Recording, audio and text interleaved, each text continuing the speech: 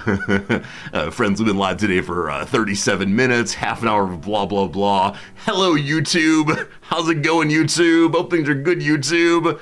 Steve, thanks for the reminder. Oh, boy. How does this keep happening? I'm trying to think of anything I can do to ensure that I'll turn the YouTube on, other than on like this page, right? When I first come to this page, it's always like, $200 say, hello friends. Like we could put some goofy sign up here that I will then close when the YouTube is running. A sticky note. But then I'll have to remember like put the sticky note back on again. Add it to the wheel. Add it to the wheel. Yeah, maybe. I don't know. No, it's good. It's good. It keeps the YouTube viewers in their place. They remember. Can I automate with a timer? So it's the feature that allows me to also stream to YouTube is not a default part of my broadcasting software. It's a like not built in. It's a bolted on widget, I guess, and it has like three things. Number one, put in the code you need to broadcast to YouTube. Number two, start the broadcast. Number three, close. That's all I got, so I'm not sure. There's an app for that. I mean, I could set up an alarm clock, right? It is possible, like on my phone, I don't know where my phone is. On my phone, I could have an alarm that says like, at 8:37 in the morning, start that YouTube, or else. Maybe we should do that. Maybe we should do that. Maybe. Hello, YouTube. Glad you're with us. My apologies. Man, worst streamer ever. No. I don't want to say it today. Worst multi-streamer ever. That's the truth of this thing. All right, we spin again and see what we get. Thank you, chat, for the chat check-in. That felt nice. Next up, we receive straight away. Oh, is it going to happen? It's going to happen. All right, team. Yesterday, I put together what I thought was the greatest idea I'd ever had. I made a Discord channel in which you and other viewers could put notes and links and thoughts like that for us to engage with on stream. I don't know who all has done so. I don't know if there's anything good inside of there, etc., etc. Let me make a quick change to the Discord. I'm going to quickly scroll through, make sure there's no... Okay, well, we'll see how this goes. So there's nothing pornographic there, thank goodness. Game Merchant is typing. I need to lock this thing so we don't get any problematic messages in it. All right, so let me lock this thing now so no one else can post to it. Boop. Okay, it is now locked down. Very good. We'll see what we get here. All right, so we go to this page. We go to this page. Friends, welcome to the Intro Suggestions channel. Intro Suggestions, in which you can put in comments, thoughts, ideas, etc. that I will check out live on stream. Number one, George says first, hey, thanks. Good seeing you, George. Hope life is good for you. Delete that message. Blue Link says hi, stream. Hello, Blue Link. Good seeing you. How's it going? Fairness calls you nerds. And then wants to know, what is the best Halloween candy? Chat, what do you think? What's the best Halloween candy? For me, it is most certainly the candy pumpkins. Not the candy corn, the candy pumpkins. Do you know this? Catherine, you want to join? All right, I'm doing the Discord command in chat. If you want to be on the Discord, here's how you go on the Discord. Link right there. Yes, let me show you these in case you don't know them. They are the, candy pumpkin. Oh, there they are. Oh, there they are. Oh boy, a small pumpkin shape mellow cream confection made from corn syrup, honey, caranuba wax, chocolate, and sugar. Doesn't that sound delightful? Don't you want to put that in your mouth right now? Good. Back when Noms and I were first dating, she would buy scads of these to give to me throughout the months after Halloween. I would eat them way too fast, but yeah, I don't even know how I can describe these. I like that they're chewy, and for me the flavor is very subtle, though also incredibly sugary. I do kind of wonder, if I go back to the US, will my teeth be profoundly offended by how sugary everything is. Candy corn is awful. It's extra waxy. All right, it seems that many of you are opposed to these. That said, they do sell them at the store, so someone must be buying them. I don't know, you eat them, but you're not sure you like them. I kind of agree with that. They're just a thing to consume, but they are my favorite. I like them more than like Reese's cups, which really are the ones that I strongly prefer among the normal ones. All right, many of you are saying you like the Reese's Pumpkins. Wait, what are Reese's Pumpkins? Forrester, have we found an overlap?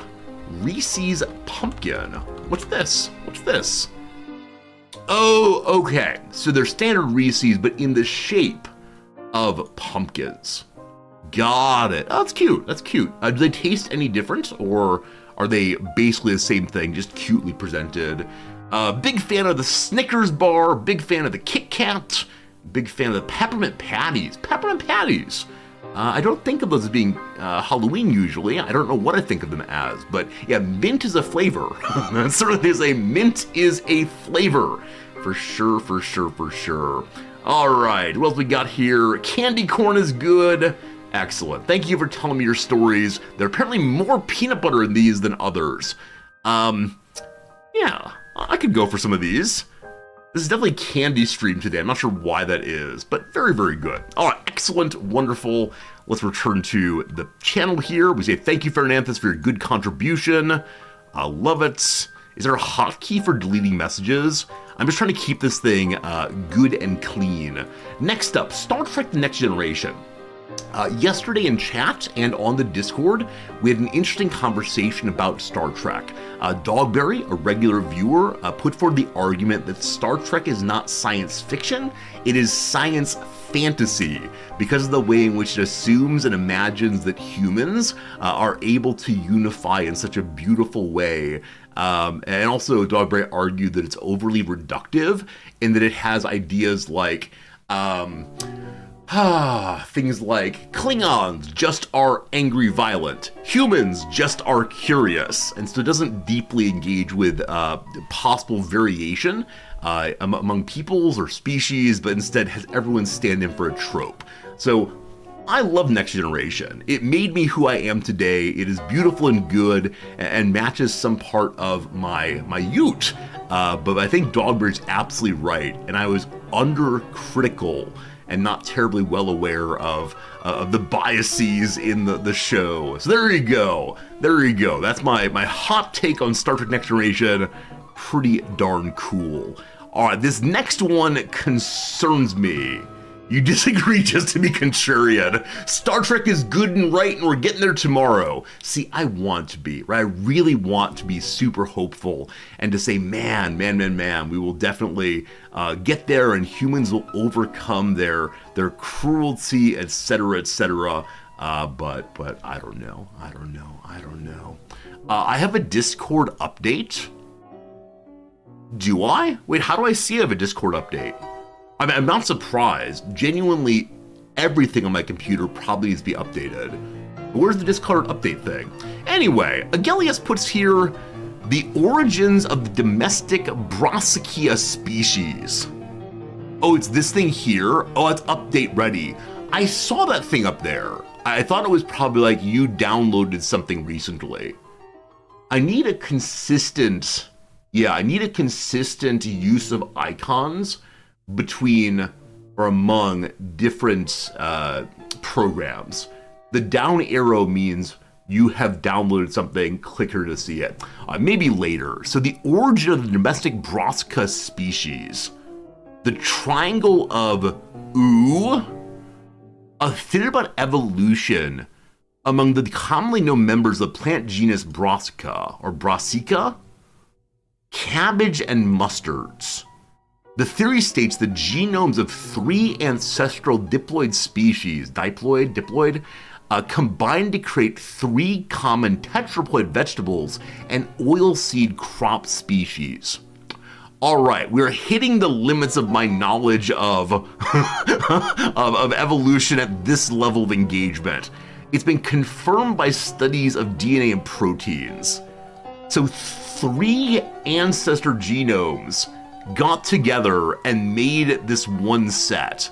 Is the standard that there are 2 ancestral genomes? Like when a mommy and a daddy mustard plant love each other very much? Agelis, are you here? Can you help me what's especially important about this? Oh boy, they're allotetraploids. 4 genomes. Oh boy. Yeah, here's the part where I'm just gonna say a lot. I don't understand what I'm being shown. But look, it's a triangle. That's pretty cool. Everybody likes triangles. There's no promises that the things that get in the Discord will get a good reaction, only that they will get a reaction. Very good, very good. We have, I think, 2 or 3 more things real quick. At-home nunchuck lessons. I remember that in Napoleon Dynamite, one of the characters was learning nunchucks so he would look especially cool. I think it may have been the older brother whose name was Kip, I think. Other than that, sounds terrible, something a good way to break something. Oh, there's a picture I've been meaning to show you all for genuinely a month. Did I send it to myself? I don't see it. I'm gonna grab my phone. This picture is worth showing you. Last thing is start streaming to YouTube. Game Merchant, thank you for that. Mission accomplished, being deleted. Okay, excellent fun in the intro suggestions channel. We're gonna turn it back on for tomorrow. I enjoyed that very much. Thank you for sharing things to discuss. Nothing too strange yet. So I'm gonna turn this back on. I'm gonna grab my phone. It's just in the other room. Permissions. Everyone can go in again. Let chaos reign supreme. I'm in very few Discords, yes, and I read absolutely none of them except for the official Twitch partner ones and my own Discord. All the rest of them entirely ignored. Be right back with one of the best pictures you're gonna see today. Just 10 seconds. I know where my phone is.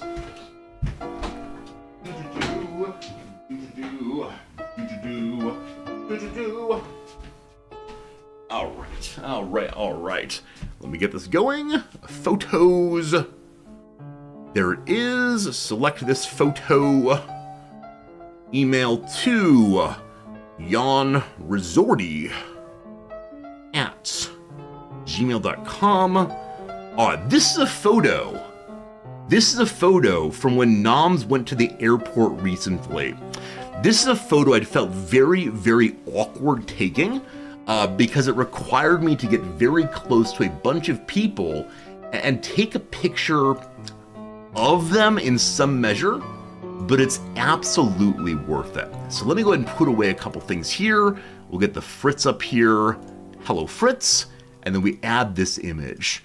Friends, this image appeared at the you are now leaving Japan portion of the airport.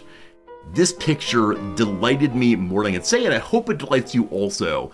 My friends, oh, it's too big. There we go. On your way out of the airport, make sure you do not have pokey things, including sais and ninja stars and nunchucks. And I'm not sure if they're being serious.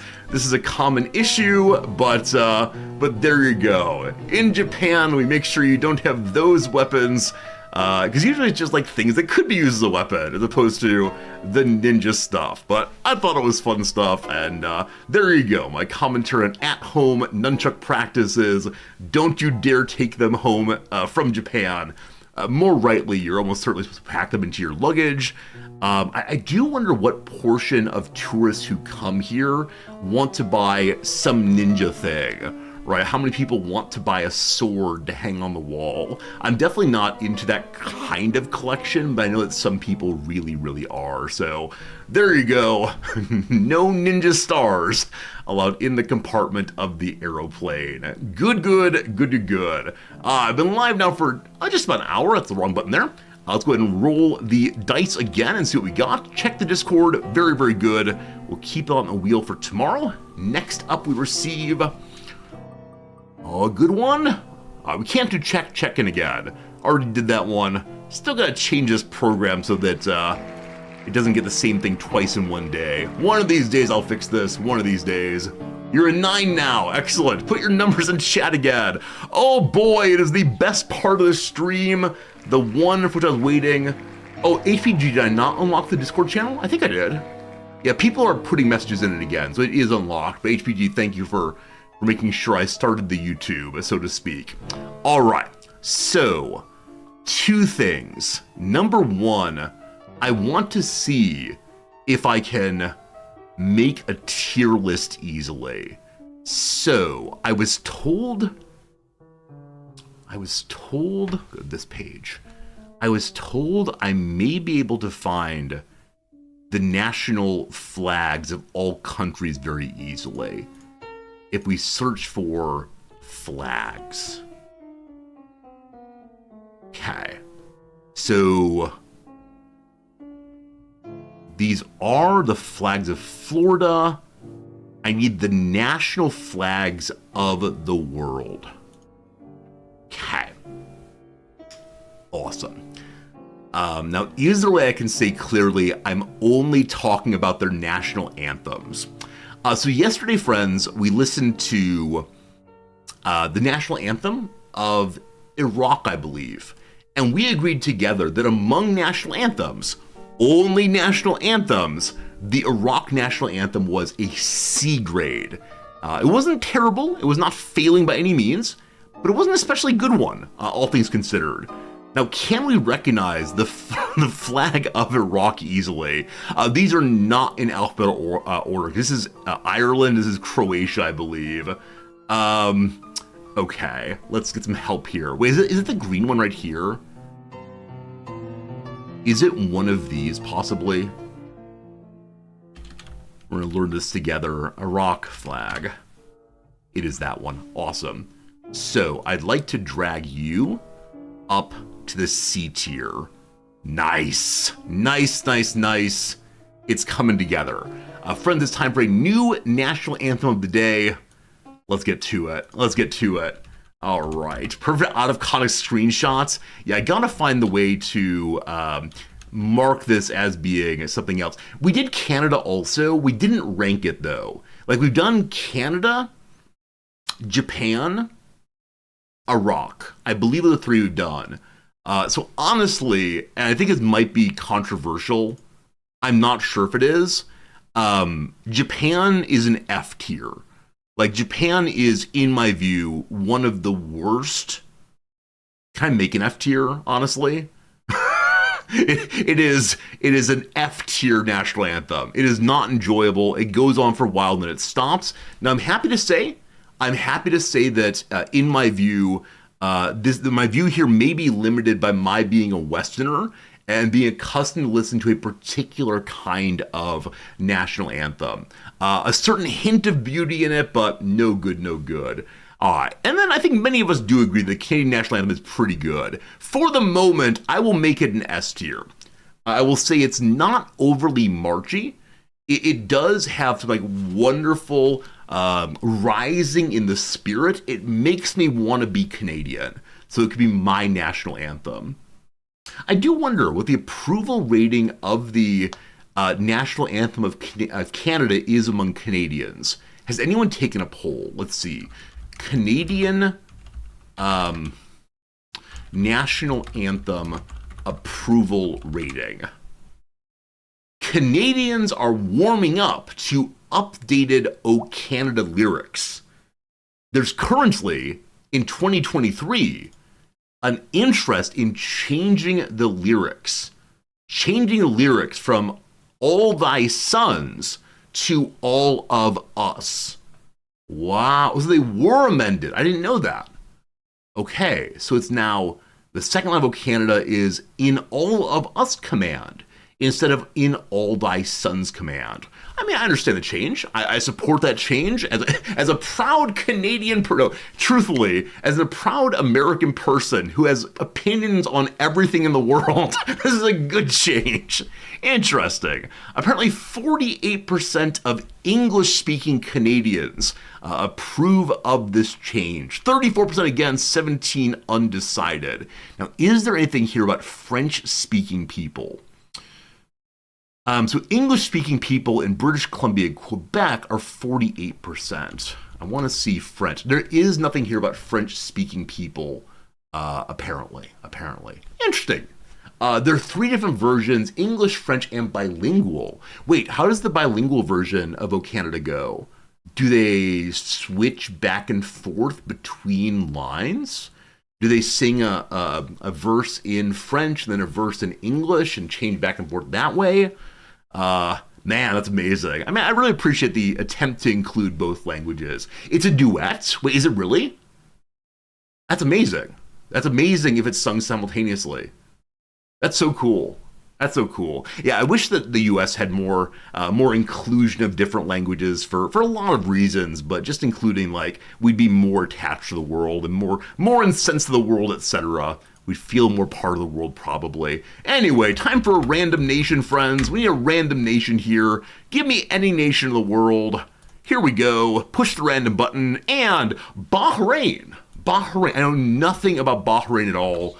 So here we go, friends. It is time to learn the Bahrainese national anthem. It's an island country in West Asia. There it is.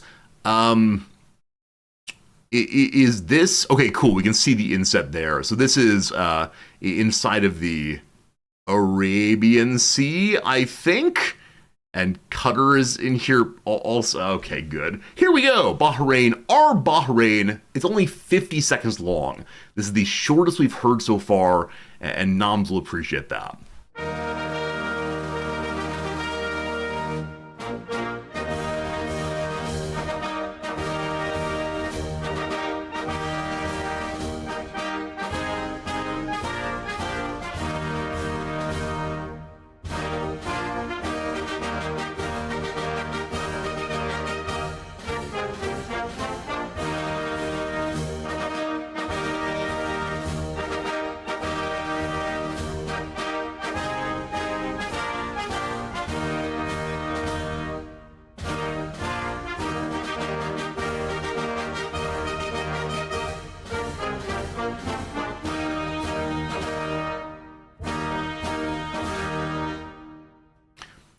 I don't like the coda at all. The coda is very upsetting to me. So it was done. They should have ended it, and then they added a little flourish coda. Like the opening here of the fanfare. I don't mind fanfares. Fanfares is like the attention, please listen. I like that. I like the fanfare. And then it goes on, it does its marchy fun, all fine. But then we got to the end. We had a perfectly fine ending.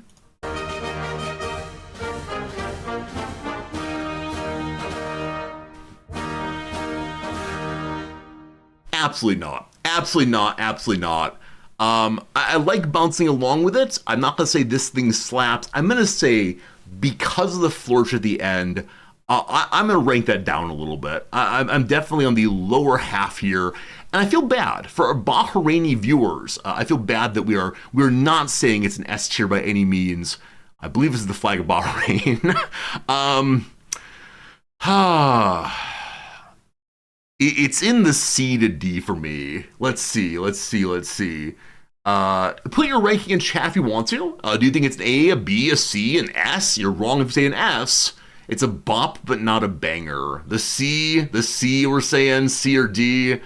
Yeah. A B. Oh, people are saying B. B for Bahrain. Wow. Most people on the C, I'm going to agree. I'm going to say it's a C. I'm considering creating a new tier that is the Japan only like Q tier. I believe it's that horrible. Now with that said, Leto in chat is insisting that I've misrated Japan. That Japan has been treated unfairly here. So I'd like to have the opinion of chat. We're going to go ahead and run a little bit of the Japanese national anthem again, just so we can remember what it is. And I'm comfortable saying that if many of you believe that I have misrated Japan, I will move it up. However, I'm relatively sure I have not. And now, again, as far as the singing, Blue Link sings, you have to have singing in it to make sense of it. No, we're approaching these as only instrumental pieces. The question I asked was if we sat someone down who did not know any of the national anthems of the world and just heard them as musical pieces without the lyrics, without the claims of nationalism and so on, how would they rank them? Now, I can't do that. I know certain things about certain things, but we're trying to do it together, just as musical pieces. So there you go. Like, for example, the most recent national anthem of Bahrain was repeatedly saying, glory to Shia, glory to Arabicism. Like, we don't want to support that kind of nationalism, I don't think. But so we're taking it as like just a musical piece. I want to check in with you all. Do you in fact think with me on Japan or no? Here we go. National anthem stream, not too much longer, don't worry. It's called His Imperial Majesty's Reign. There is singing. It's only a minute long. Here we go. Tell me what you think from S to D.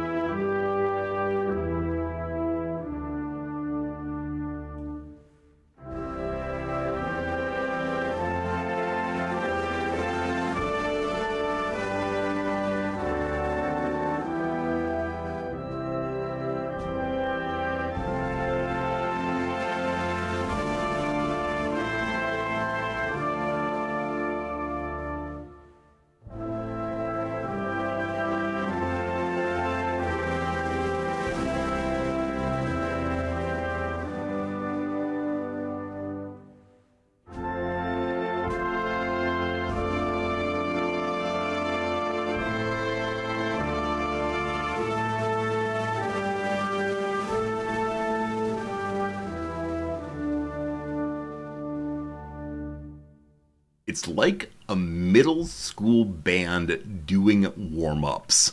This is the comment from chat, and I could not agree more. I could not agree more. Also, my standard complaint, it just kind of stops.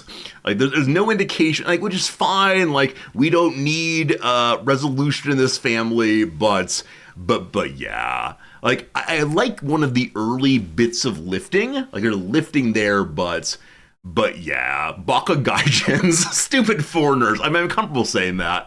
Again, independently of lyrics, not for me.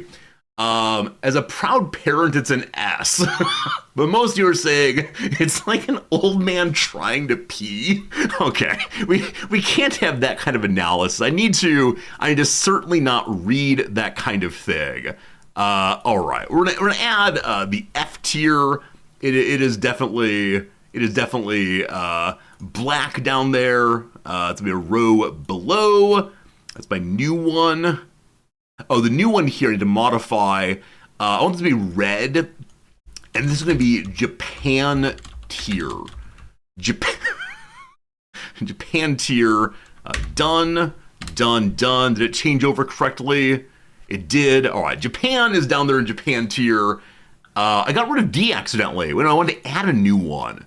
So this is D again, which I believe was like red earlier. Or maybe orange earlier. That seems good. Well, red is the top. And so it looks like it gets lighter as we go down.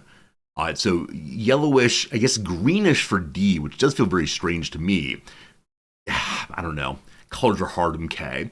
And then below that, greener still, the F. I may modify these possibly. I've confused myself. That said, I give you the tier list as of today, my friends. Japan tier at the bottom. If you want to say, like, the Japan tier is red, and so the S is red, you can lie to yourself in that way, but...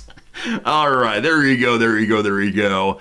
Done with the national anthem portion of the show. Let's do one more spin of the old wheel and then get ourselves into today's video gaming content, returning us once more to some Stellaris. I thank you for hanging out with me.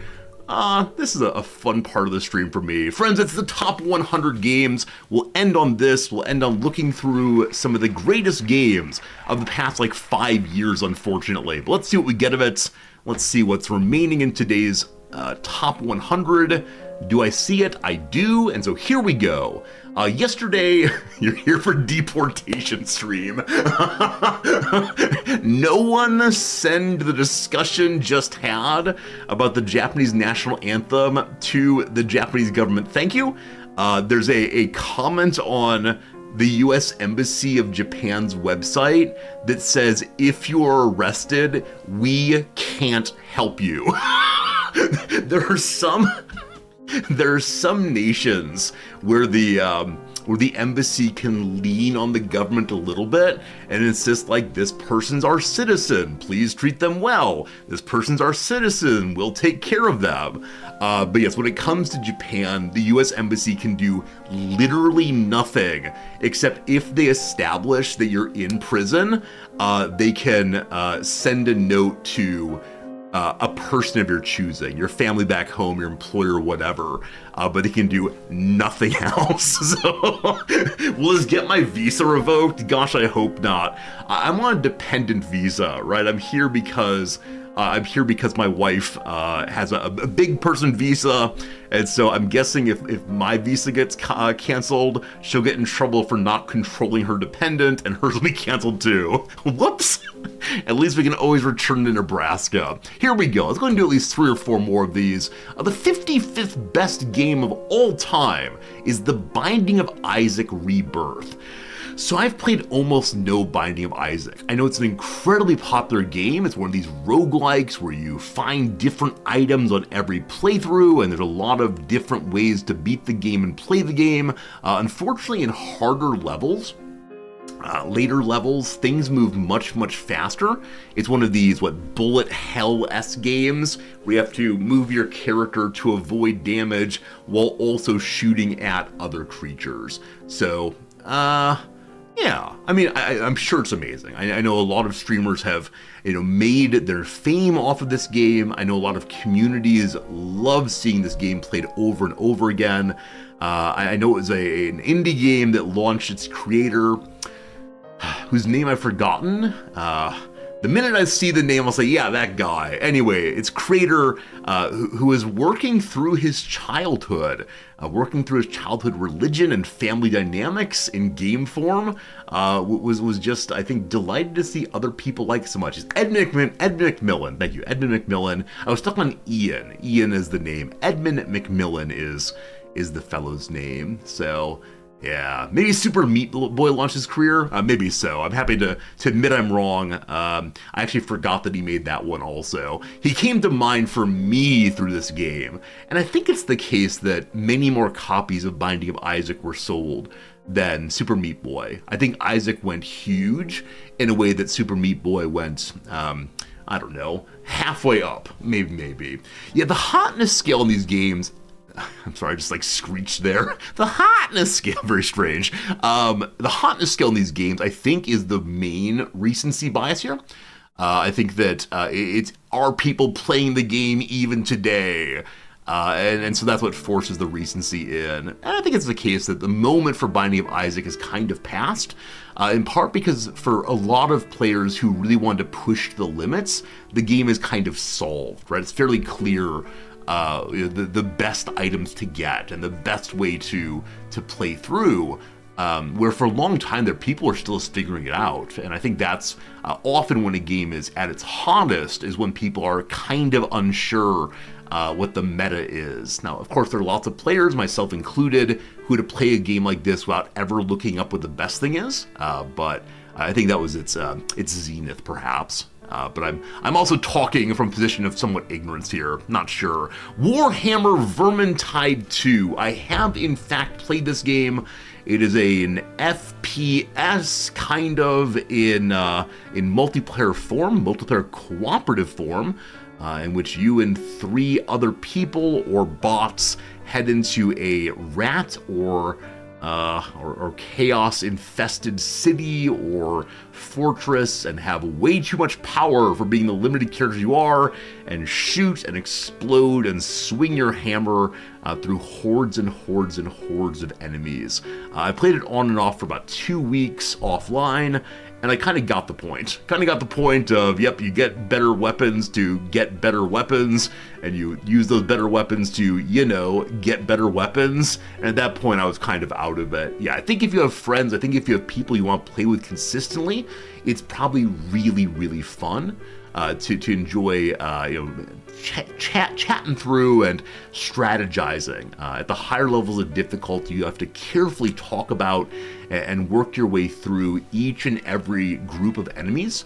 And so if you're playing in just a pickup group, it's very hard to do that because you're not talking, you're not thinking together, you're kind of just rushing through. Anyway, the game's fine. I enjoyed it, but for me, not in my top 100 games ever played. Control. I do not know this game at all. Zero, not a bit. Control of August 27th, 2020. So definitely during my streaming career, it's either a game that no one mentioned to me, or it's a game that someone mentioned to me and I forgot about right away. So equal part SCP Foundation and David Lynch. I recall that when we were first playing the new RimWorld DLC about spooky monsters and containing them, a lot of people said this is SCP Foundation. Something I don't quite know about, but it's X-Files-esque perhaps. So it's like the X-Files. Okay, cool. What kind of game is it though? Third-person shooter apparently, and then telekinetic power fantasy, hurling objects and enemies around abandoned. The third-person shooter mostly. Absolutely fantastic game. Never heard of it. Fourth-person shooter. Hey buddy, you over there, push the button for me. It's something like that. I'm not sure how this works. All right, Wilder Myth or Wilder Myth. This game I would put in the top 100 of all time for me personally. We only played it for probably a week or so on stream. It is pretty repetitive as a stream game, but I remember falling in love with the Paper Mario-esque characters, and I believe the game has some randomness in the levels and the characters you get, and you build a party, a team to go fight the forces of evil. It's very much like a Dungeons and Dragons kind of game, though with a different art style and I think somewhat sillier engagements. Let's see here. It's XCOM rendered as a cozy storybook. The thing's charming story vignettes add just enough flavor to your characters to project all sorts of stories onto them. Yeah, the characters that you pick up can fall in love or fall in hate. When they have better relationships, they fight better together. When it's worse, they fight worse together. Yeah, this is a game that I would encourage basically anybody to try if it's on sale, right? I'm not going to say go spend big money on it, but it is a delightful little game to play for even a few weeks. I think it's or a few days. I think it's absolutely delightful. I really, really enjoyed that very much. Next up is Splunky. Splunky, I did not play, though I know of it. It's like a third-person Mario-esque kind of like bouncing along from platform to platform, collecting things while avoiding danger. I know that one can go deeper into the archaeology site to find more and more treasure and to unlock different characters, and I just don't do terribly well at that kind of platformery game. But yeah, I think many people who really enjoyed Binding of Isaac also enjoyed this game. And I think there's a Splunky 2 also, which wasn't quite as well regarded when released. I realize a very large portion of our PC gamer experience, like looking at this together, is me repeatedly saying, well, I never played that one. So I hope you enjoy Ignorant Man in Tie Scrolls Down. Cool. Because I've not played it, I can't rank it, but apparently it's a very important game. I wonder what makes it important, but quite important apparently. One more for now. Game number 50, Hitman, World of Assassination. I've never played, here we go, I've never played a Hitman game. I know it's about a bald spy guy who sneaks around different places, putting on different kinds of costumes and disguises, ultimately attempting to kill a character or multiple characters on a map and then get out safely.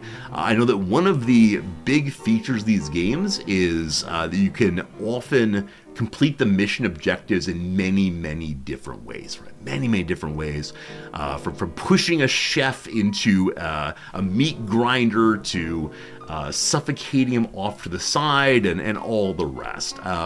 And so I know a lot of the game is about figuring out how exactly to pull off the necessary assassination instead of just running through and shooting wildly.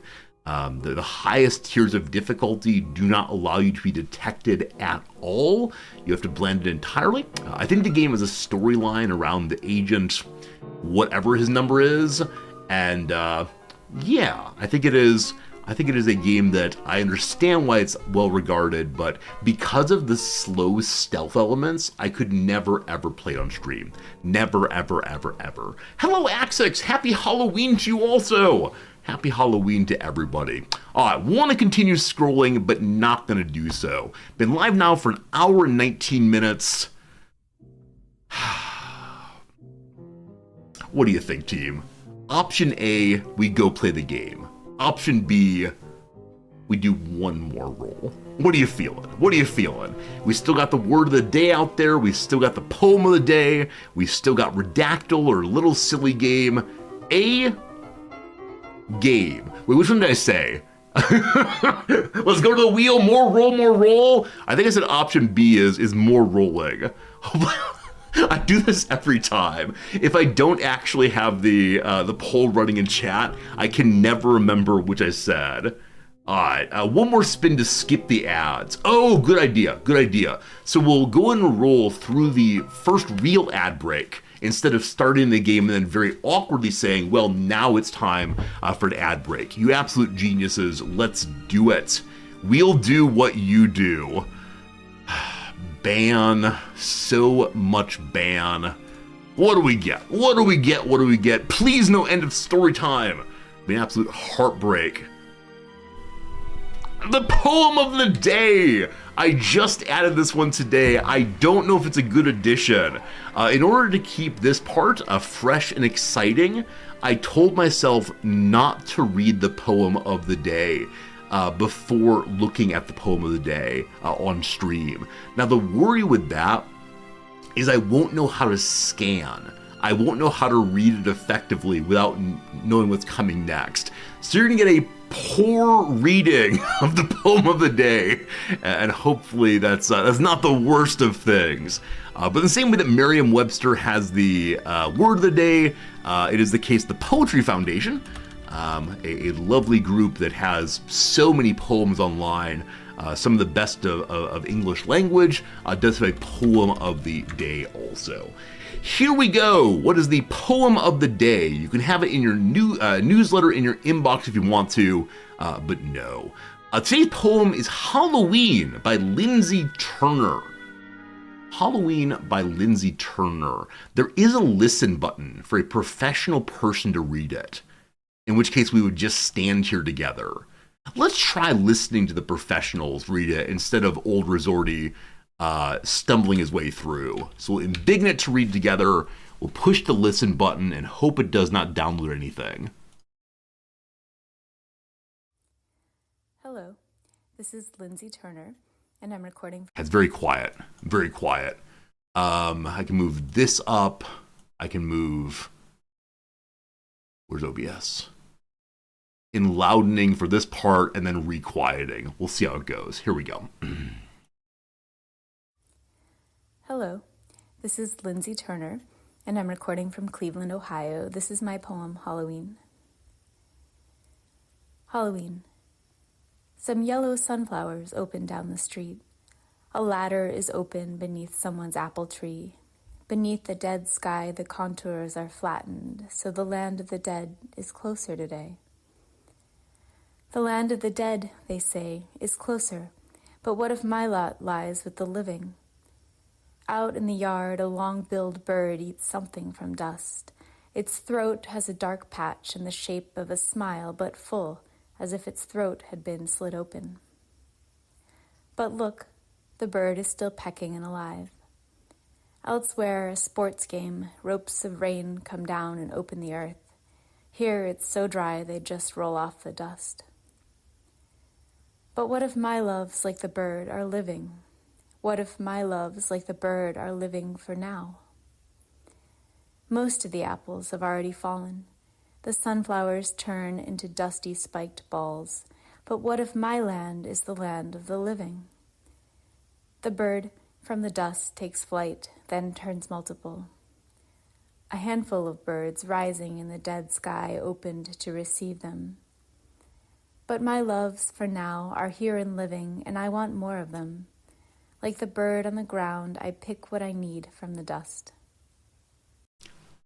I think that's delightful. I think that's a lovely poem for a Halloween stream. Focusing not on the death all around us, not about the pessimistic view that says, maybe it's all not going to work out. Instead saying, in that pessimistic moment, in the world that sometimes seems so awful, one tries to create and choose goodness and living and all the rest.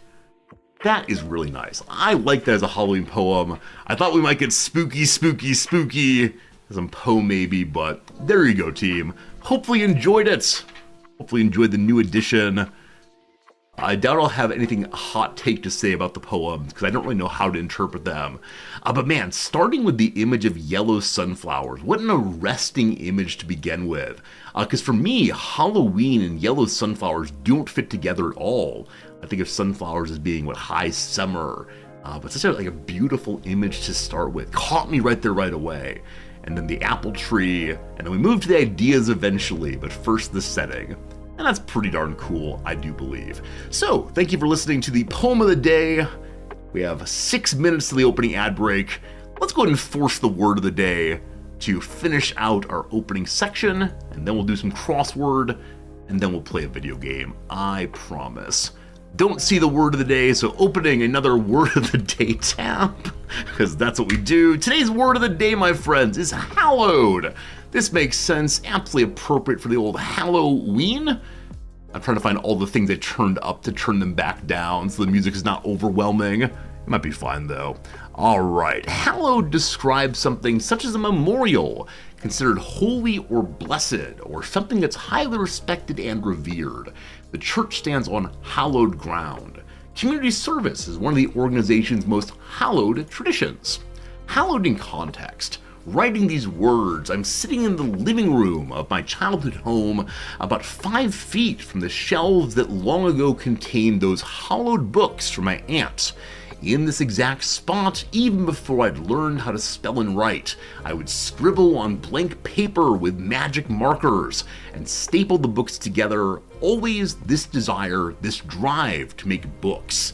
When we started reading, I thought the hallowed books might be religious texts or magical texts, but no, the books are hallowed merely because they are books. That's lovely in a way. As we're reading this, I'm reminded today is actually at least 2 other holidays, isn't it? It is Dias. I can remember which article it takes. Is it El Dia de los Muertos? Well, I forgot which one it is. It's the Day of the Dead.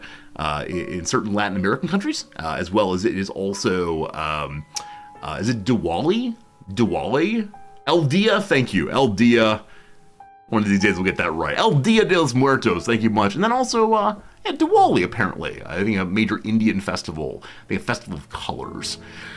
Did you know the adjective hallowed, meaning holy or revered, isn't especially spooky, but its history is entwined with that of a certain spooky season. Hallowed is the past participle of the verb hallow. Hallow, there we go. A term that descends from the Middle English word Halloween? Maybe? No idea. That word can be traced back to an Old English adjective, hallig, meaning holy. During the Middle Ages, All Hallows Day was the name for what the Christians now call All Saints' Day. Hallow was once used also as a noun referring to a saint, and the evening that preceded All Hallows Day was All Hallows Eve or All Hallow Even, or as we know it today, Halloween. Although pumpkins are often hollowed out on Halloween, hallow has a different Old English root. So hallow meaning emptied or emptying is not the root of Halloween. There you go, team. Well done, well done. We learned about hallowing of a certain sort. All Saints Day is tomorrow. I live in the future. Today it's 11/1/2024. Have I seen a picture of a traditional turnip jack-o'-lantern in an Irish museum?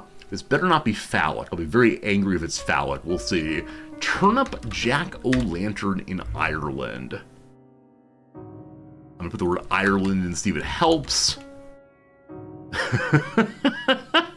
Before the jack-o'-lantern, there was the turnip-o'-lantern. The National Museum of Ireland. Huh. I wonder why the movement to, oh gosh, no cookies, thank you. I wonder why it has teeth. I wonder why the movement to pumpkins occurred.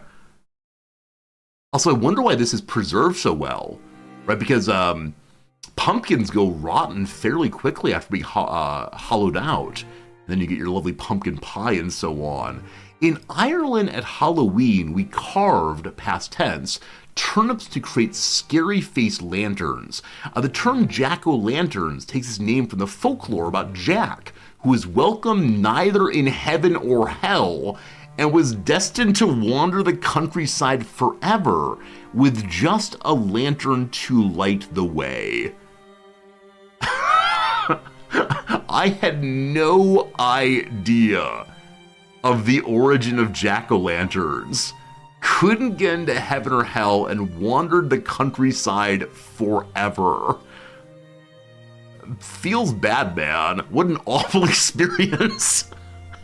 Oh goodness, oh goodness. All right. National Museum of Ireland received a turnip lantern from a school teacher. She said it was a type that was made locally around 1900. It's a plaster cast model.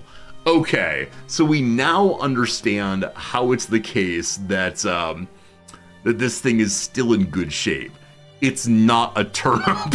Makes sense. Thank you for the 177 bits, Jeff. I appreciate it.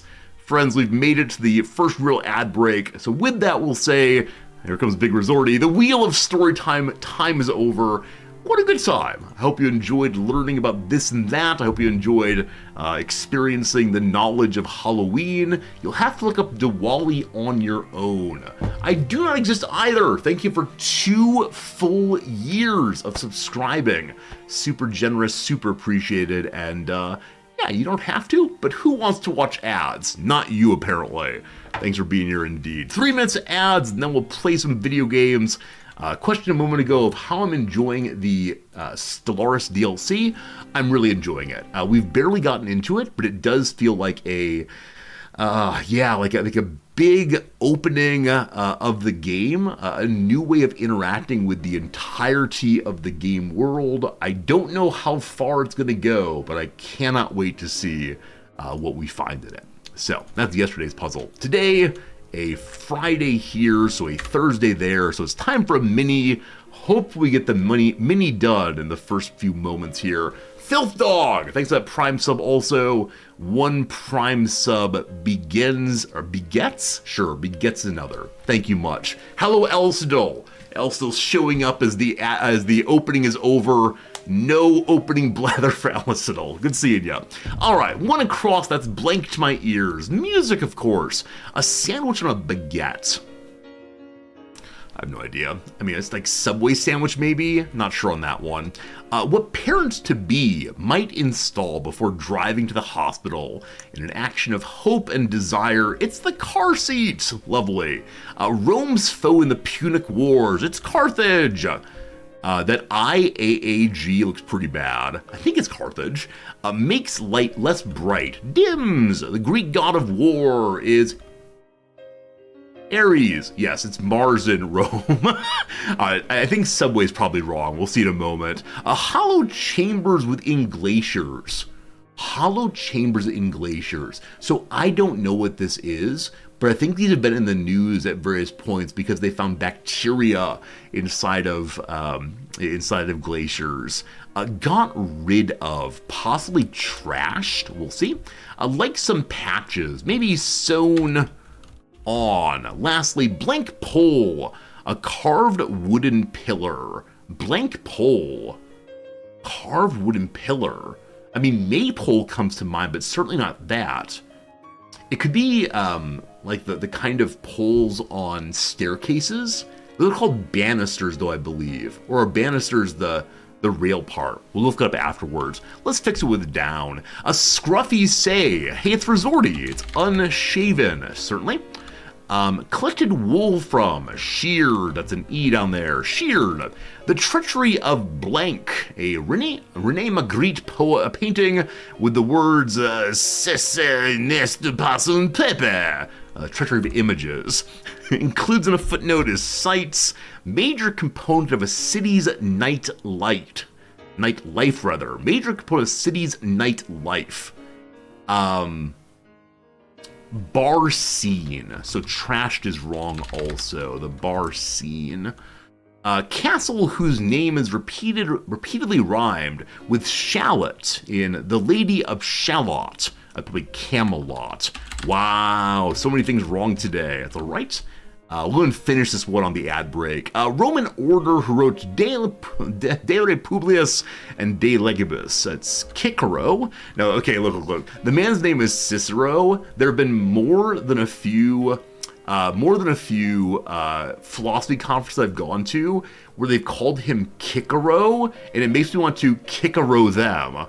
Let's see here. Finishing it out with a couple more.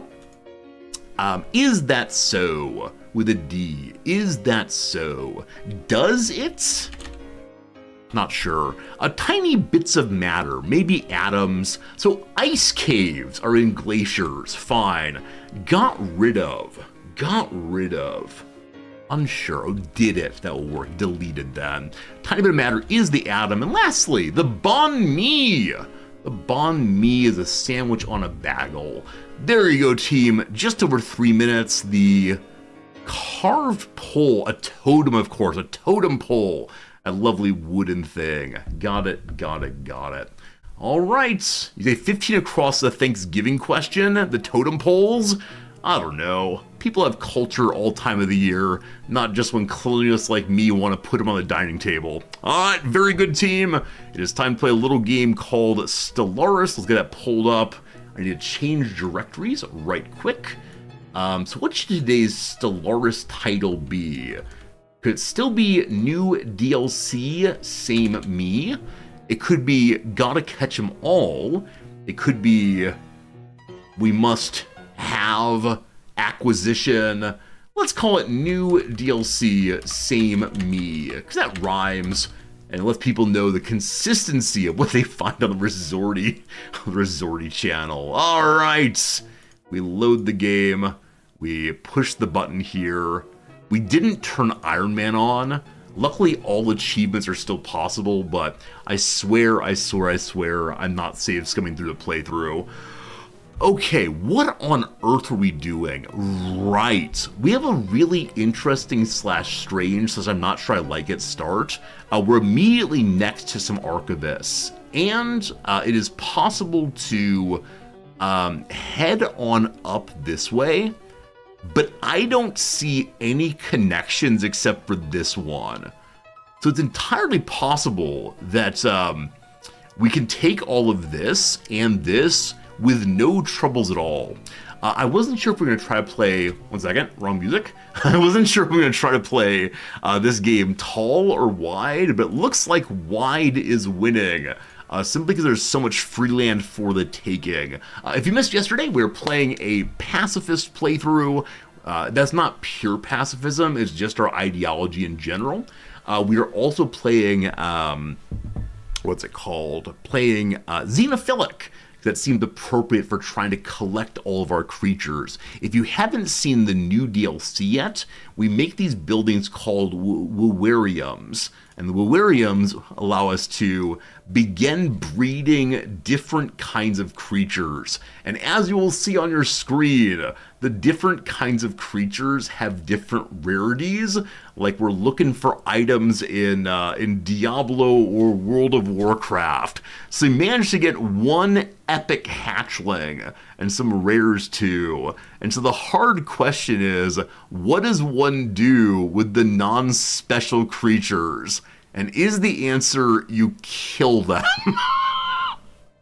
We either need to continuously build more and more zoo space to keep absolutely everything, or we need to get some food that we're able to feed to the other space whales. See, I hate this because all the food is the same in this game. So the food you feed your people, the food you feed your animals, it's just the same pile. You have to put them in the daycare, maybe. Now, if we let them grow up, this is horrible. If we let them grow up, I wonder if they give more meat. You will recall I once asked the same question in RimWorld about whether sheep that have gotten pregnant are worth more meat. I don't believe they are, but yep, feels bad, man, feels bad. At some point, I'm gonna have to accidentally push that button. For right now, though, we have plenty of time. I believe that yesterday we were on our way to try and capture one of these space amoebas, because I believe we have none of these yet inside of the inside of our special zoo, which feels so darn creepy, doesn't it? Our flatulent fleet out here is up to 1.2 strength. So this fleet is gradually moving forward, trying to pick up where there's an enemy. There's an enemy of strength 600 or so out here somewhere. As of the moment, our fleet is sitting right here just to allow our science ships to work down this way. We have a science ship doing not a gosh darn thing. Oh, is this what I try? Oh, there it goes.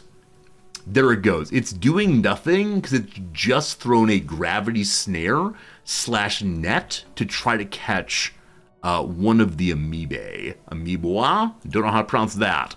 So we're going to watch how these snares work. What's my favorite Treehouse of Horror episode? I mean, I know what that is. I know that you're referring to The Simpsons, but I genuinely do not have an answer for you. And I'm sorry about that. I wish I were better able to give you just the words you want.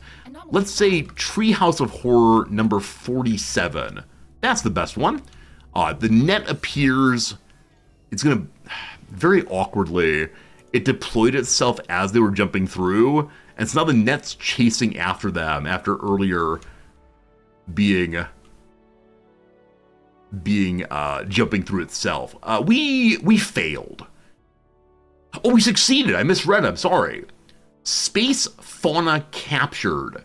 You've acquired an epic space amoeba. Our first amoeba catch is an epic one. Oh my goodness. I don't know if it goes higher than epic to legendary, but let's go look at this thing. What have we caught this time?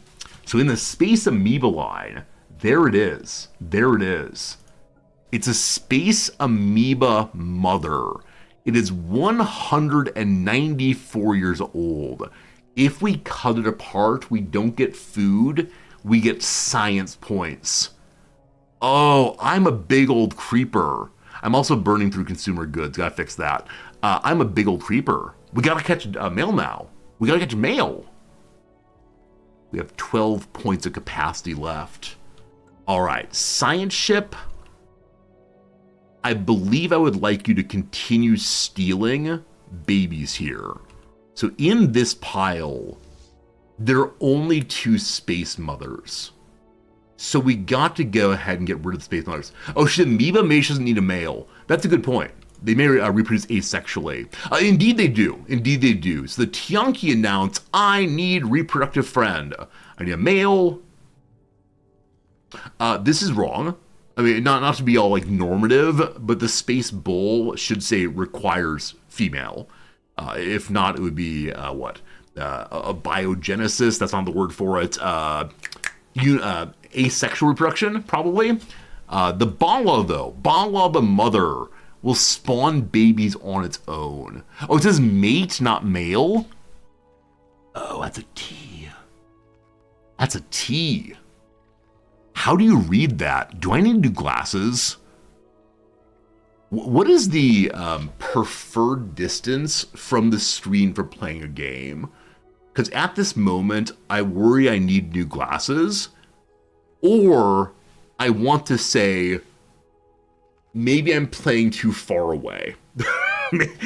Maybe I am too many fingers away from the screen. Do I have progressive glasses? Not yet.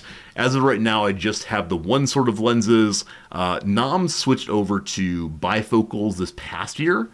She's 45, I'm 41, so at some point soon they're coming for me, but that's what I need. Anyway, I'm going to blame being too far from the screen instead of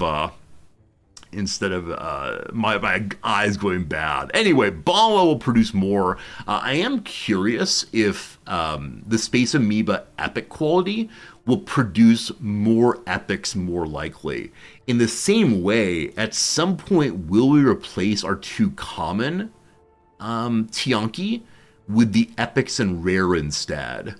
Like, is this going to get real creepy real fast? Hello, Fernanthus. One of your questions was part of the Wheel of Stories today. Your question of what's the best Halloween candy, and I said it's those pumpkins, the Halloween like pumpkin waxy things. I love them. I love them. Resorty LASIK surgery begins now. Oh boy. Oh boy.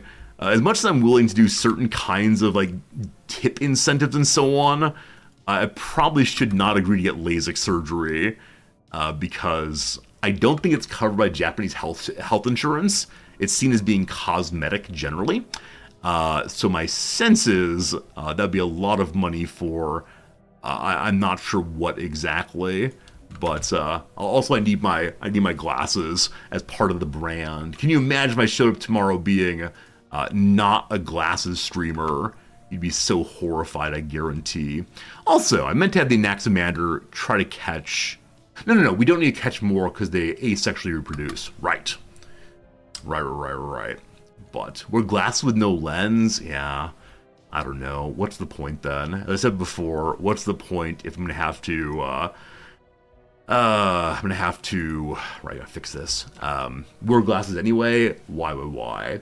Your mom got LASIK, she was amazed at the world. Oh yeah, I still remember the first time I put glasses on outside. The first time that I recognized my vision could be improved, and I could see leaves on trees was a magical moment. But I do wonder how much more amazing would it be if I had like perfect-ish vision. No idea. Oh, speaking of being good at things like seeing, yesterday we raided someone after the stream was over, and you all were very helpful in like bringing some good energy. But the fellows said like, "Hey, good to see you all," and they went back to playing their multiplayer game, and they were genuinely playing like this. Okay.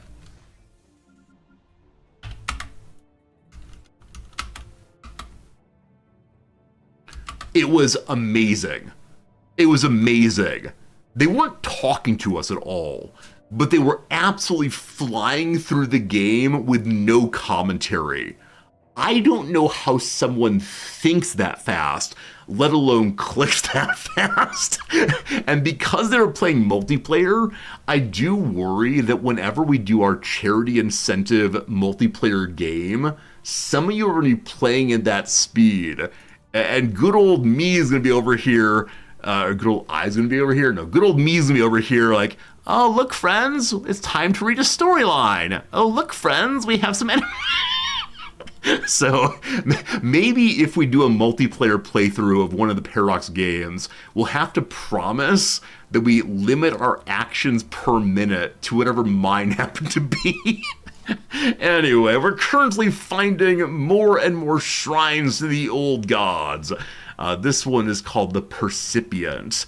Expecting a perhaps far more difficult search when scanning for the shrine to the Percipient, the crew of the ISS Anaximander were not ready to see it obviously signposted, I assume signposted, when entering Apon. Artificial mineral patterns have been carved around on stellar bodies, and the systems pointing to a central location.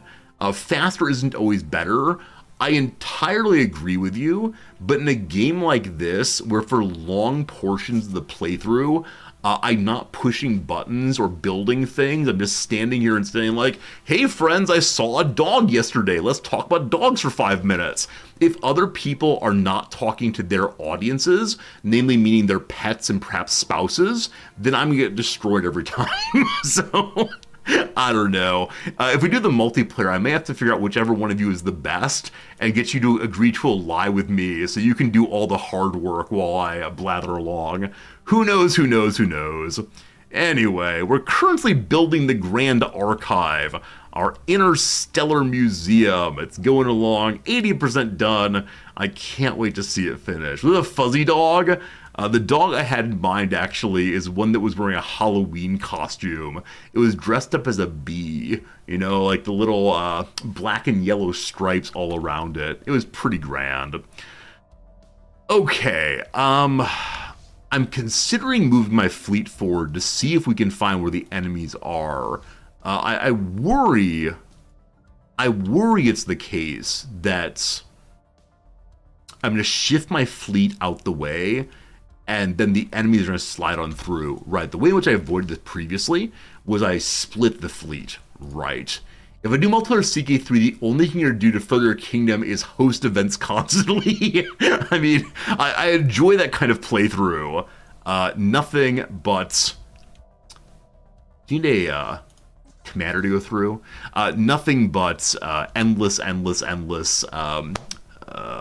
building up your reputation and prestige and hunts and all the rest will be fun. I think my worry with doing a multiplayer stream is unless we decide who all gets to play before we start playing, there will be people who come to the stream and say like, hey Resorty, I want to join your multiplayer, and then they won't have the same vibe as what we're playing here. So I don't know. It might be a weird stream of me constantly saying to people saying, hey man, can I play with you? Me just saying no, like a big old jerk.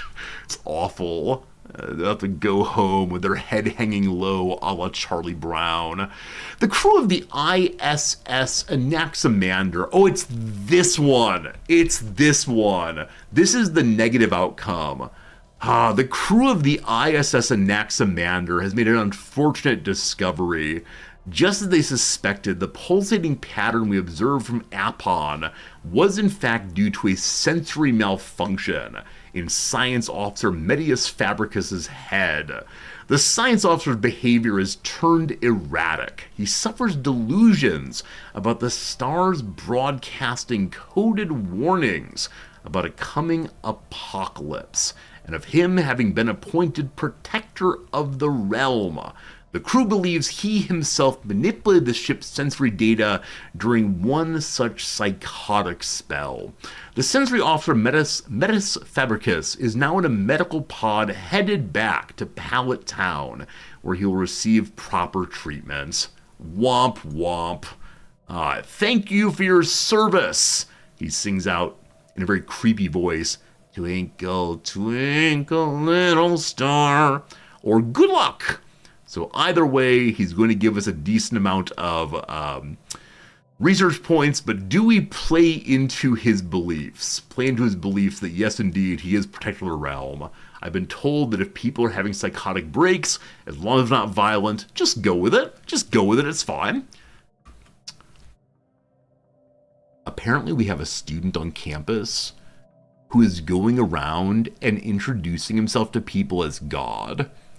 He'll have a normal conversation in which he tries to figure out what religion a person is, and then he introduces himself as the god of that religion, in apparently all seriousness. Now, he hasn't hurt anybody, he's just weirding people out. And so the administration is currently having a conversation of, what does one do with a person who is suffering from delusions, but in a way that's not harmful to anybody in particular? Who knows? Who knows? Who knows? Anyway, the Anaximander lost their, I believe, level 3 scientist. Feels bad, man. So we can get Faustus Galerius as a replacement. He has the Void Tracker ability, where gravity snares are more better. Or someone who lives longer, or someone who has a better chance of anomalies. I really do want more anomalies at this point, but I think it's fun to have someone who's in charge of capturing the animals. Considering changing the name off of Anaximander, if he's being in charge of catching animals, I like Anaximander for someone who's wandering the Empyrean looking for this and that. Alright, I'm gonna give him a Void Tracker level 2 or live longer. Let's have him live longer and prosper, I suppose. Alright, so of the creatures here, there are some hunter space amoebas. I wonder how the hunters are different than the normals. Okay, so a space amoeba mother of the hunter amoebas are 407 overall military power. Cool. If we look to the normals, it's 407. Okay, it's exactly the same, I believe, but there are just different names. Fine. I was going to return Anaximander to scanning the Stellar Shrine. Isn't that stellar? Okay, I believe I made a second construction ship. Indeed I did. 2 construction ships. One that's currently making the zoo, and one that's currently heading out elsewhere. You wonder how people respond. The fellow who says he's God respond to the Pastafarians. I've not met this guy yet. I don't want to do anything weird with him. Apparently, the fellow who believes that he is God, or at least says as much, has been mostly talking to people who are Shinto, which believes that there are gods in everything. And to these people, he says that he is one of the great kami. One of the great spirit demons that you'll often see at shrines and temples. I don't know. I don't think the guy is particularly well versed in the history of religion or various religions of the world, but of course he is having some trouble with the world, possibly. Anyway, the Shrine to the Percipient, here we go. Faustus Galerius is reported back from the Percipient Shrine. Its walls are inlaid with logographic script. That pictures of words, heavily distorted by layers of protective lacquer. Initial attempts to decipher the text failed. Its grammar is too distinct from other linguistic groups we've encountered. The crew of the ISS Anaximander tried removing the protective lacquer for a clearer view, but to no avail. The mission was about to be declared a failure when, on the cusp of an irritated outburst, Faustus Galerius suddenly began to perceive discrete lines of coherent text. It didn't take long for the crew to utilize the insights of the codex. Soon they had the ceiling, walls, and floors imaged in a spiral pattern, part of a broader picture, which we believe may be completed using text from other shrines. Alright, we have all of the shrines done. It is time for us to have an important question about ourselves. The complete doctrine of the gods, for that is how we believe the recovered text should be regarded, is as revelatory to us as it were devastating to the fantasies upon which our ancient religions were founded. You will recall that as of right now, We do not have a position on religiosity versus materialism. We're true neutral in this respect, and so we don't want to upset that most likely. When placed in an encyclopedian-centered context, the texts make clear we were meant for greatness, guided by the strong hand of a religious leader. We're destined for godhood, but our past is littered with unfulfilled prophecies and sins born of ignorance. Redemption is ephemeral. So how exactly will this story fit into the story of our people so far? Our people understand themselves as in touch with the natural world around them. They're trying to bring this same attitude to the stars, trying to be respectful and occasionally culling of the animals of the world, understanding it as a give and take between themselves and other creatures. We'll see how this goes. So number 1, we can suppress the findings. We gain some influence and say we have some secret knowledge now. We can monetize it, sell it for quite a bit more money than we have right now. What can we learn? More science, more good. Or we walk in the footsteps of the divine. We get a ton of unity, but we become more spiritualist in the process. I want to stay neutral. I'm going to take the money. I make a short film called The Passion of the Encyclopedians. What a good time is that? I appear to have 2 fleets. I should go ahead and link up. Oh, I have 2 fleets because I was trying to hunt with one of them. Right. We're just looking for our being adjacent to some enemies. I don't know where they are. If we find them, be great. If they don't show up by here, I'm going to go ahead and have my science ships rush forward to here. Illicit matter. The ISS Martian finds a disturbing tangle of technology hidden in a deep crater on the asteroid's surface. Evidently, someone has, by rather simplistic means, managed to stabilize a one-way wormhole. The science author suggests the asteroid is an exit point. The other end opens up somewhere in the uncharted space, some light years away from a black hole, and small quantities of dark matter have been leaking through. They're being siphoned through the wormhole. Whoever set this up appears to have abandoned the operation. So I believe this is a standard story I've seen previously, but this part is new and interesting. A specimen has been obtained, the J00038 wormhole anchor, also dark matter. I'll be to that in a second. A couple things have happened. So number 1, we have found an actual factual wormhole. This might be an issue. Note to self, militarize. Absolutely. We don't know where it pops out. Could be great, could be awful. Eventually we'll spin the wheel of story time on whether this thing is good or bad. I've decided that all choices now are the wheel of story time, and all science is RimWorld science. It's a bit, I swear. All right, number 2, we found our very first dark matter. Exotic substance could have many useful properties, but we know absolutely nothing about it other than what we call it. Yeah, I really like the inclusion of new relics, new collected items. So among galactic history, we find a rare item. A rare item. It's the anchor point of a one-way wormhole device used to harvest dark matter from a black hole. Its construction is haphazard at best, built entirely from salvage and scrap from several civilizations. The science behind the DLC, nope, don't read chat while reading stories. All right, I need blinders, like the things you put onto a horse. I need the blinders so I don't look at chat while I'm reading the stories. Alright, the science behind the device goes far beyond the engineering ability used to construct it, utilizing an elegant technique for manipulating negative mass. I don't know what any of that means, but if we put it on exhibit, we spend some energy, but we gain some science points. Fascinating. So the initial exhibit is 10 money, it looks like, and then for 4 money, one gets 11 research. Is that a good trade? I have no idea. I honestly don't know the relationship between money, money, money, and research points, who knows? Do I like this DLC much better than the last one? Thorn, absolutely.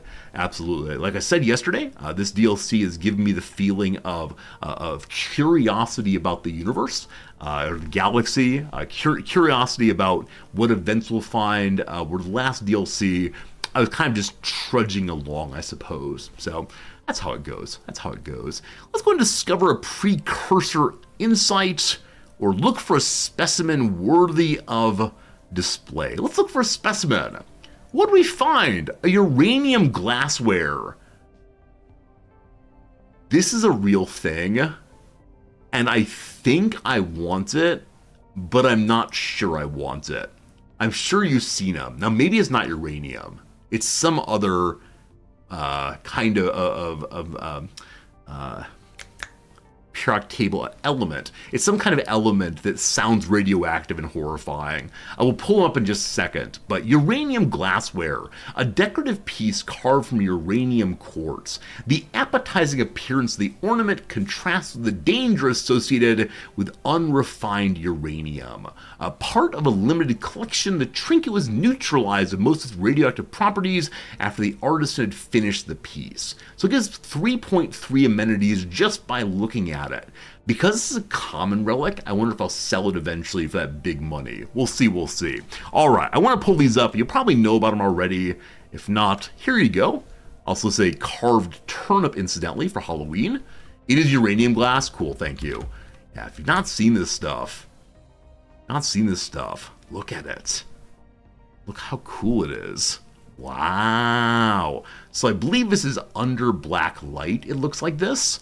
And in normal light, it looks like this. I'm guessing the people who made it didn't intend it to be engaged with black light. So they intended it to just be the kind of fun green like that. But yeah, it looks so cool. I think I would only want to have this if I had a display case that made it glow, glow, glow. But I do wonder if the novelty would wear off after a while. It would be the kind of display case where I'd say, ooh, isn't that cool? And I'd say, oh, it's just kind of green. I think seeing the pictures online, or maybe seeing it at a museum, is good enough for me. So there you go. That's some pretty cool stuff, I think. I do wonder how people identify it at the antique shop or otherwise. How do you know it's uranium glass as opposed to just, green stuff? Yeah, also, I do wonder if this kind of display, if it's in your home, is very much a show off to the guests. Here's the bathroom. Feel free to use it if you need to. Down here's the bedroom. And then here, let me show you the reagent uranium glass. It's pretty cool, though. Very good, very good, very good. All right, so we got ourselves uranium glass. It appears to be drinking it. I don't know how it leads to 3.3 amenities. Maybe it's passed around among all of us. I got to keep it this week, you to keep it next week. Because we know the enemy is not immediately here, we're going to go ahead and bounce this direction. We can't, though. Oh, we need a commander, right? You can't move with no commander into unknown space. So don't want to spend Unity, gonna spend Unity anyway. Actually, I'm not. I want to save Unity so very badly. So here's the wormhole. Note to self. Last point forward, we're going to here, and then we may rush a science ship that way. Indeed, I think we'll do so. We'll do so. Start moving our way through gradually. You want a uranium glass bong. I love it. I love it. I've never owned such a thing, but I see the appeal. The opening of the Grand Archives in Gimme is a great day for the Pocket Monster Collective. The exhibition of treasures from across the galaxy inspires our exploration, calls upon us to learn from the past. Marvelous! We get a pile of Unity simply for having it. And now, can I see it here?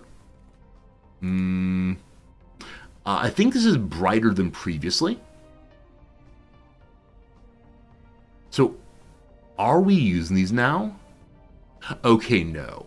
So these three are on display immediately. The three with which we started, giving 6 research and engineering, 6 Unity, and 3.3 trade value. Now, as of the moment, I'm not really doing trade at all. Like every other playthrough, I forgot about trade until just now. But if we spend 100 money, we can get more amenities. Now, is this on every single planet? How's this work? Huh. And we can get more science. For right now, I guess they're just worth turning on. Probably once we have more slots filled, we'll make some harder choices. I wonder if they're absolute garbage relics. For example, this one here, which is again, 4 consistent energy for 11 science. I'm not sure if that's good, but we still have a giant pile of minor artifacts. Let's go ahead and celebrate diversity. We love all the other species, though we only know the one so far. There we go. With that, we got some more Unity 2. We'll go ahead and look for another specimen. Wait, does this have no cooldown? Can you look for fancy relics over and over and over again? Am I going to waste all of our artifacts looking for fancy relics? Obviously I am. What do you find? We found now a striated sand, a jar of self-sorting sand. These tiny silicate particles seem to exhibit a low level of sentience, with similar minerals grouping with one another across random horizontal planes. Despite this ability, the sand does not possess any other primary characteristics of life. It just knows it wants to hold hands with friends nearby, giving 2.2% more minerals for 2 energy. I think that's obviously good. Let's look again. Oh no, this is the gachapon part of the game. So earlier I was thinking the part of the game that's most like a gachapon is the breeding part of the game, where you hope that your rare quality animal eventually gives you an epic quality. But no, this is you save up your coins and then you push the button. This time we got an ancient political memoir. The biography of an ancient galactic politician, Lys Terris, was the governor of Sarthana, a small colony within the ancient Harworth Conservatory civilization.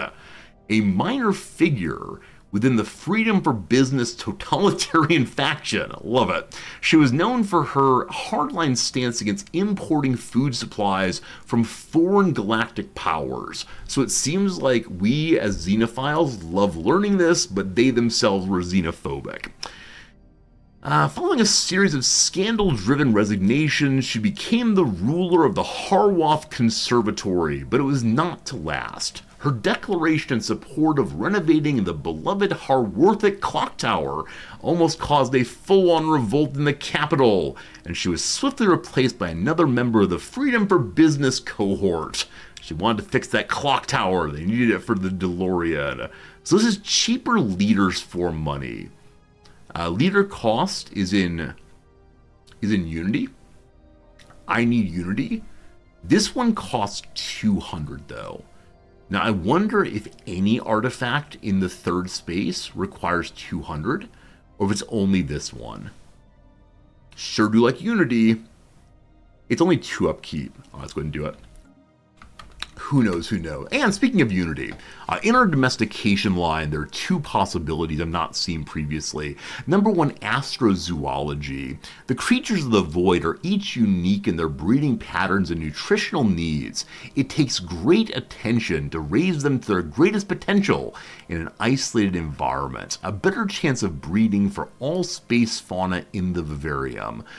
Increased chance of breeding. I wonder if that means you just get more animals more quickly. Also, zookeepers give 50% resources. We have no zoos yet, but we should get them soon.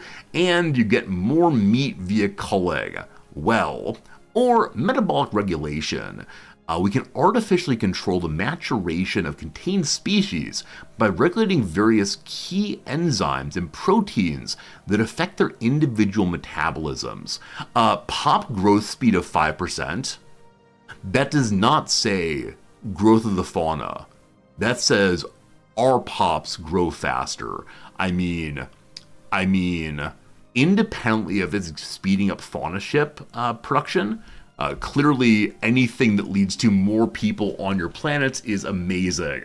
So we apply what we know of fauna reproduction and use it to make our people too. Great, great, great. All right, construction ship, give me so much mining stuff. And then this construction ship, the Syria, is going to start heading up this way and trying to get us over to here. Lickety split, we'll call it, as fast as we possibly can. I would love that so much. Stellaris is always about space racism, but now it's space science racism. You're not wrong about that.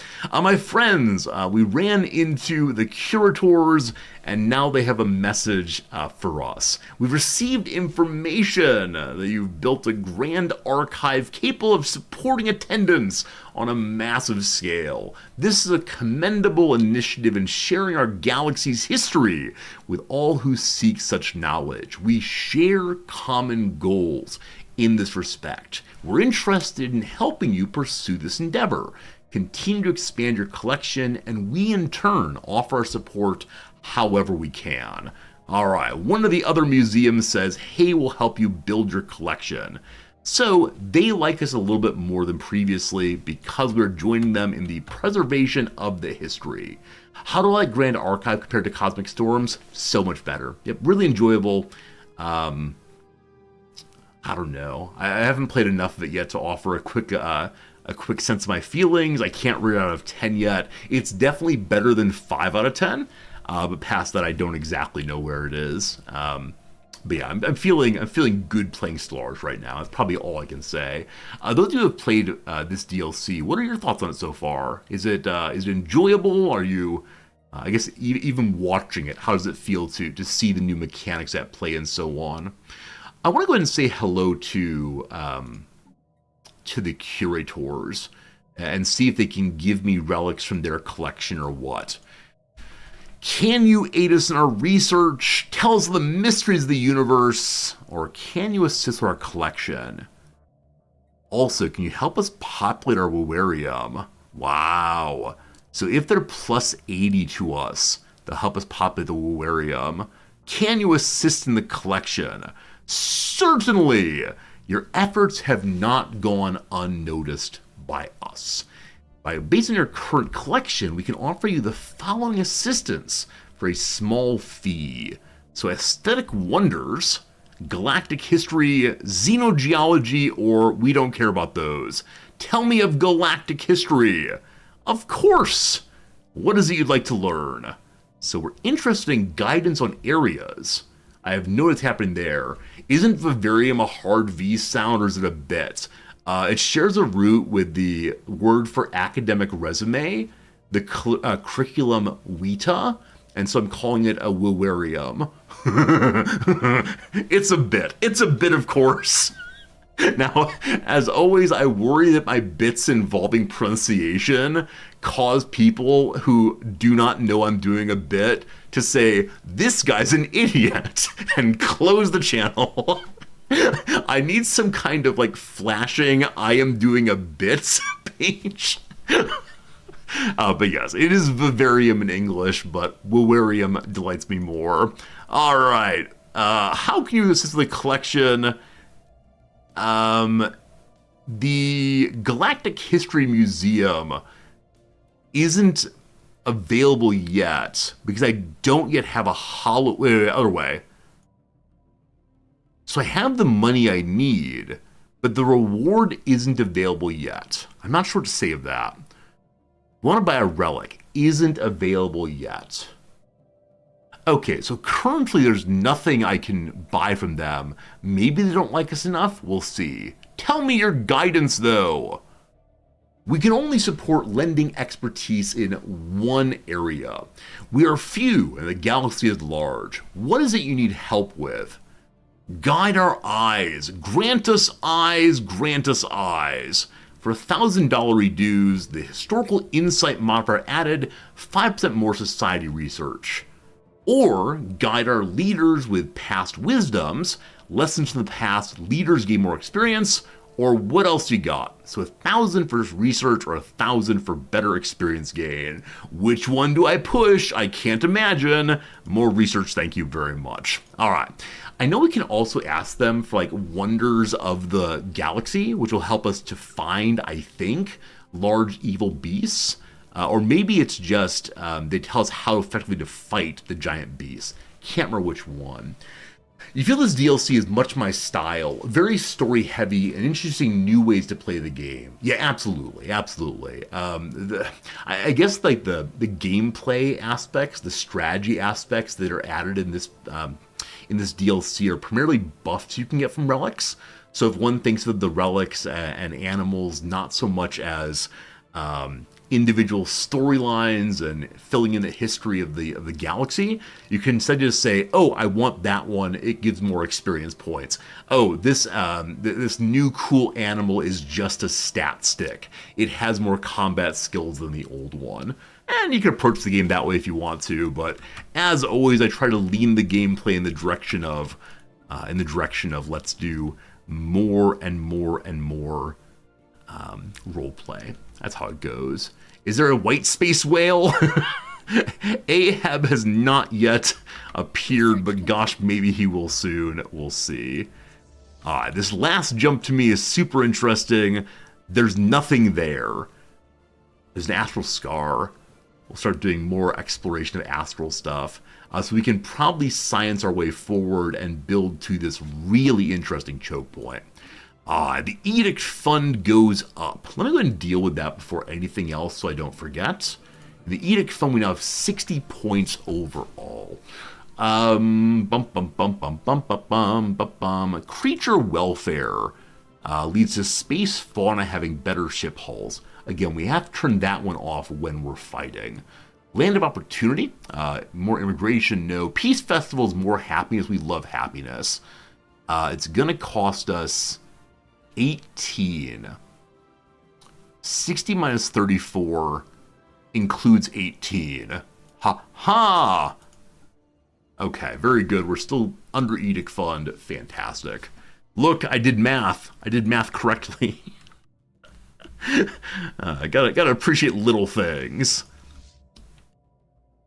Okay, so everything's running. We need to militarize here because of the wormhole. Militarizing here and here seem absolutely fantastic to me, as they will both support the choke point. We'll see. Alright, what to do next? Gene clinics, more food, bigger fleets, or removing some tile blockers. We have one currently. We have Mastery of Nature as our first ascension, so removing blockers, kind of important. But no, we're going to take the gene clinics, obviously and always. I have such a standard build line so often. I know that the new DLC encourages different kinds of building and different kind of research I normally do. But I still want those gene clinics so badly. Ship sensors are picking up an unexplained pattern of interference in the Ernst-Stopez system. It's easy. What is it? Let's go, go, go.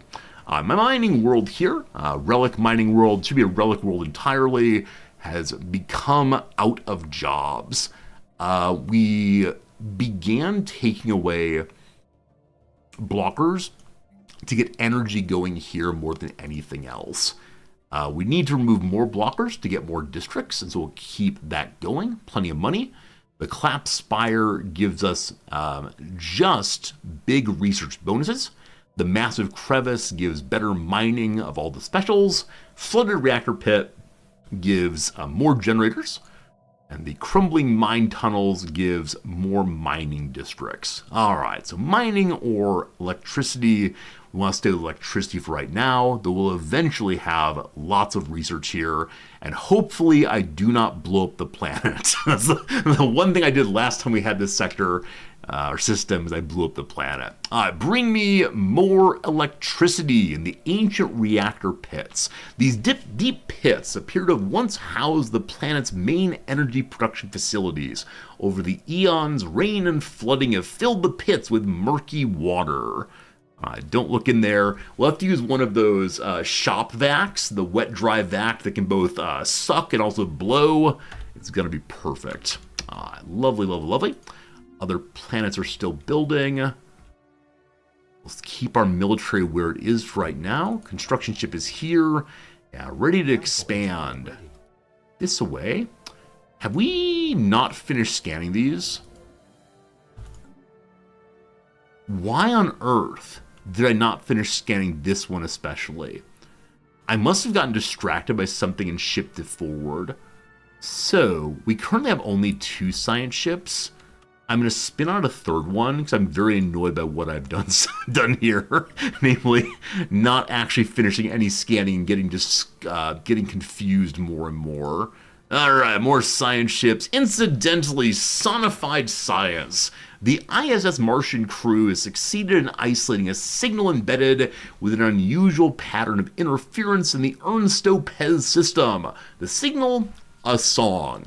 What do we hear there? The do run, run, run, the do run, run. A complex sonification of an advanced mathematical equation to be precise, and one that science officer Statius Consentius cannot seem to get out of their head. Who or what may have composed this song remains unknown, though its complexity implies an incredible level of technological sophistication regarding subspace harmonics. The signal's geodesics suggest a point of origin from outside the galaxy. We heard some mathematical music. Listen to your Philip Glass, here we go. Alright, agenda ready, we have expanded the council, we have one more open seat. We have the Supreme Curator, more unity from culture workers. I assume this is related to the museums. Or the Beast Lord. The Beast Lord causes our various space fauna ships to do more damage and move faster. So, our Minister of Defense lowers upkeep on everything militaristic. If we wanted to lean more military, more good, we'd go Beast Lord. I think for the moment, though, I just want more unity. Gotta make sure we have culture workers working, though. Also, culture workers may be at, I don't remember, one of the basic city buildings, perhaps. Alright, you can be any kind of character you want to. So the question is then, who has council skills that are not being used? It's Sextus Lafrenius. Sextus Lafrenius now gives us all faster council agenda speed. And speaking of which, let's see here. What do we want? We come in peace. Lower naval, but less border friction. We've seen no one recently. So evolving society it is for more unity, more good, I do believe. Okay, new construction ship ready to go. Right, it's waiting for the ability to have these scanned. You fool, you fool. We'll go down here and grab this. More archaeology. We have 3 archaeology sites now, one of which is sinful and we may not do it. Other 2 kind of cool. We're getting very low on nanites, that's fine. Nanites are being used for research, a-okay. Energy is slipping down. We'll have to do a little work on that at some point soon. I believe we're buying something, possibly consumer goods. We'll see. The final domestication, we get more food for culling and more animals more regularly. Having finished domestication, we now pick up a faster experience gain on our space fauna ships. They must fight more and more to level up more and more. It's very strange having an army of animals, but what you gonna do? Alright team, what fits in line with our playthrough we're doing so far? I don't want to dominate. I want to have some friends. Technology is always where I go. More unity overall. I think would be really cool, especially this early. True unity achieved when the ultimate goals of a nation and the people are one and the same. A house divided against itself cannot stand. More unity. People use fewer amenities and people stay in line with the government. Is this the propaganda button? Is this we start a church of the state and require daily, oh, what is it? Is it 5-minute hates? 3-minute hates? Whatever the hates are in that one book. I believe Brave New World. So we put out the Soma that we might do. Somehow they unify in vision. It's not creepy, I swear. System service. Yeah, I think One Vision is in line with our roleplay. We're all about roleplay choices in this playthrough, which is why, as always, I worry if we play multiplayer, I will be destroyed immediately. The ISS Strabo. I don't know what Strabo means, but I was really enjoying getting Greek philosophers for these. So the ISS, let's go Thales this time. We're looking for the water, if you please. We're allowed to have one more scientist. That's great. We can have someone who's a xenophile. We love that. Or someone who is a materialistic. I prefer the xenophile, I believe. Finds more anomalies. Absolutely. Let's get to it. Also a level up on more anomalies. Better capturing of enemies. Of fauna. Or better experience game on console. We'll go with the more anomalies, thank you. And the Thales will go look for this right here. We could gravity snare an amoeba. We're still finding basically the same kinds of animals here. I wonder if eventually we'll be told of a new kind popping up. All right, what do we learn about? Faster research, but more research upkeep. I believe everyone has lowered upkeep now, so this kind of cancels out more than previously.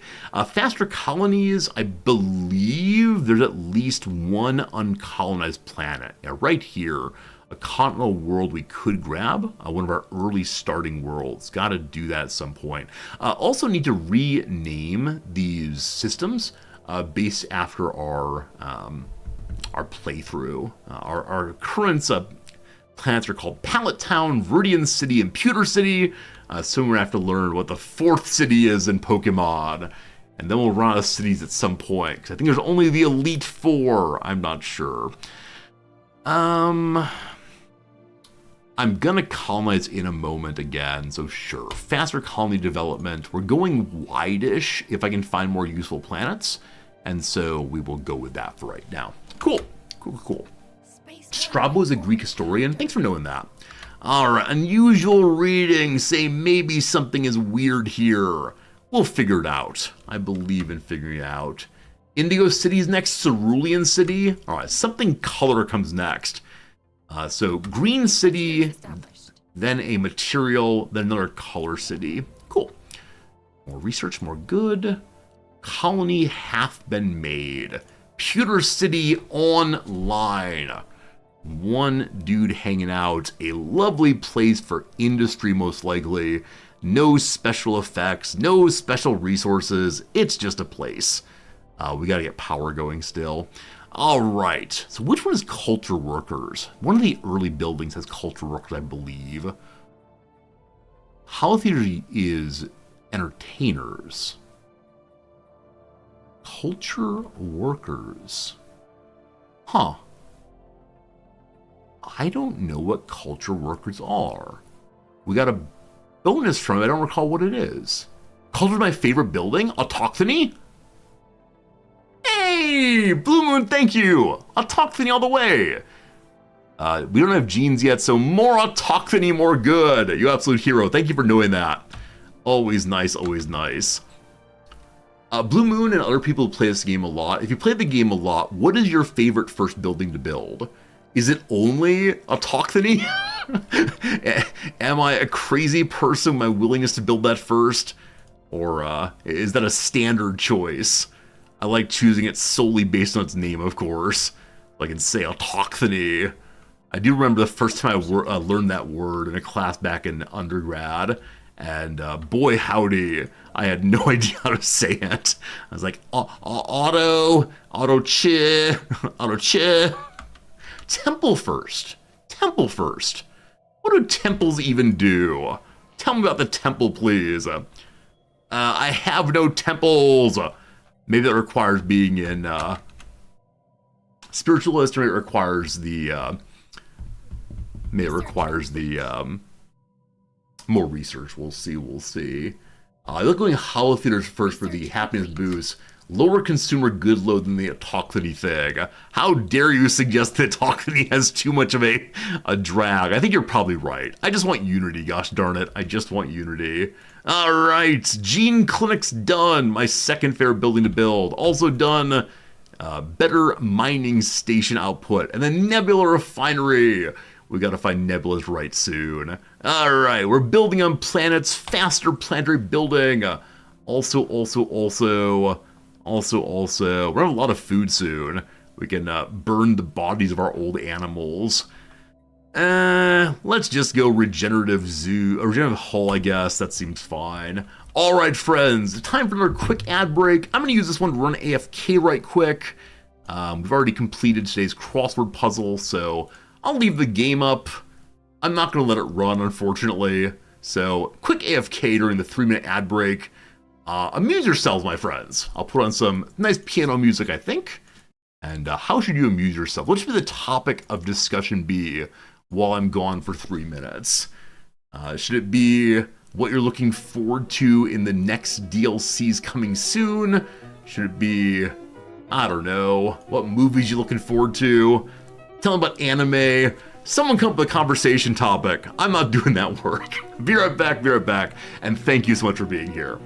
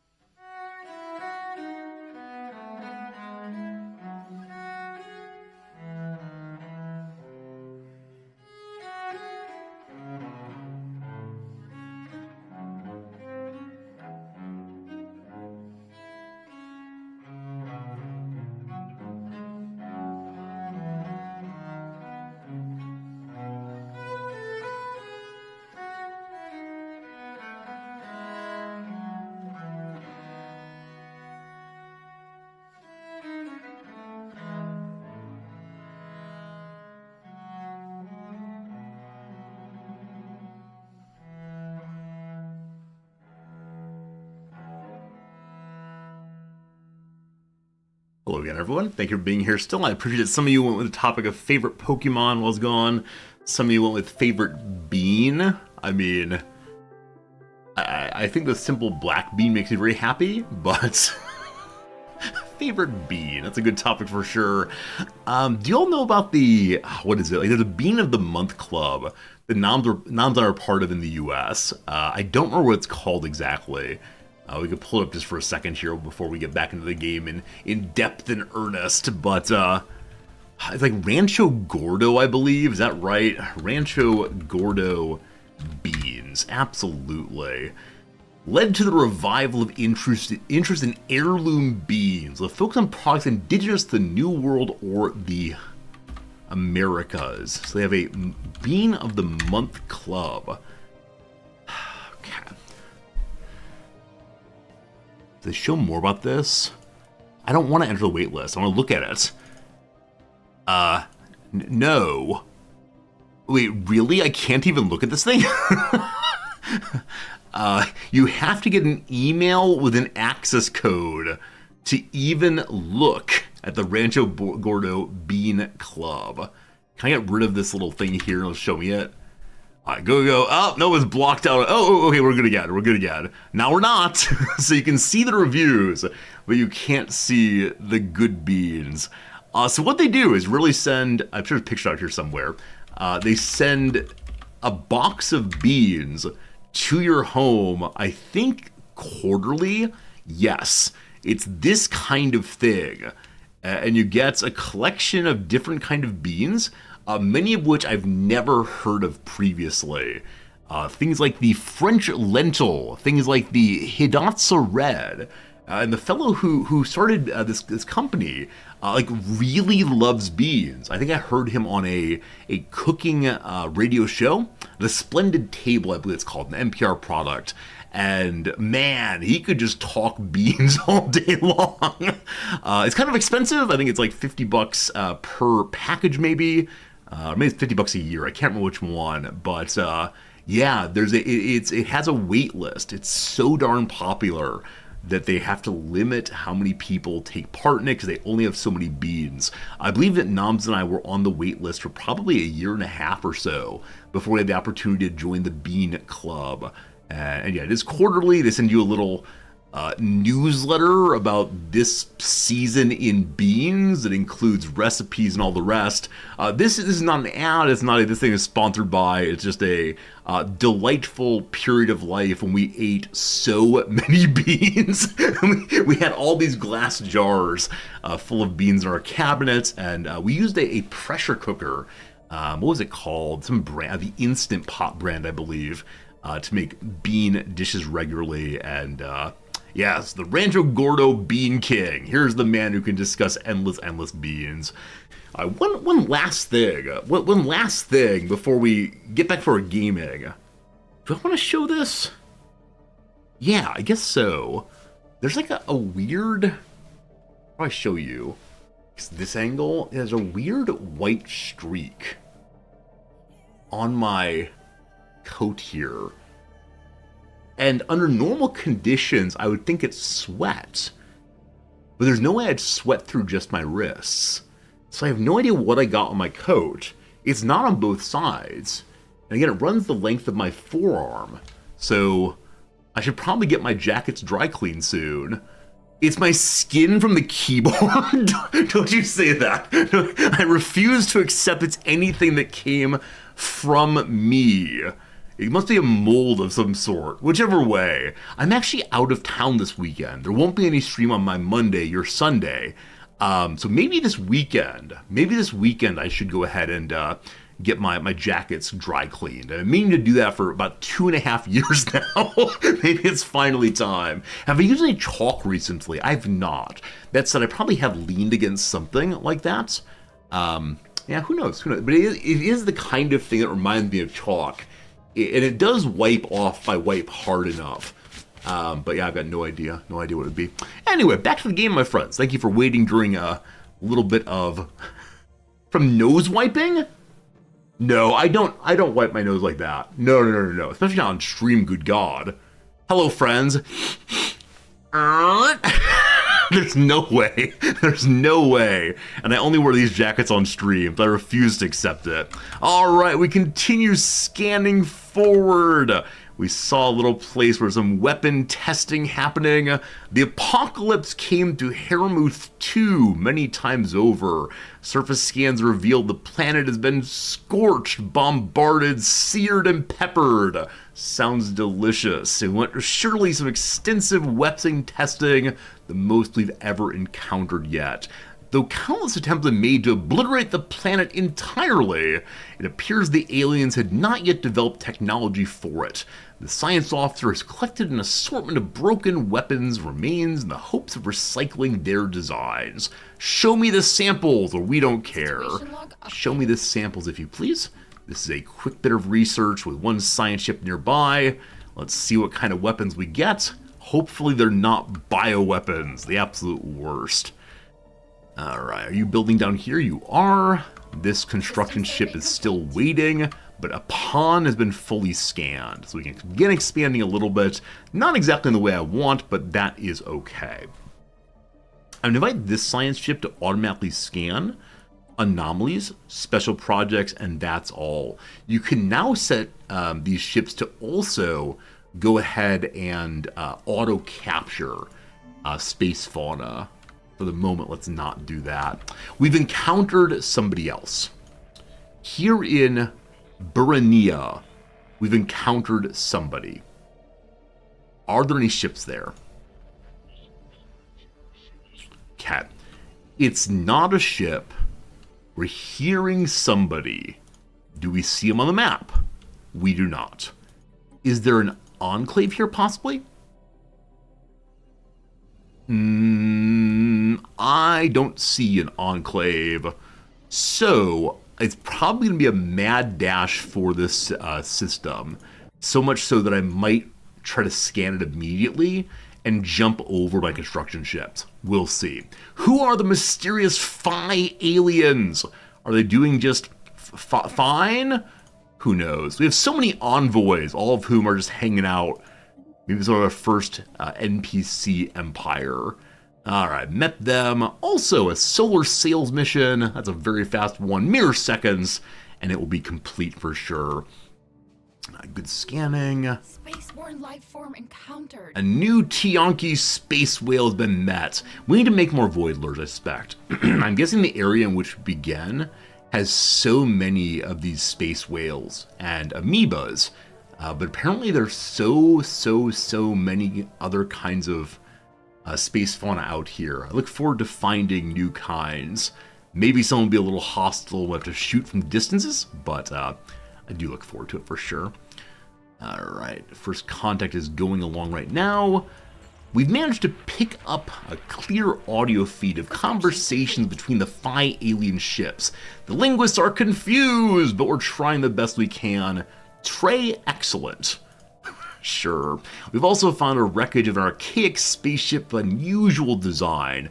It doesn't use propulsion from modern ships, but instead unfurled in the vacuum of space, harvested solar energy and drifted on solar winds. That sounds so lovely. I know there are some designs and possible plans for solar sail ships. It just feels so anachronistic, I guess, to combine that kind of technology, which is one of the earlier ways humans got around the world, with space flight. I don't know much about it, but sure, I'm hopeful that someday we could have solar pirates and solar privateers and solo cargo ships all flying via quote-unquote wind. Alright, good. Building in Parthia is done. Let's have you build right here. Okay, so construction ship here is covering quite a bit of territory quickly. I would like the energy here to help us be energy neutral, which we are heading in the direction of. I need all hands on board, though, to head this direction. Alright. I'm paused. Why is nothing happening? Does anyone know when you play multiplayer games, is it possible to pause just one own's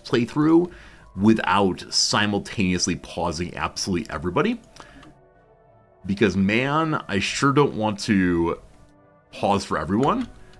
It's not possible. Man, if thinking ahead to possible multiplayer, it is something. It is a big old worry, frankly. Now that we're taking this area, I'm going to move. We can't move without a commander, except in the areas previously marked. We'll move forward. The point of the game is to be synchronized. Yeah. I'd have to, like, turn off the pause button, probably. I guess in some measure I want, like, a turn-based multiplayer game. That does seem ridiculous for a game like this. Our head leader with his goofy little teeth there becomes statistician. He is the mighty researcher leading us all in our search for new animals, new artifacts, and new other stuff too. I have you jump forward and scan this one, and hopefully can build boom, boom, boom. That's right, more boom, boom, boom. I'm curious right now, those of you who are here either like me or like Stellaris, I'm just curious.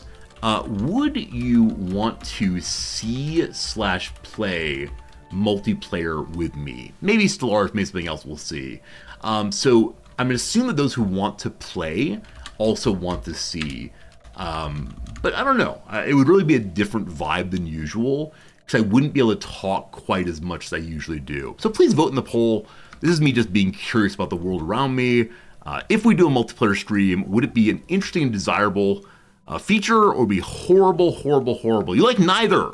You don't want multiplayer. You want to enjoy the thing I put out usually. I get that.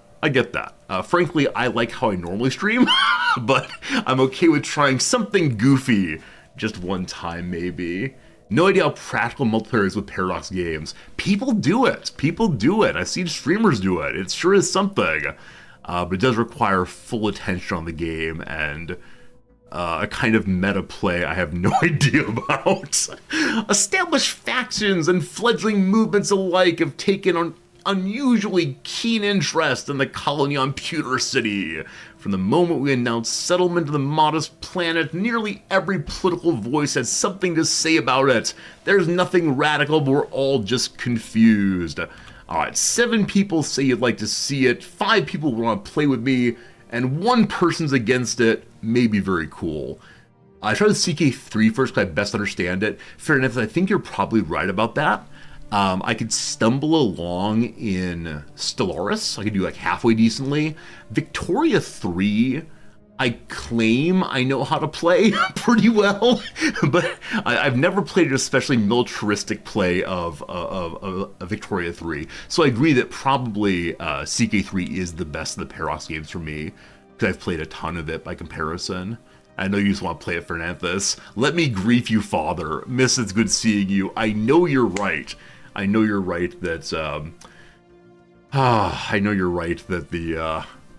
multiplayer might be griefy. It'd be funny though. We got to go in with the right attitude for sure. May enjoy Sins of a Solar Empire. Seldom, I think I played Sins of a Solar Empire, and the entire time I was playing, I was saying, "Why am I not playing Stellaris?" But maybe it'd be good for a little bit of fun. I don't know. Sins 2 is so good.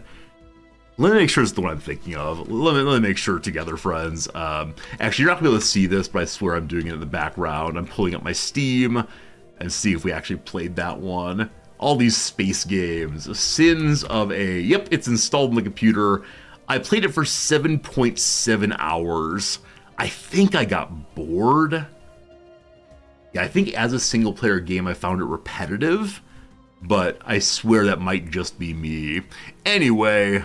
Our people can do politics, no problems at all. Fascinating.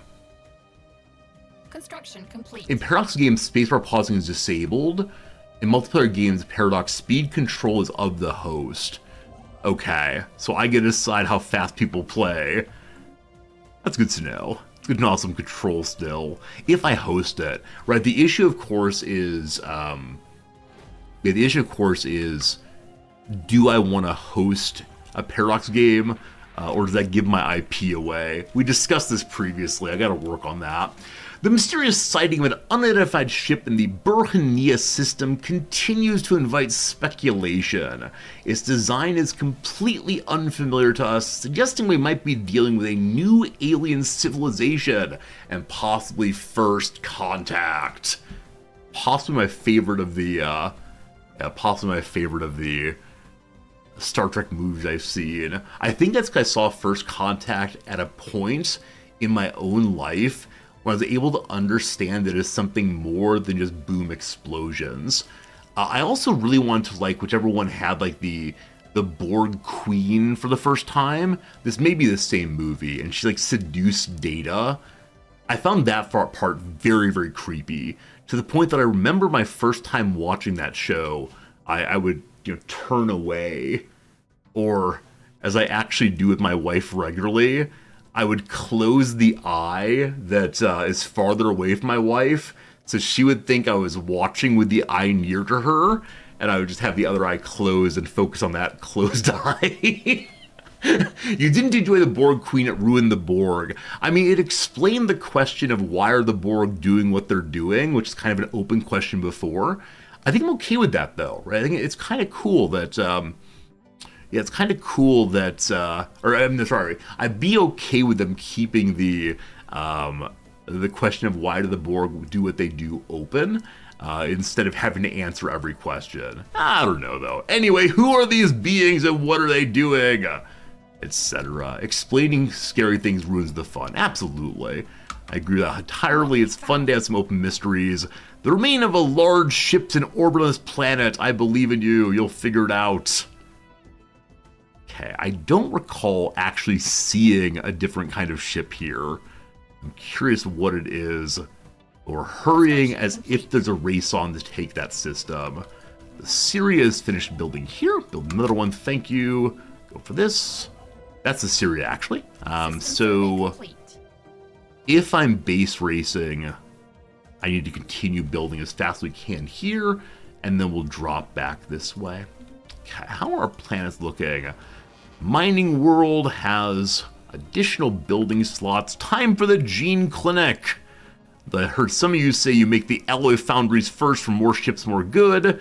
Some of you make some temple first. The happiness bonus from Hollow Theaters. Gosh, that gives Unity also. More pop, more good. Always with the Gene Clinics, I love it. In your headcanon, you pretend the Borg Queen isn't real. It was just a bad dream. Wake up, don't worry about it. But I believe the Borg Queen has been appearing in more and more properties. A slight spoiler for a recent Star Trek series. 5, 4, 3, 2, 1. The introduction of the Borg Queen in Picard, I don't know. I didn't like that season very much, I think. I don't know.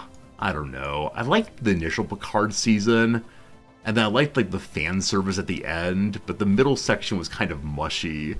I don't know. It's like a sandwich where the bread's pretty tasty, but inside someone just put a piece of lettuce, and that's all. Something like that. I didn't enjoy the middle of Picard hardly at all.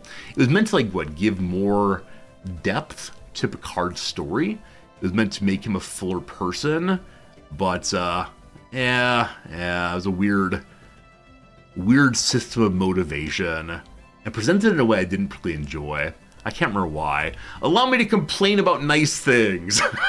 There was a battle here 5,000 years ago. The surface on one side of the planet's pockmarked with craters. I think we've read the word pock, pit, and crater quite a few times today. The scans from the Anaximander have picked up several hulks on the ground. Though these wrecked ships are all in very poor condition, the fact that anything remains at all after the damage they sustained is a testament to their advanced design. Science author Faustus Galerius is preparing an expedition to sift through the derelict hulls for any valuable technologies. Fancy, fancy! Mission log updated. More science projects, more good.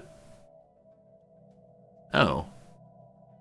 I stopped this search for some reason. How'd that happen? What happened here? At Haramuth, I lost Huh. I must have moved to science ship again. I gotta stop doing that. They're not finishing their jobs. We'll deal with that later. Alright, it's time for us to choose a new tradition. Trying to stay kind of roleplay-y on this one. So archivism appeals to me quite a bit, I believe.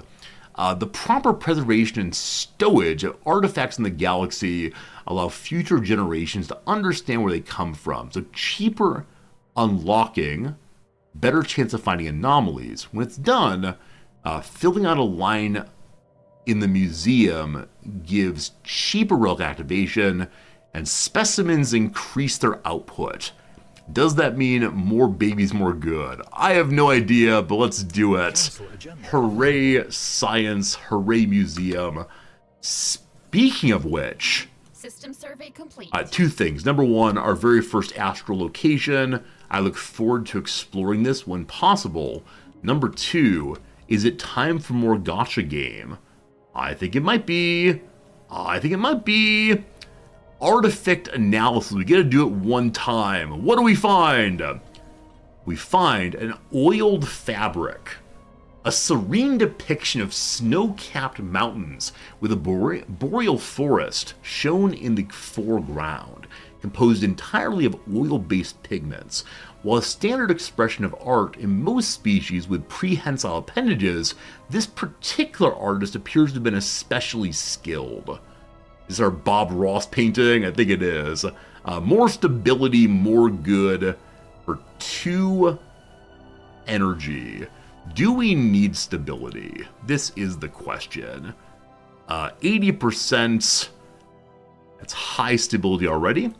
70, 90. What's your problem, fam? Need higher pop approval rating, probably.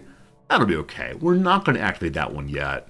It is cheap, but these things do add up a little bit.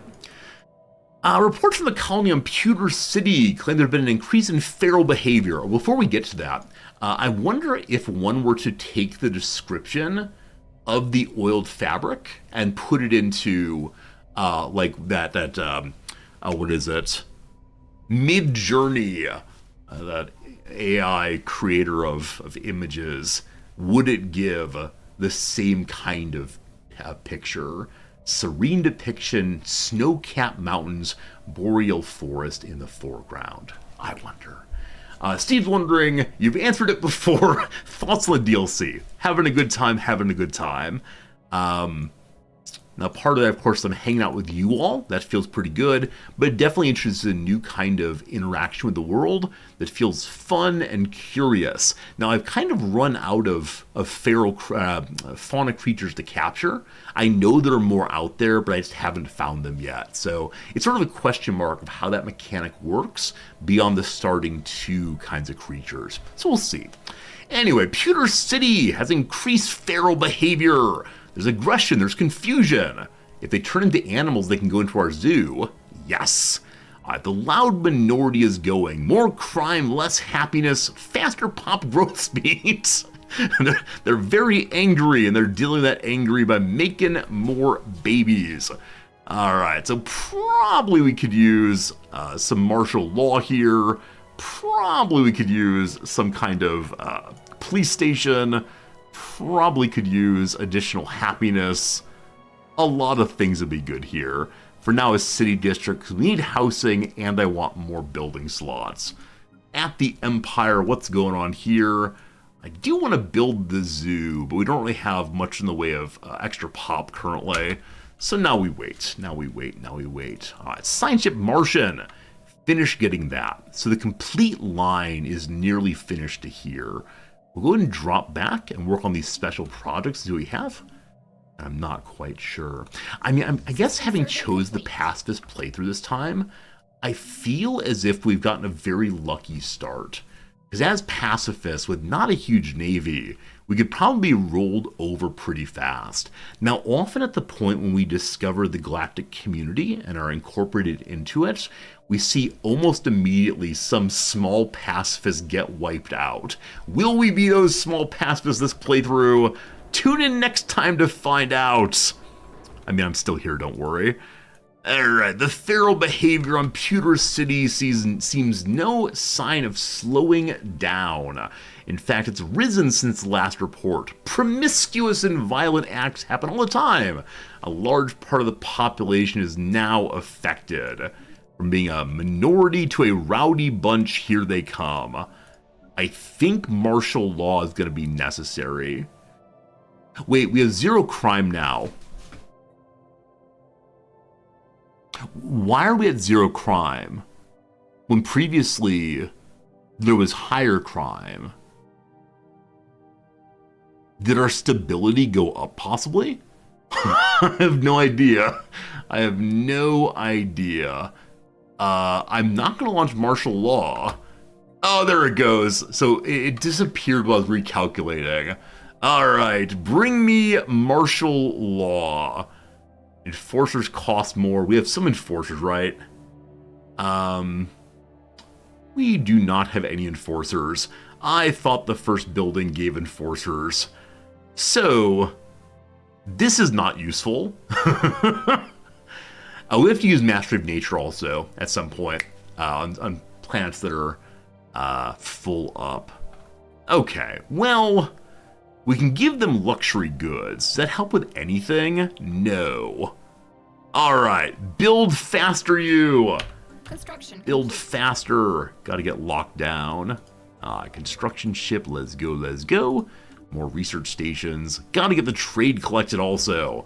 So much loose trade. I was thinking about only building my starbase when we got all the way forward to the choke point, but I realize now there's a tremendous amount of trade in a fairly small area that I'm not really connecting at all, collecting at all. We'll work on that in a moment. But this is madness! The situation on Pewter City has spiraled out of control. A staggering number of inhabitants are now infected with whatever is causing this feral deluge, and the colony has started to break down because of it. Something needs to be done, or Pewter City will be lost. Then do something! A special project has been launched for this.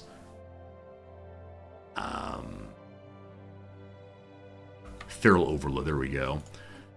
It's time to investigate what's causing this strange and destructive behavior in the Pewter City colony. 5 months to figure it out. Let's science it up at least a little bit. I mentioned trying to collect all the trade here. So if I build in Bazizia, which is choke point if need be, 1, 2, 1, 2. That's not bad.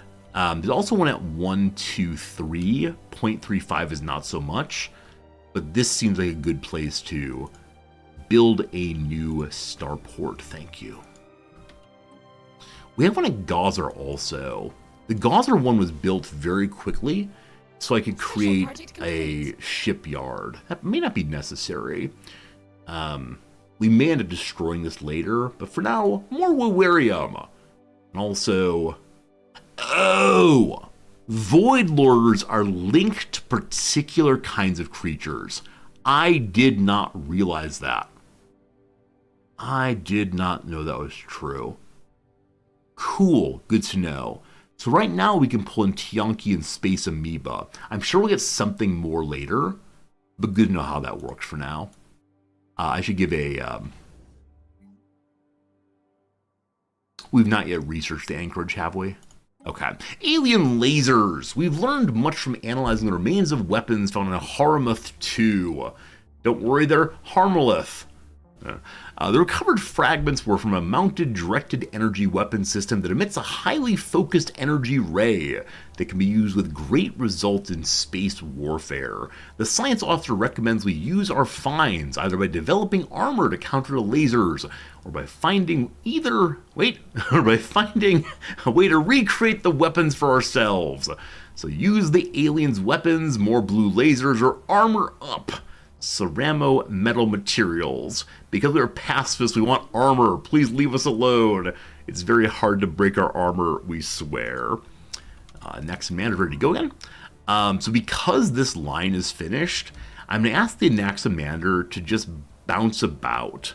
I believe I have a character who's an archaeologist who can drop back and do the archaeological sites. Let me check and make sure that's true first.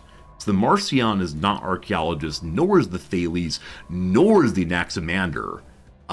In that case, how many scientists am I allowed to have? I think we're full up right now on scientists. Where are they? Leaders. Yeah, we're full up on scientists. So though I suspect there is an archaeologist available, there is not. We'll go and have the Anaximander begin to be our science archaeology ship. So this one's an endless expanse, and this one is the giant gas structure. We've seen this one often before. I don't remember the endless expanse as well. Also here in Woodriox, there's a message in a bottle, sending out an SOS. Message in a bottle. I think that song may have been one of my karaoke songs back in the day. So back in the day, a friend and I would go to a pool hall, a place to play billiards. There was also a bar.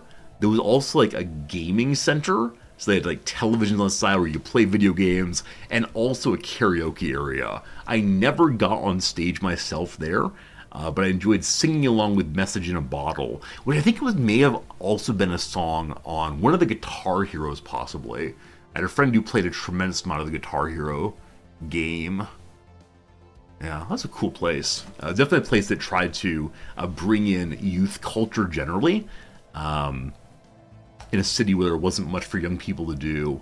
I don't know if it was like anti-crime initiative or what, but it was a cool place anyway. Probably went there in my, I don't know, yeah, late teens, early 20s, before I went to college, I guess.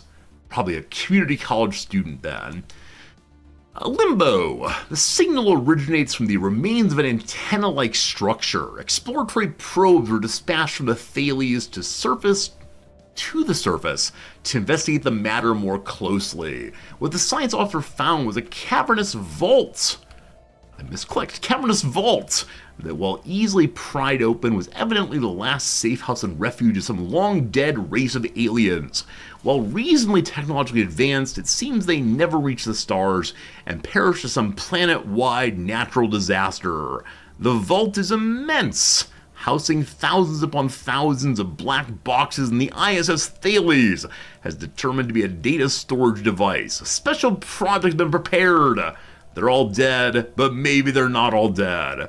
Okie dokie. More special projects, more good. Is that one I do personally? No, it's on Eva Frippe.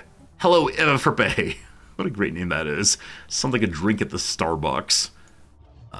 Bill Nye the Science Guy, you please scan this. Thank you. Billiards hall is trouble with a capital T. Sure enough, we're buttoning our knickerbockers above the knee. The investigation of a strange and wild behavior besetting the Pewter City has been completed. In the vast network of cave tunnels that permeates the planet's crust, an enigmatic fungus has been found. It's the black mold in my air conditioning units. It grows all over the caves, the floor, the walls, the ceiling, and stretches out for thousands of miles. This is why we don't settle in cave areas. The fungus frequently releases spores that are vented out to the caves. For what purpose has not been established. We know for certain that it causes primitive behavior in our species, releasing primal urges within. We can try to find useful applications of the phenomenon or exterminate it forever. If we say live, we get to utilize cave mushrooms, live and let die, bow, bow, exterminate or utilize. Hopefully utilization will stop the more antisocial elements of this.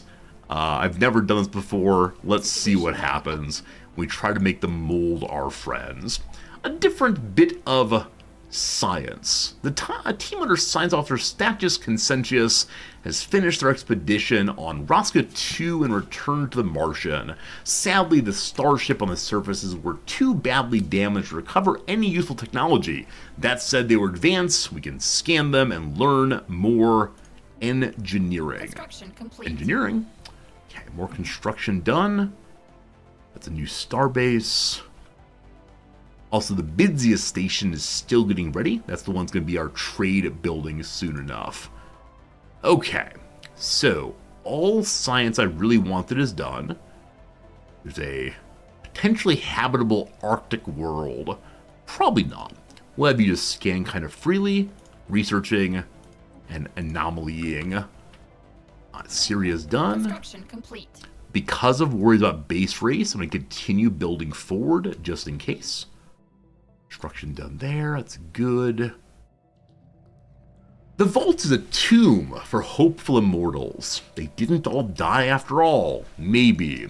The science author of Volpska Sapunia asserts that huge blocks of ternary code found in the databanks are neural images, digitized brain scans. This reminds me, apparently the first people who were sold the idea of cryogenics, where you could be frozen and maybe in the future people would bring you back to life.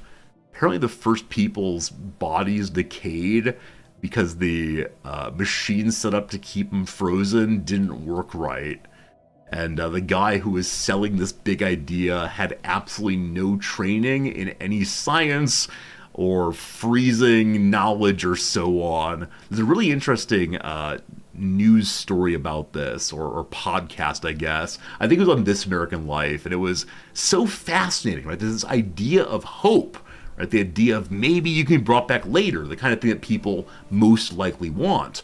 And then profound sadness for the families especially. I think the families weren't told initially that their loved ones' bodies have been treated so poorly. But yeah, obviously pseudoscience, obviously not anything that's going to work to our knowledge, but yeah, selling hope. Selling hope is big business.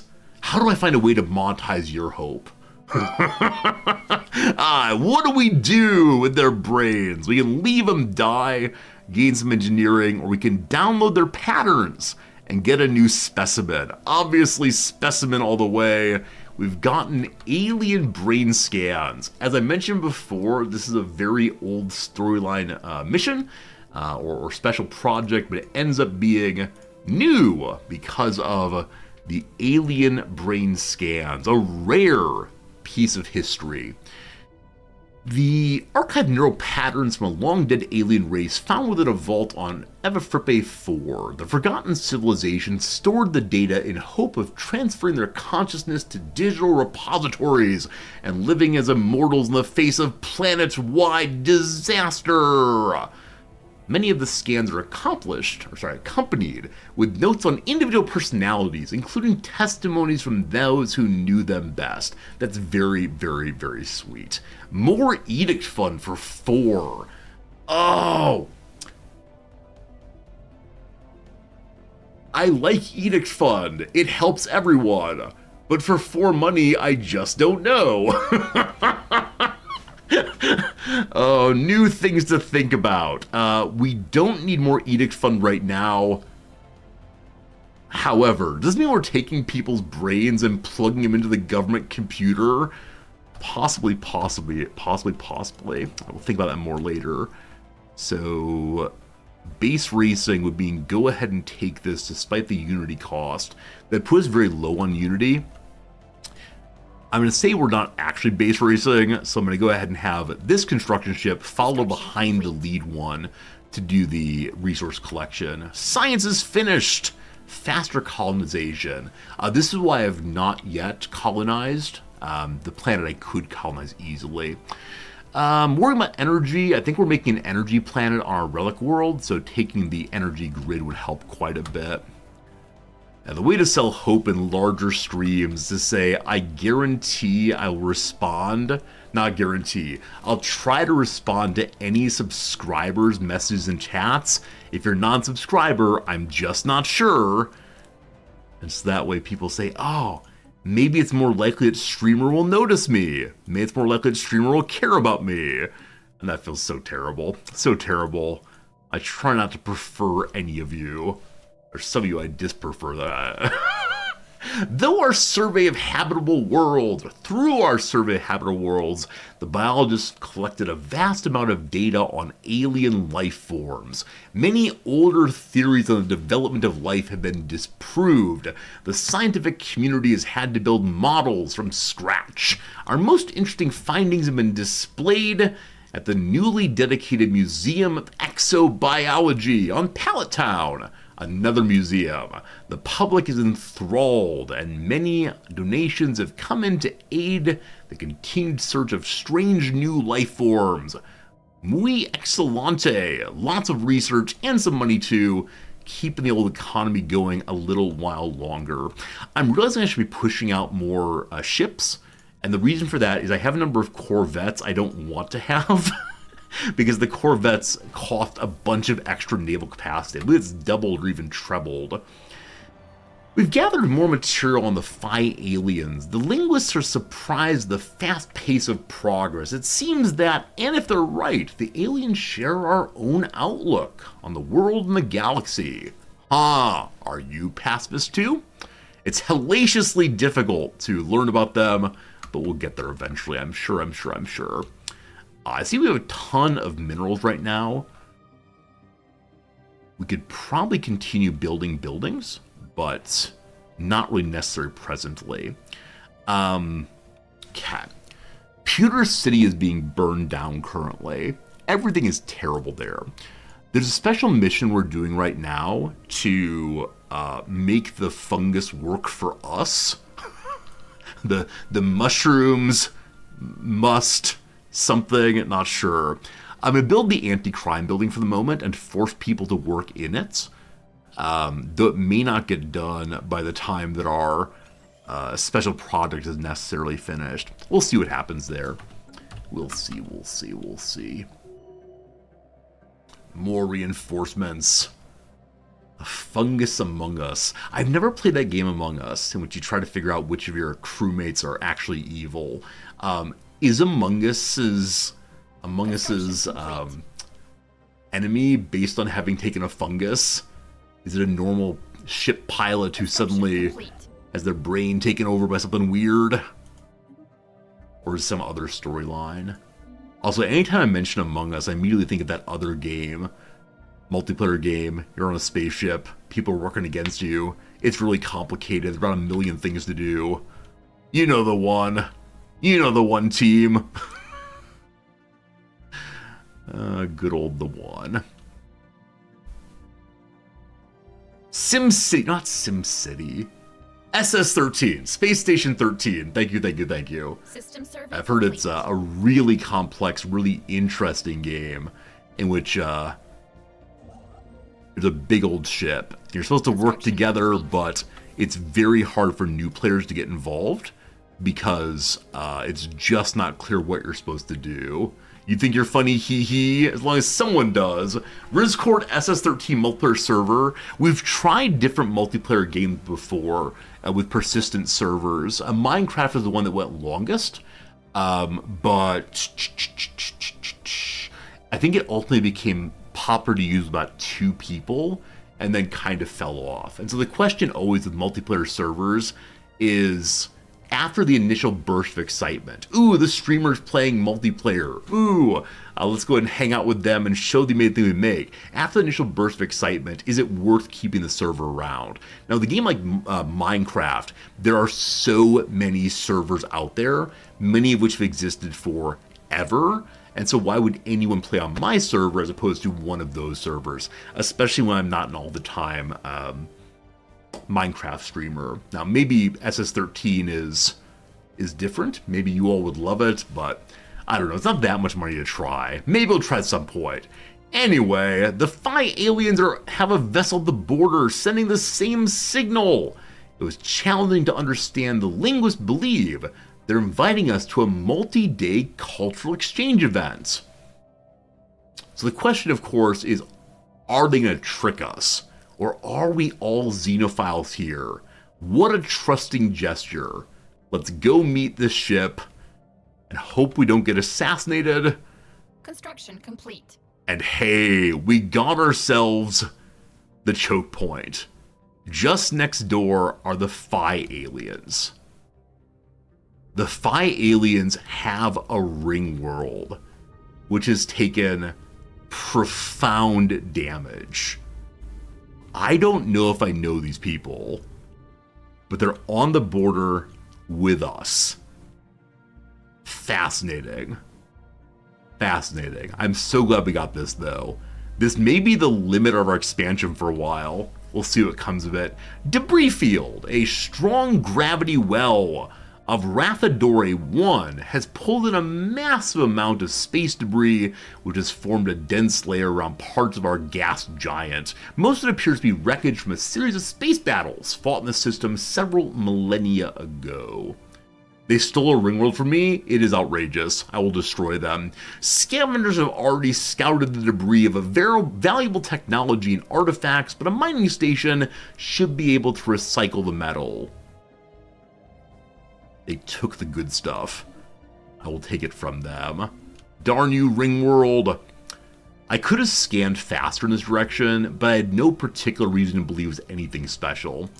We'll see what comes of it. Hey, our archaeologist. Can't learn archaeology. We'll keep him alive longer, so he can continue delving into all the archaeological things. Tis good, tis good. Alright, I know that this location is one I want to upgrade also. And with that, we're full up on starports. Give me 1 second. Also, Bidzia finished upgrading. I want to change its name, most likely, so I don't get confused. So Bidzia Station, we're going to call you Central Trade. I picked such lame names for these. Like, what should I call it instead? Like what is the name of the shop in Pokemon? Like the place you go to buy more Pokeballs and onigiri? So many students come to Japan like, I want to eat onigiri because they eat it in Pokemons. What's it called? Does it have different names? Like just like the old shop? It's called Pokemart. That's perfect. All right, that's Pokemart, our main trade station in Bidzia. Lovely. Lovely, lovely. The real one, is it called Pokemon Center? No, I don't mean the real one. I mean the fake one. For right now, we have nothing interesting to build here. We will leave it open as is. Okay. With a little bit of guesswork, Envoy Secunda Gavia and our linguists accepted the alien culture exchange invitation. We interpreted their enthusiastic response to the Phi aliens as positive. Shortly after, they sent pictographs depicting a countdown to a party. The Envoy Secunda Gavia is using the remaining time to prepare and further study the language samples we have attained. Call it Walmon. I love it. All right, this is a unique opportunity. Or let's gather intel. No. We are good guys. I've never seen this intro before, which might mean I've never played as I've never played as a pacifist before, or xenophile, whatever it is. All right, our first unlock in archivism. Do we choose better archaeology skill, I assume, on everybody, also scientist gain, or expert navigation, more diplomatic weight for each item we have on exhibit, also specimens sell for more. Interesting. I'm going to take the one for more archaeology because we're doing archaeology right now. We've just started that. That's the kind of thing I wish I knew before we started doing archaeology, but that's okay. The abandoned amusement park. The structures in Rathadore 2 are not so old, nor are they evil. They're just some fun things to do for some aliens. To us encyclopedians, a place where you take your young and have some amusement at the amusement park. Got a new specimen called the Spiraling Attraction. How big is my museum that this thing jams in there?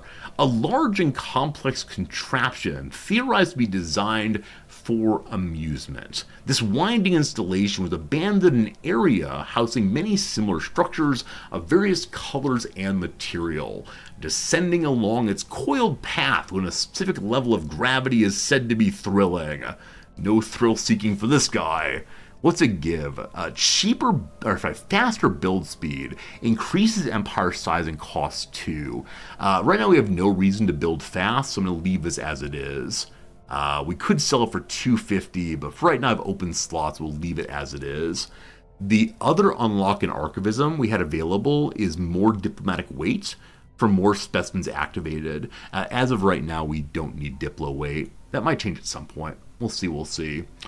Kind of want to save for more relics. Eventually we're going to have relics coming out of our ears, I'm sure, but at the moment I'm enjoying finding more and more. That said, how close are we on precursors? We have 3 of 5 done. Mike could do more of them, because I believe they give a ring world. Not this one, but some other one. I'm sorry, we got ourselves a new special mission here I missed.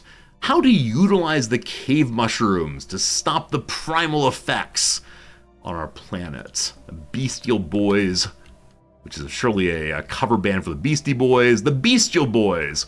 We will get under control. Alright, the habitable world of Chisleon 3. It has here more mining districts. Size 14 is functional. I've been told that next up is Cerulean World. We need 101 more food to the marketplace. We buy 1,000 food. With that, we can also create another ship for ourselves. I'm going to junk a pile of... I'm actually buying consumer goods right now. Definitely stop that, thank you. And then we will buy, or I sell a pile of those. Cool. It's with the food, we can now create this, and we call it Cerulean City. Is that right, friends? Cerulean City? Are they all cities that are pallet town? Cerulean City. I think cerulean is vaguely blue. Is that correct? It is. It is indeed. A variety of the hue of blue that may range from a light azure blue to a more intense sky blue. Wait, there's a Cerulean Tower in Shibuya? Cerulean Tower in Shibuya? I know nothing of this. It's this one? That's the inside. The outside, please. What do you do?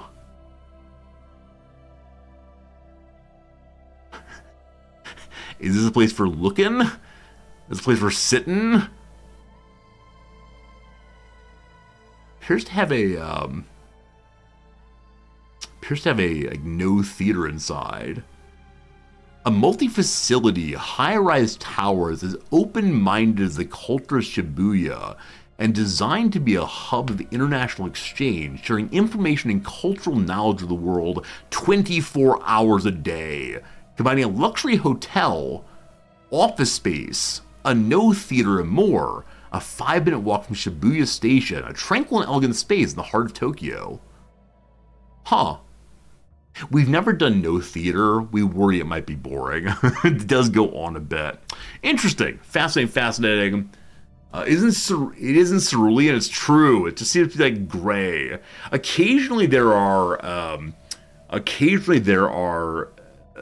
buildings in Tokyo that are called very, very strange things. For example, there's a building in a neighborhood a few cities over called, what is it? It's the word for home in French. Whatever it is. It's like in the middle of Tokyo, and it's just like, here's a word in French. I don't understand why exactly. Soldier Man, Shibuya is one of the bigger and busier parts of Tokyo. Maison, thank you, Maison. It's called a Maison city name, or province now. What's it called? Ward name. Maison ward name here. It's interesting. Anyway, enough about Cerulean Tower. We've built Cerulean colonies coming. More and good. Oops. Okay, get this going. We're able to make nebula harvesters also for more energy. I should be keeping my eyes out for nebulas. Okay. So, we can see on the mouse over what kind of star it is. Is it nebulas? Wait, we can make some kind of something. That's right, we can make something. There's some kind of star we know how to harvest. How do I figure out which one it is? I have no idea. Anyway, we built industrial facilities and the outlets for the fungus-infested cave system. Apart from filtering and regulating the spread of spores, these plants can also be converting excess spore clouds into exotic gases. Population growth increased as the somewhat randy inhabitants of Pewter City satisfy their urges more frequently, which unfortunately also means a little bit more violence on Pewter City than otherwise. That's the price of progress. Less happiness, more growth speed. Be real big and full of immigration soon, or I guess emigration. Friends, another hour gone. It is now noon o'clock my time. The time keeps slipping into the future. Time for a very quick ad break of 3 minutes. Then we'll play ourselves some more video game. I need to find different ways to introduce the ad break. I feel like I say the exact same thing every single time. Any good suggestions? Your boy gonna take a moment to relax? I think whatever it is needs to be on with ya boy. Which I assume is now outdated. There's gotta be some way of talking that fits in line with what I'm trying to do here. What it is, though, I just don't know. I just don't know. Okay. Here we go. Back to the Tuesday puzzle. We established last time there's something wrong in this area. Because light quality, I just don't know. In a moment, I'm probably going to remove the answers that I do not know for sure are right. A sound in an ASMR video. Oh, I said last time crinkle. Crinkle might be right. So fix as con. I thought fix as con was previously like pulling a fast one over on someone. So, oh, crinkle doesn't fit. Unless I say timely is wrong. But home ec is definitely right. What could it be if not crinkle? I don't know. You've heard the word Shibuya in the context of a rhyming name game. Yeah, it's a real place. Oh, timely's misspelled? Oh, thank you. Timly! Good old Timly! That means the appropriate time for Tim to arrive. Thank you, that helps so much. Yeah, the misspellings I appreciate catching. Crink. Oh, there we go, very good. When squatting is encouraged, I said it would be leg day, it is leg day.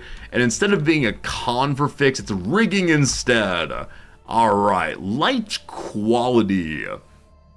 Airiness, is that a thing? I have no idea. A role for Chalamet. Tonka trucks, all right, no idea. We're going across right now, is that right? Or are we doing down? I think we're doing downs, actually. Frank. Unsure.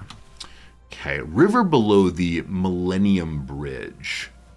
The Thames. I didn't know the Thames was I didn't know the Millennium's in London. Thank you for that. A deer. Valued. Cat. Alt.Latino network. There's a network in the US called UPN, possibly.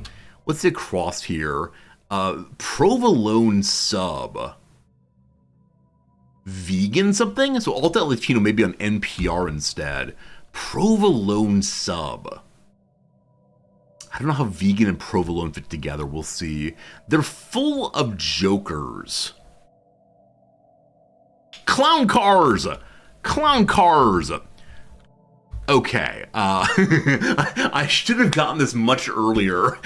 So, ones who are thanked at the People's Choice Award, I was like, yo fam, thanks for supporting me. No, it's yo fams, thanks for voting for me. Much better.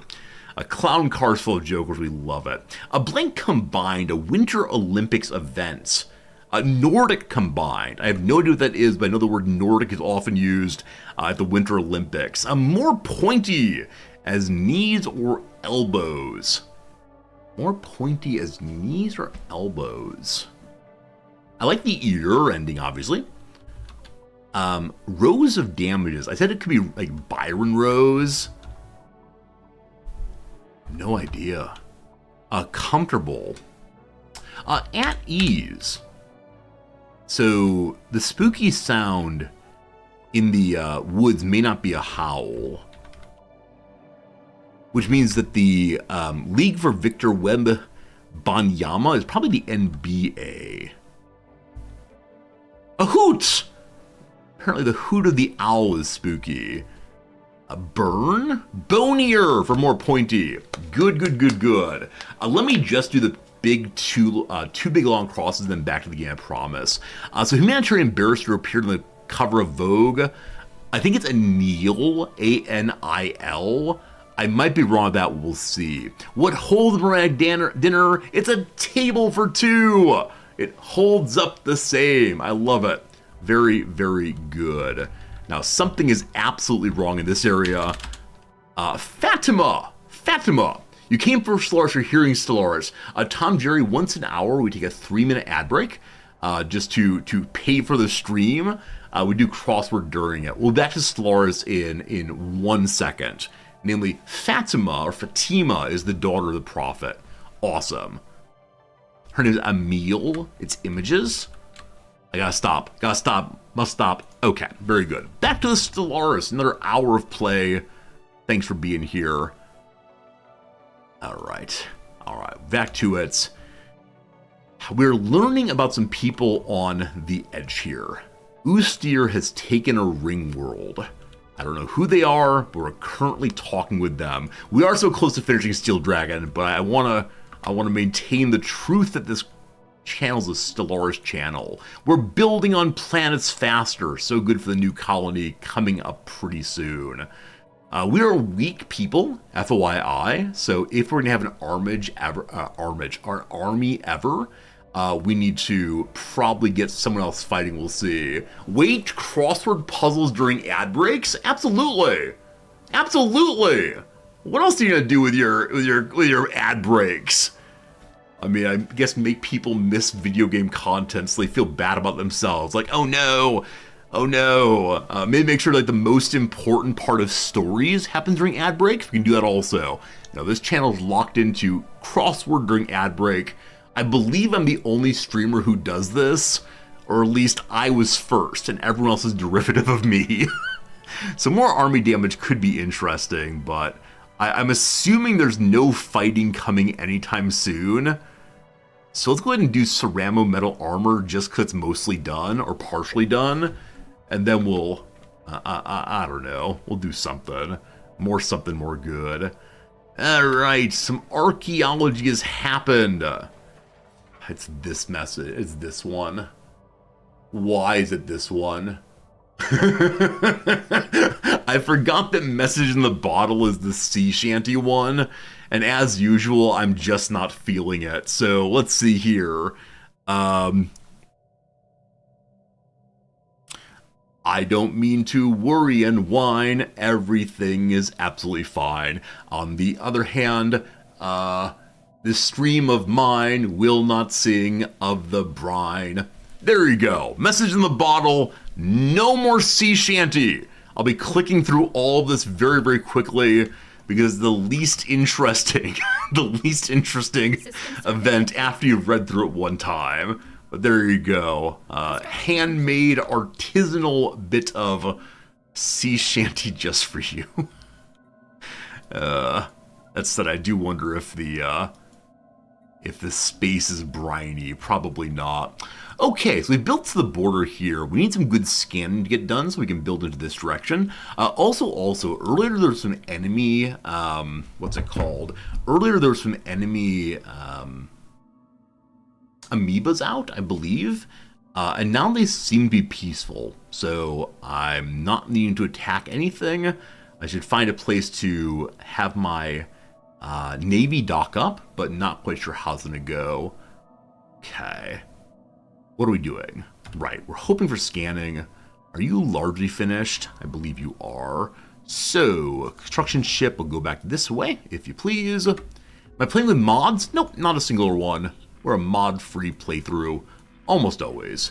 We've made first contact with a mysterious alien. For now, we have codenamed them Alpha Aliens until we can find out more about them. Whom are you? We're now meeting new peoples, or people's a strong word, meeting new folks around the world gradually. How much I played this game? 336 hours, so I'm a relatively new player, all things considered. We have a good time, but we are also brand new indeed. An asteroid is approaching Gauser 1. I believe Gauser has a starbase already. We'll see. This is heading in the direction of our beautiful Steam Age planet. The Steam Age planet briefly unified, and then the bourgeoisie were attacked by the proletariat, and the bourgeoisie crushed them immediately. So this is a case where I need to protect the planet. I love this planet.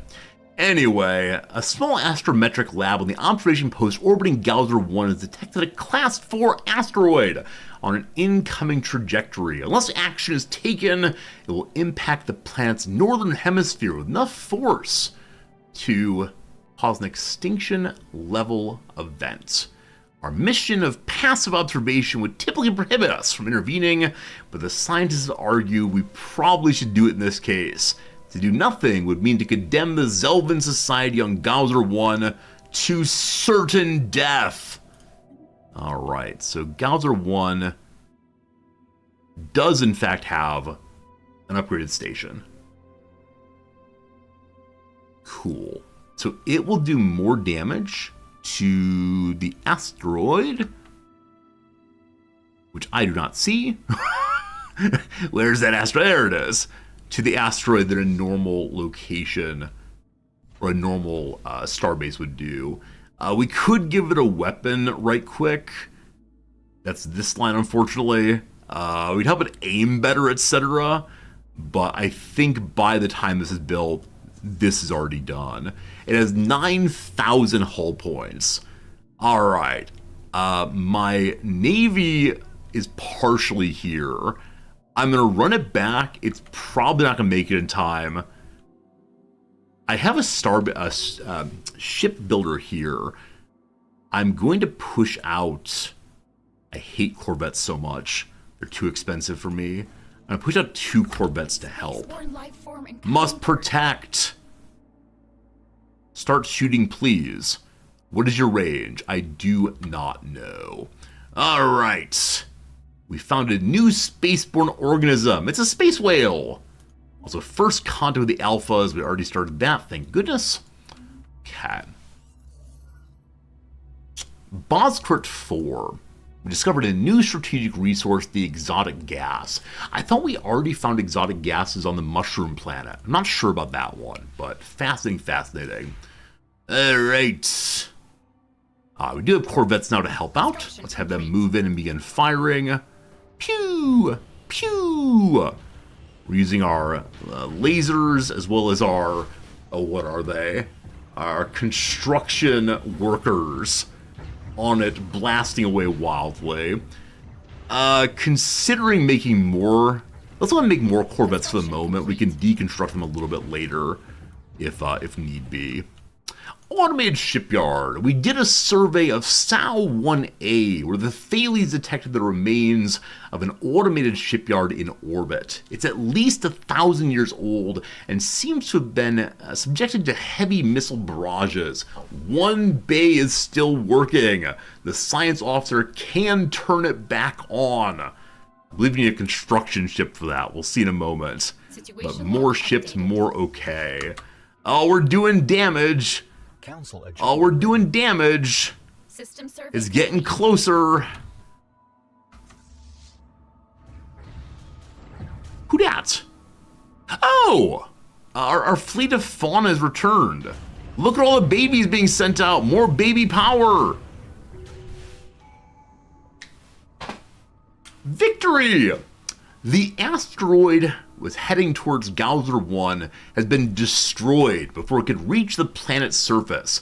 The fragments that reached the atmosphere burned up safely before they can cause any harm. Aside from witness what must have been a spectacular meteor shower, the pre-FTL aliens of the Zelvin Society have no idea how close to extinction they just came. One of the great filters has been passed.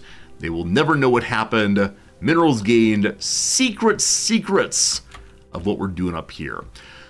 Alright, so we could go ahead and keep those Corvettes for the moment until we get ourselves additional, well, okay, they're already pushed over, until we get ourselves additional fauna, which we'd like to do, but I see we're already over by a little bit, so time to destroy a few Corvettes, unfortunately. You served us well, but no more. In the shipyard, we'll stop these also and get back to our colonizing instead. Someone is leveled up. Our commander and minister of defense, age 63. He's a pacifist, he swears. What does he want to be? So he's both on the council and also part of the fleet. The fleet doesn't need to do much right now. The fleet is primarily just defensively positioned. We found no enemies, so I think a bonus to the Empire is good. Faster shipbuilding speed, more soldier job stability. We have no soldiers currently, or just go Admiral. I think I'm going to go with the Strategist to build a little faster. It's not amazing, but it will be used. Assuming that bonus also works to Fauna ships. Who knows? Agenda goes, more unity for us all.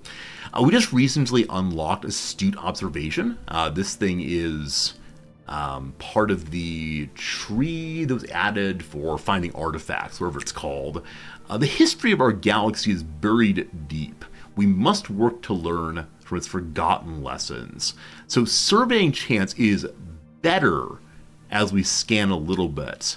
But then when it's done, we get a guaranteed astrological site, or archaeological site.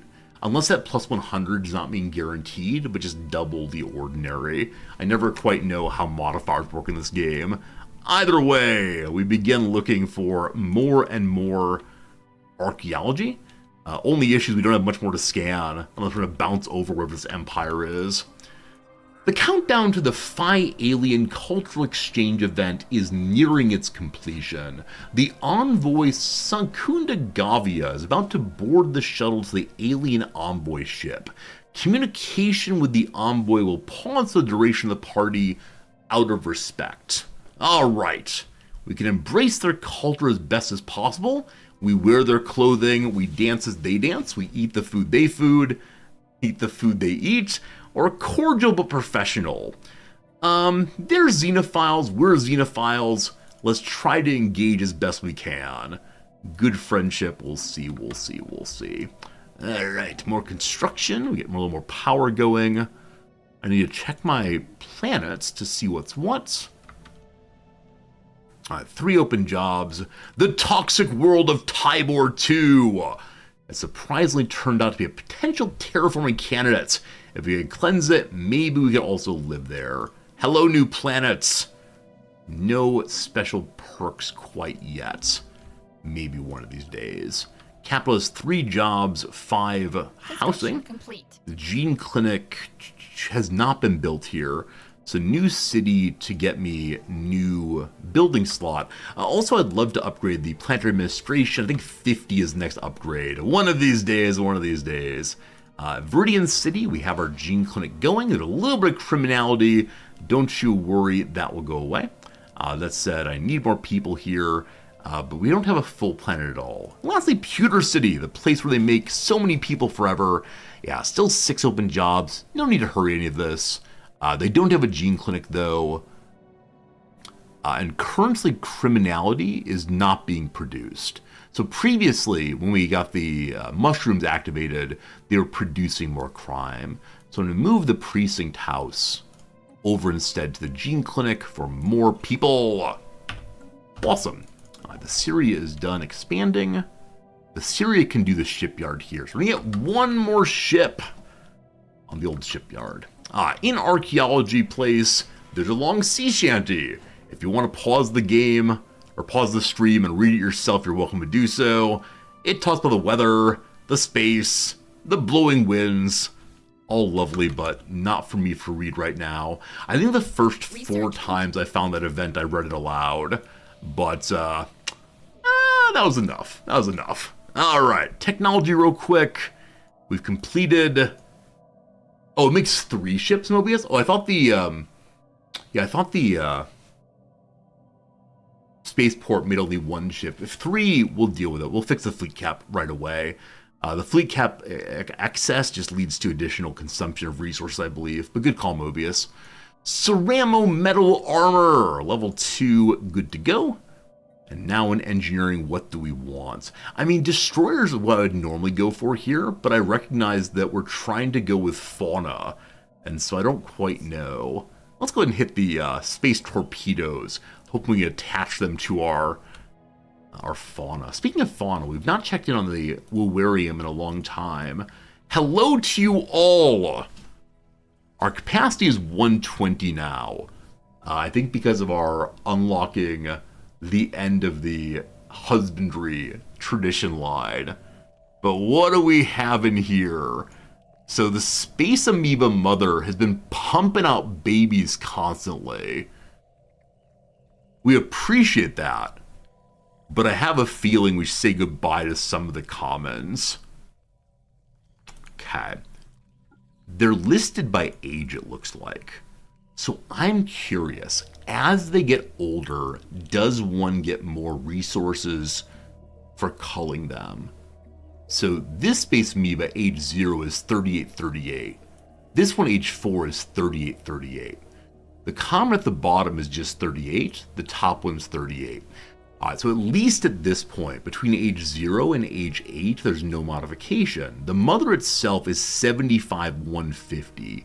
So I'm guessing the movement from baby mode to adult mode does increase what you get, as well as the different levels of rarity. Down in Tianquiville, so many commons. I need to put them in one of those bundle boxes. For now, we have plenty of space, though. We'll leave it as it is. The resources are living creatures. As good we can go. Here we go. HPG, we'll see you later. Enjoy your cleaning, my friend. We're receiving a transmission from the Belmacosan Covenants. They appear to have successfully translated our language. They won. Diplomatic channels are now open and all hostilities have ceased for the moment. I didn't realize we had hostilities at all. Also, I want to hear about what happened at the party. I think the party's over, unfortunately. Who dat? System survey complete. They're theocratic dictatorships, spiritualists with fanatic authoritarianism. Wait. We were told they had similar ideology to us. Oh no. Well met. I represent the Belmocasan Covenants, led by the illustrious matriarch Stock of Burgundy. We rule our region of space. Now that I read Burgundy, I want to do a French accent, but we rule our legion of space under a divine mandate, and so long as you do not interfere in our spiritual ethics, our relation may remain cordial. So it is the case that we are neutral on questions of spirituality. Authoritarianism we're also neutral on. They're a dictatorship, we are an empire. There's some similarity between the two, but they're holding onto a ring world that I want, so we'll be friendly for right now. I don't quite know under what conditions we as light pacifists may try to grab a system. I suspect we need them to attack us first. As heavy pacifists, we could go ahead and only fight defensive wars. We'll figure it out. For now, how nice to meet you! Alright. So they are blocking us in. We could try to jump over them. They wouldn't like that. They wouldn't like us very much if we did that. Over here, though, a black hole. We'll see. Alright, so tell me about you fine folks. Have you heard the good news? Is the good news that you're not going to tell me about your religion? Gosh, if only. Alright, so we can be against them because of ideology. Wait, really? So I don't know how ideology CBs work in this game. I assumed that our being pacifist xenophile would encourage us not to attack their ideology. It's just a different way of approaching the world. That's all there is here. But okay, it might be possible to CB them eventually. They want an embassy. We aim to establish an embassy on Pallet Town for the future benefit of the Belmacosan collective in diplomacy. I mean, for the moment, we don't want to go to war with our only actual neighbor. So we're gonna try to play it cool for right now. We can go non-aggression, independence, defensive pact, etc. We don't have positive relations yet, so I'm going to simultaneously send a buddy over to say hello and also do some espionage, because I'd like to know what size they are, etc. As of the moment, on the good old species page, or iconics page, what do we know about them? Genuinely nothing. And they like us pretty well at this moment. Well, we'll see what comes of it. A spy network online. We have no spy technology at all. Do we have... Yeah, they have pedestrian encryption, so we're roughly equivalent to all things spying. Hope that continues for a while at least. We're burning food pretty hard. It isn't the case that any of my current plans are good for food. We could see the next one being built right now.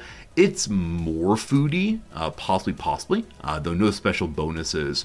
We could also go ahead and cull our animals, because the animals are consuming a decent amount of food and upkeep. Okay, it needed to be done eventually. It's going to get done now. Make sure to send an embassy. I thought the embassies were in both directions. Is that false? Yeah, so your embassies go in both directions. They offered me an embassy, and so I automatically made mine too. So already an embassy in both directions, all fine. Thanks for the attempted assistance, Tom Jerry. If you want to talk with other people than just me, there's also a Twitch channel going. The Twitch channel tends to be more active than the YouTube channel, but I try to talk to everybody everywhere as best I can. What was I just thinking about? Right. Think about this. Friends.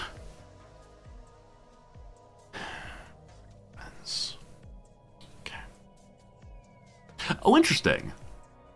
Previously, Big Boy here was called a space whale bull.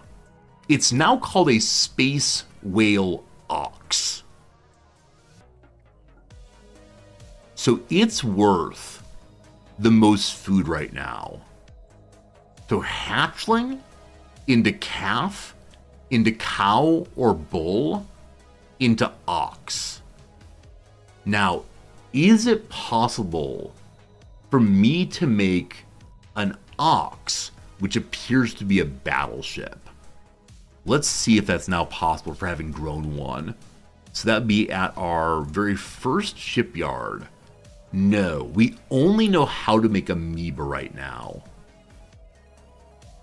Design automatically generated from latest technology, not quite sure. Not quite sure what's going to happen. We'll keep our eyes out for being able to unlock new ones. I do wonder if they're locked underneath the equivalent synthetic ship. So if you unlock battleships, you get the battleship amoeba equivalent. Oh, they're in green tech. Blue Moon, thank you. Blue Moon, thank you. We'll find them eventually. For right now, mere amoebas forever. As I was saying, though, I have some extra starbase locations. And no, the agriculture is a module, unfortunately. The trade hub is fully traded up. We can't starhold yet. Okay, this station is meant to be defense clap-a-clap. At the moment, I don't exactly want to militarize against them. However, so crew quarters definitely, and then we grab that gun battery. What's the beast port do? Specially modified hatcheries that clone space fauna. All right, this is the shipyard equivalent. Very good, very good. And I guess we'll give them more guns, more good for now. Cool. We're militarizing the border. Good, good, good. Oh, also, there is the wormhole here. I want to militarize it, but actually we do have one more starbase capacity. I don't need this right now. Just note to self, eventually militarize the wormhole. What do we learn about better energy grids? Not an emergency, but I look forward to building those soon enough. We're able to get volatile moats. The moats are used for Mostly military technologies, I believe, so not urgent on that one. Basic combat roles is a quick one, and who knows what it leads to in the creation of better little animals. Okay, so when Cerulean City's online, we're going to use it as our farm space, I do believe. Though it does have bonus mining also. Oh no! Our very first leader, Great Scientist Oak, the Ashen One, has passed away at the age of 89 while in service to the Empire. The people clamor for a memorial service to honor his contribution to the Pocket Monster Collective. A grand event will be held to give everybody closure and to bolster some ideals. Alright, Foundation, her name for 200 money. We all mourn our private procession. We start the Foundation. A non-profit foundation has been established to honor the passing of the Great One Oak. The Foundation marks a step towards peace and interstellar harmony, bridging differences between communities and species. NGO Go! Oak is dead. More pacifism, more society research, more good. What that means, we have ourselves a brand new Emperor, Marcus I, son, I believe, of Ash. Hey, Sneak, how's it going? Welcome to Twitch chat. Look, friends, a migrant from YouTube over to Twitch. Give a hello, welcome, etc., etc. Thanks for visiting the Twitch channel. It's the same place, just with more people. Alright, we need a new Minister of State, which is better envoy fun to keep our science fellows going. Alright, so you have a council skill of faster agenda speed. Your experience is terrible though, or you have greater stability. Sure, who doesn't love stability? Welcome to whatever you're doing there, State Minister. Also, not that. I want to see my sectors and planets. Our only sector is just this guy. You just go to the same place. YouTube has different policies. Does it? I treat both sides as exactly the same thing. I think I'm not really a stream that violates policies ever, though. Do I? Have I ever violated any policy on any platform? I can't imagine. I'm a very boring person. I mean, I guess we talk about awful things while playing RimWorld, but still. Alright, well, approaching Tibor 1A. The ISS Marcian had the standard event involving a mass driver round from very, very far away. The rounds are very old, and we got ourselves an intergalactic projectile. Once again, old events made new. How cool is that? Show me the collection. Master of Ammunition. Fired millions of years ago from a neighboring galaxy. These non-explosive projectiles traveled many light years, only to collide with a Collectivian research vessel in Tibor 1A. Despite their age, the complexity of the ammunition's durable design implies its creators had reached an advanced level of technological supremacy. So this one makes weapons do more damage. Another one to turn on at warfare. Oh, so many buttons to push when we fight someone. In the same way I forget to turn edicts on, I guarantee I'll forget to turn this one on also. That sure is something. Alright. I was saying before I might need to do some work here, but again, with the Wawarium having plenty of space, we can just keep waiting for them to level up. And once there are more adults, are they just gonna like pump out so very many babbies? Feels likely. Feels very likely. Alright, a new king, a new heir also. Who's the new heir? Who dat? The Misty Maintainer is Titus the Scientist. He's charismatic. What else shall he be? So we have 4 scientists. Right, the old emperor was a scientist also. Much like the Empire of Japan, this place is going to be full of scientists in the empire position. So he can't be Minister of State. He could be head of research. Eventually he will be our leader. The leader can be of any kind whatsoever. So Let's go ahead and just get more research, obviously. It'll come along sometime, and that will be glorious.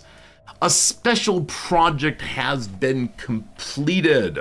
The ISS Syria has successfully restored power to an automated shipyard over SAO 1A. The facility immediately resumed its construction, using materials on hand to build an advanced frigate. Just one ship, advanced frigate? Unfortunately, the ancient facility broke down completely afterwards and is deemed beyond repair. We sent a crew to the ship and pressed it into service. Hello, new ship. Size 2. One ship, very good. Alright, so. Construction complete. I think this is a ship that might not fit into the fleet. No, it's gonna go. There's some kind of ship that won't ever join a fleet. It's very annoying. Alright, bring me more energy and such. Level up on one of our scanning scientists. What are you doing? Your automateds are just moving around in general. Alright, roamer surveys faster, or we finally get an archaeologist. My ship of Naxamander is doing the scanning right now, so you, my friend, will not be the archaeologist, I'm sorry to say. Only one archaeologist allowed, rather. So because borders are open here, we can scan through them, I suppose. And so getting another science ship would be a good idea, just to scan in this direction as much as we possibly can. So, we return to our basic shipyard at Gauzar and create the world's greatest science ship. A colony coming online at Cerulean City, awesome. And a good level up in archivism. So the new one on the left-hand side is Frontier Archaeology. We should push beyond the limits of our systems. We're able to truly grasp the history around us. We can now excavate archaeology in unknown systems. What?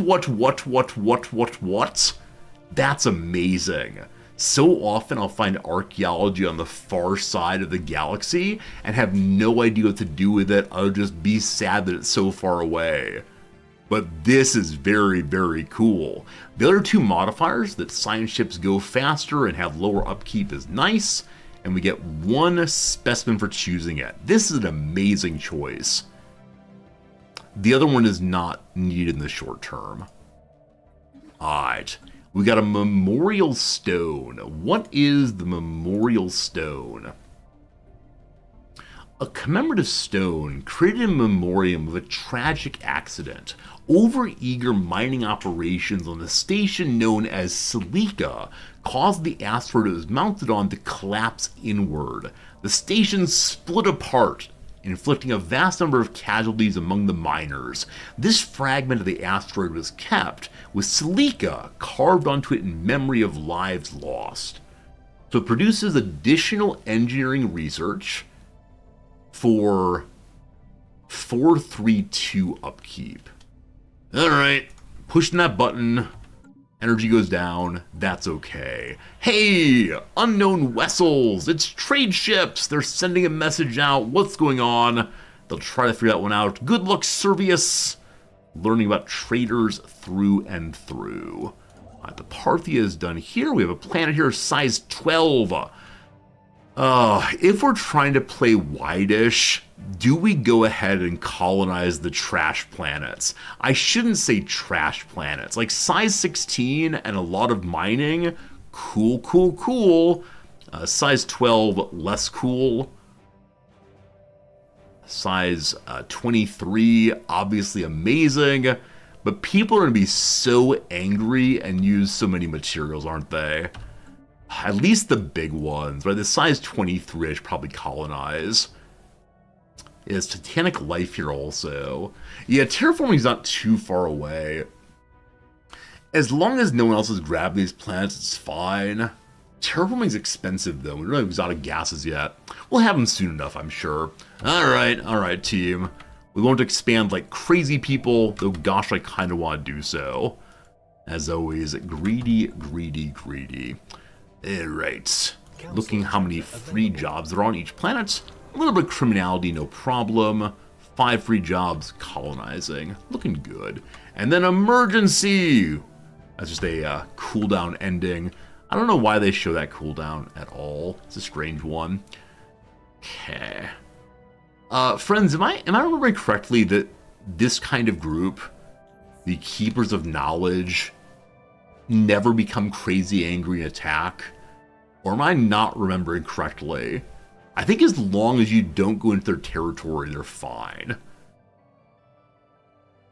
But they might be one that activate at some point. I can't recall what happens. I just can't recall. This might be real bad real soon, but who knows, who knows. Archaeology is happening. They'll go crazy angry at some point. All right, well, hopefully they leave me alone because I'm very small and have no real friends yet. More lyrics translated. More. In the interest of content, you're not going to answer that honestly. Wait, it's all content, right? Isn't it delightful content to have me hanging out? I don't know, like, I'm telling jokes, telling stories, wearing a tie. This is content. Hey, Your Eminence, finally a non-Halloween stream. I can be Halloween spooky. Watch my poor decision making. Isn't it horrifying having someone make bad dad jokes? I think that's all true, for sure. Ship's doing nothing. The science ship. Okay, you were just built for the sake of the air. Please don't get killed. It's called the Marinus. I want to change that name for sure. So next commander, Thales, you will be the Heraclitus. Heraclitus. All is fire. By which he means, I swear that all is change. Let's go. Please don't be lost at sea, my friend. We are over our naval capacity now. So once again, time to junk some corvettes. I'm going to keep the Dark Wanderer ship, our special ship we found before. But let's go and get down again. That's good. Bloomless says other 4 Fallen Empire types, they won't be angry if you claim land adjacent, but they can awaken endgame. Yeah, as long as we're not in endgame, we'll be fine. But they don't mind if we're, like, adjacent to them. Or other ones like, you better back off. We don't trust your kind. For now, though, we're friends. And that's fine. Friends with the ancient empires. Or at least as friendly as one can be. That'll be good. Construction complete. Pallet Town has an open... One moment, be with you. Pallet Town has an open what? What are you calling for? Open building slot. Why did I make that? Right, for Gene Clinic all the way. On the Relic World, called the Mining World currently, I kind of want to continue making power, though gosh, I recognize I should be doing science here. And I also should put a scientist as the head of this planet. Okay, do any of you have... Oh, do scientists automatically give governor bonus? They do. So head of research, you're in charge of that one too. And then we want to get research going here eventually, but blah, blah, blah, population, etc. Hello to you, little cuties. The Racket Industrial Enterprise makes strange noises at us. Eventually, they'll come on down in their caravanserai caravan collision and attempt to sell us neat things.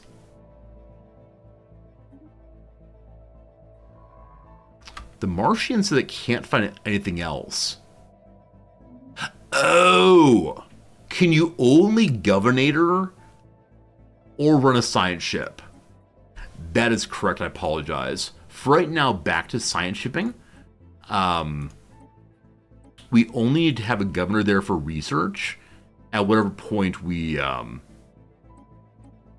begin doing science there. So no great hurry there at all. Hello, construction ship. I make you want to boot up this game. I mean, as I say often, one of my greatest joys is when my playing a game makes other people want to play that game also. It feels absolutely wonderful to me every single time. So glad that's happening. As always, food still goes down. I think we have so many minerals right now, and I'm going to regret doing this. We have so many minerals that I'm going to go sell some to buy more food, to make more... What are they called? More fauna ships. Goodbye, minerals. I'll surely miss you. Hello, food. Good to good. You want to play Stellaris, but you're doing World of Warcraft dailies? What's wrong with you? Why would you mention that here? Oh, it's been a while. It's been a while.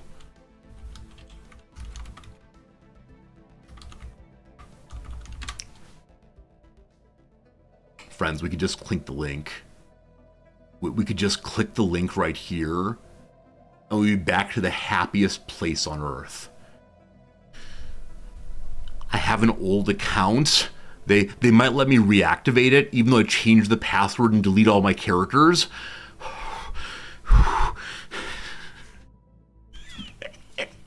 Only free to level 20. I'm sure that the stream budget could afford is it $15 a month? Man, I do wonder what would happen to the stream if we became a World of Warcraft streamer. Like, we all know that you all would unfollow and shame me forever. But I just wonder, like, what would the world be like had I chosen to be a World of Warcraft streamer? It's one of those things we'll never know, but who knows, who knows?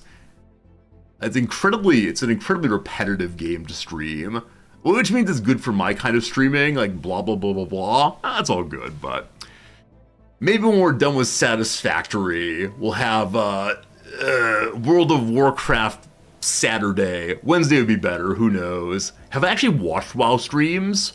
Not really. I mean, I'm aware of Asmongold, that's big old reaction streamer while playing World of Warcraft. But past that, I've not seen much at all. Hey, Recluse, thanks for the follow. You could donate $15 only for WoW use. Oh no, you're drawing me into this. No. Because then at some point I start like the Resorty Guild, and then we do Resorty raiding, and I stay up late trying to finish raids, and my wife leaves me. I already know how this story goes. In the line of Taylor Swift from Exile, I think I've seen this film before, and I never liked the ending. I think that's how it goes. No. Curators, we've noticed your careful efforts in collecting and preserving xenogeology specimens. The story of the galaxy is often hidden inside rock and stone. Your initial collection is impressive, and we like to offer services. In the interest of galactic preservation, we'll dispatch a specialist to assist you in the area of your choosing. So I have no money, I might buy some more in a hurry. Help us excavate the colonies, more minerals, more good. Or excavate the star, more mining station minerals, more good. How much is it? 1,000? Or at 10,000, 1,000. We're doing void mining for sure. You've been addicted to Caves of Qud. Yeah, Absinthe, I saw that game. I don't know how to say it still, but it's Caves of QUD. It showed up as one of the top 100 games of all time on the PC Gamer list, and a few people have come in and suggested I should try it at least once. So we'll see. We'll see what happens. Maybe one of these days we'll try that game, but I don't know. I don't know, team. There's too many games out there. That's the story. I mean, I didn't tell you all yet. I don't think I told you all yet. In the summer semester, right? We're in fall right now. Spring is coming up. In the summer semester, I've decided I'm not going to teach at all for the first semester in a very, very, very, very, very long time. And so, I'm considering doing something different in the summer. Maybe streaming longer? Maybe finally getting to make some YouTube videos that I've been threatening to make for years. Oh, that could be a charity incentive for the charity stream. If we collect X amount of money, I promise that I'll make at least a 5-video YouTube RimWorld series or something. I can't promise past 5 episodes. I get very tired. Lazy form professor? It's true. Here in Japan, the semesters never ever end. And so I don't have time to think about what I'm actually teaching. I just teach the same thing over and over again. A YouTube WoW series? I can't imagine. All right, so I'm going to go ahead and excavate the stars. 25% more mineral production for a time. From 75 to 95, we like it. Oh no! My commander has lost trust. We're not doing diplomacy much, so that's okay. Not a big concern. Can't trust him though. Can't trust anybody anymore. Yeah, I'm thinking a lot about what can I offer to you all for, what can I offer to you all for charity incentives? We'll see. I might enjoy Baldur's Gate, Divinity Original Sin. Oh, I like both of them very much. I love that kind of RPG. It's just the fact that story-based games don't stream me terribly well. It don't stream me terribly well, my friends. They don't stream terribly well for me, rather. So, you know, gotta decide the right games. So probably no Baldur's Gate 3 here. Even though I would enjoy that kind of game, even though I'd have fun playing it, I wouldn't have fun streaming it, unfortunately. But that's how it goes. A large mineral-rich asteroid collided with Tiram 3 at some point during the previous 1,000 years in what must have been a major impact event. An abundance of minerals can now be found on this planet. Ooh-wee! Fortuitous event, plus 3 minerals. I like it. New frontiers established. All right, new colony online. Cerulean City is ours. I'm going to try something different than usual today. I'm going to make the Hollow Theater first because it makes Big happy. And I don't remember what Big Happy does, but maybe it'll be a good thing.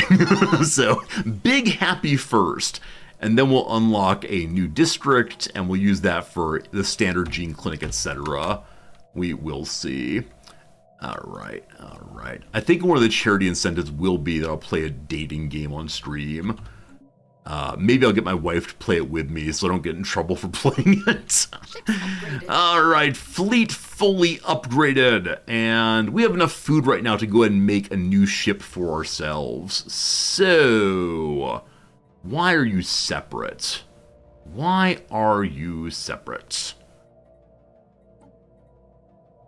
Oh, I mean, can I just reattach them?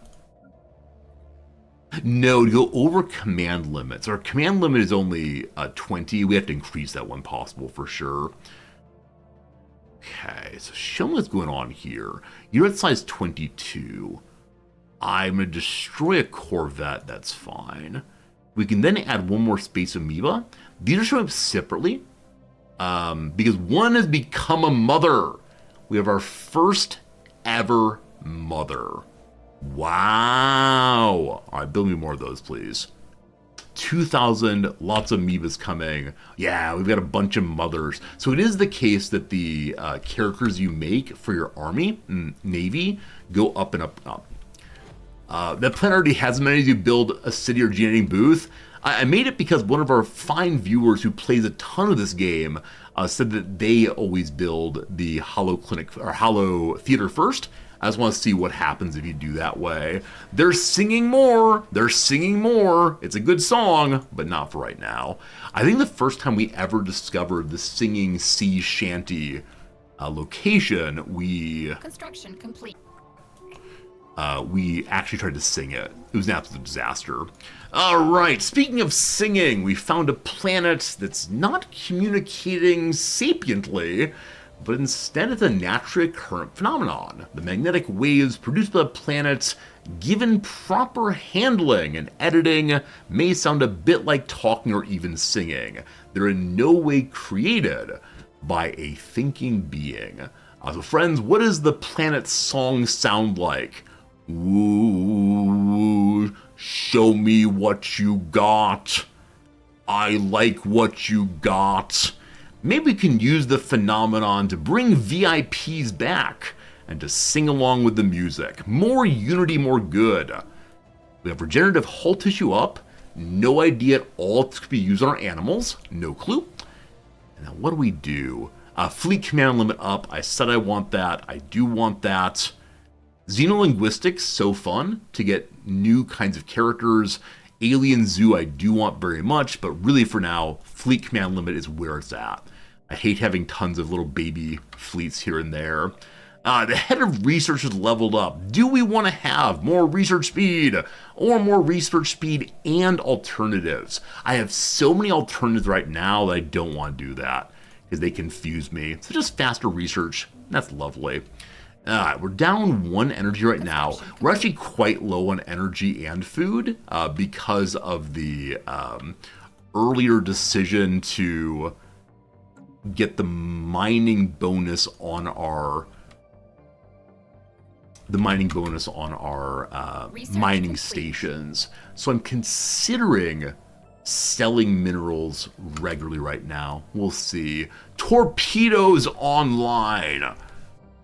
In energy now. I mean, if I'm going to sell minerals, we can get even more minerals. Though each of these are locked down still. So there's a whole bunch of more technologies we could unlock. For now, though, deep core mining, dig. And I'm going to go ahead and flood the market with minerals for just a moment, as we're in good shape. 500, seems good. A little money, food still struggling. Come on, Cerulean City, you're the best food place I got. We'll see. Hollow Theater's online, so many amenities, so much joy. Gonna be good long term. Another level up on the Ashen One, on our mighty Emperor, Marcus. An ambassador for more trust or advisor for cheaper pop upkeep. Definitely that, I thank you. Speaking of pop upkeep, he also got a little bit of trade value. Is there any uncollected trade right now? I'm not seeing any, and that's pretty darn fantastic. Okay, this is amazing. We just got ourselves a tradition unlock that allows us to go and look at archaeology sites that are not in our territory. So we can just go look at that before anybody else does. That feels absolutely delightful. Yeah, mighty silly. After the current archaeology is done right here, we'll have them bounce up in this direction, and that'll be lovely. Statius Consentius, one of my scientists, is slower at scanning. That's pretty awful. Hopefully that settles down pretty soon. We've excavated an archaeology site fully, the last bit of the sea shanty recorded, and we gain a specimen of the same. Okay, we'll check out in just a moment. Science ship here, I'd like you to go up this way and do the archaeology on Larbo 1. There's still more archaeology inside of our system ourselves, or our empire. We'll come back to it after we go steal things. Sorry. All right. Now we have to go down the line of expert negotiation. Most importantly, extra specimens to sell will be cheaper than, or more expensive than before. Good. So, show me the new item. Up here in Aesthetic Wonders, an epic item. I believe this is our first epic aesthetic item. Is it? It may be our first epic altogether. Indeed it is. The transcribed accompaniment to a sea chanty found aboard a ship designed to sail along solar winds. With so many references to storms and weather, it can be guessed the species who wrote the music come from a deep-set nautical traditions on their home planet. It remains unclear as to why the song is designed to repeat in its entirety for intervals of almost 10 hours.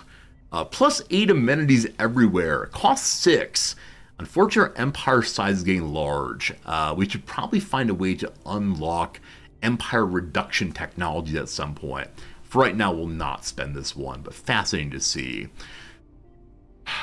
Okay, so we're at 3 precursors. I should go ahead and get another one. Getting myself a pile of Unity is cool also. Or we could play Gachapon.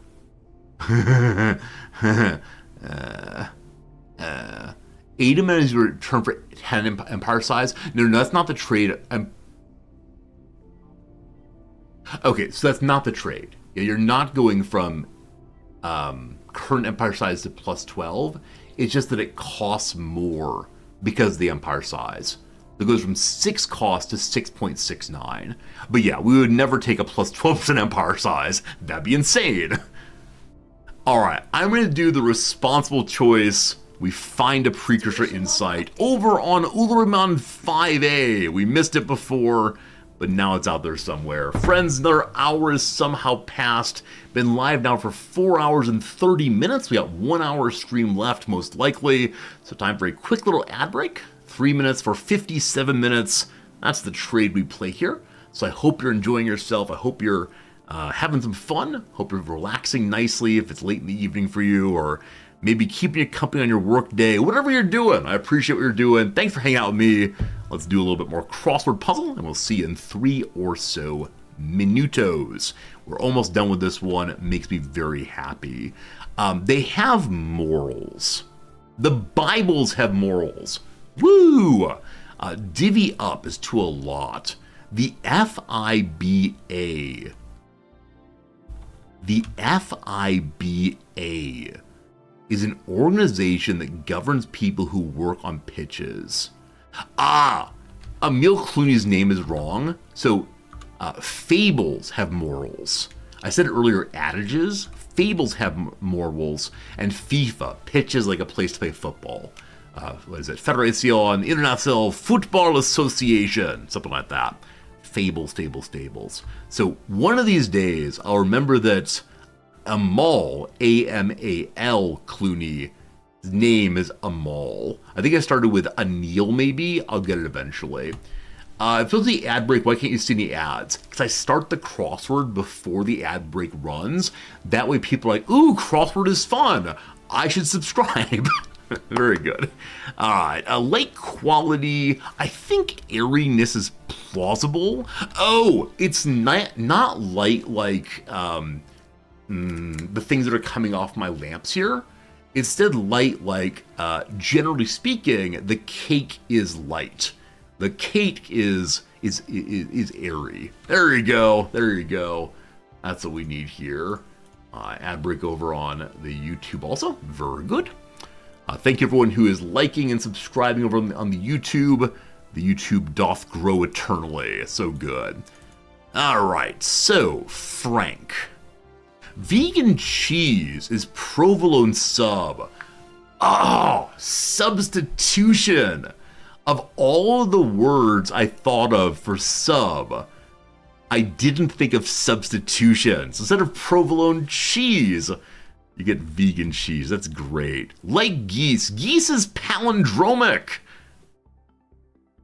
Not geese. Geese EG is a palindrome. That is such a cool clue. Because I never would have read it in the correct way. Because I read it as geese, for example. That hard break there. That's a wonderful, wonderful clue. Alright, so the role for Chalamet. Willy Wonka! We did it! It took way too long, but a Tuesday puzzle has been defeated. Woo! Oh, Frank like a hot dog. A weenie. He's a Frankfurter. Nice. That had some fun little gags, some fun little engagements. I'm a fan of that. Excellent. I took way too long on table for two as what holds up a romantic dinner. I got pop brownies instantaneously, and that felt very, very good. Pad CU, I need to learn how that's spelled. Alternative to drunken noodles at Thai restaurant, Pad CU. It really is a triple E. Gotta remember that. All right, the Tuesday has been defeated for the week. How about some Monday? OMG obsessed in a drag culture phrase.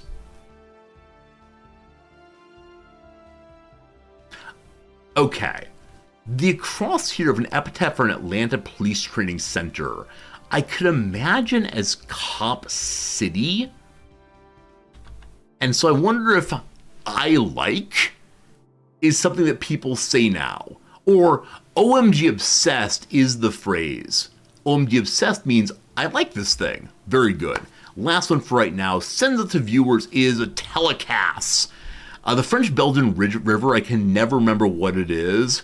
Because as an American, YS makes no sense to me. I guess as an English speaker, YS feels really, really bad, though I know it's common in Belgian folks. So, I don't know. Is it Seer? Civ? No idea. We'll get to that in an hour or so. All right, team. The final hour of play. Let me take a sip of the old coffee. That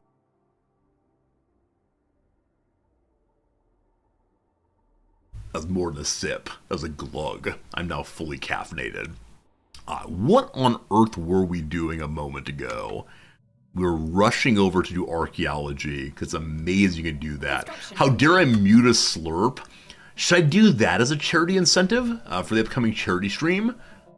Resorty ASMR stream, where I make weird mouth noises, and you all say, ah, this is so relaxing. Yes, Resorty, do that again. There are many things I will do on stream, but that is not one of them. Never, ever, ever, ever. As we've expanded, we've kind of hit trouble with food, and consumer goods are down. I think I'm selling them, maybe? Or am I selling minerals? I'm selling nothing. I said before I just sell some minerals. Let's go ahead and sell, I don't know. Apparently there's ways to know what will crash the market. I have no idea. We'll sell 50 right now. Seems good. And then the food sitch. It is time. It really is time, I believe. Because there are just so many of them.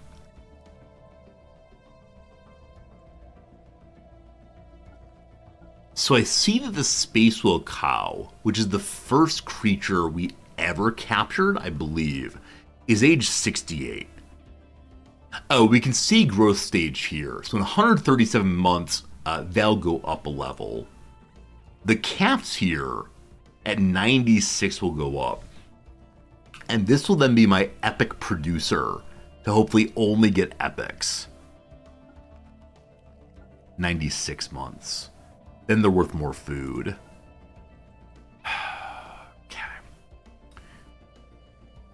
I don't know if I can tell what the mate status of these are. While they're calves, they all seem roughly the same. What is this? They can get energy siphons and regenerative hull tissues. Delightful to see that, yes, indeed, it is possible to upgrade with technologies I research. Fun. A biodrive, a biothruster, a biosensor, and basic neurochips. The ship will charge straight at enemies and try to deal as much damage as possible from the range of their shortest range weapon. That's what they got right now, just charging on in. How about we go up to the ox? What does the ox do? A bunch more lines for the energy siphon. Same neurochips though, just rushing in and blasting. That's just fine. Okay. Okay. We got a lot of space amoebas. They have such cute names. I don't know how to pronounce the Tianki names, but things like BD and Sudo. Okay, here's the first call. There are 2 Sudos. That's confusing. That gives us research points. This will destroy the creature. Where's the never show me this again? Okay.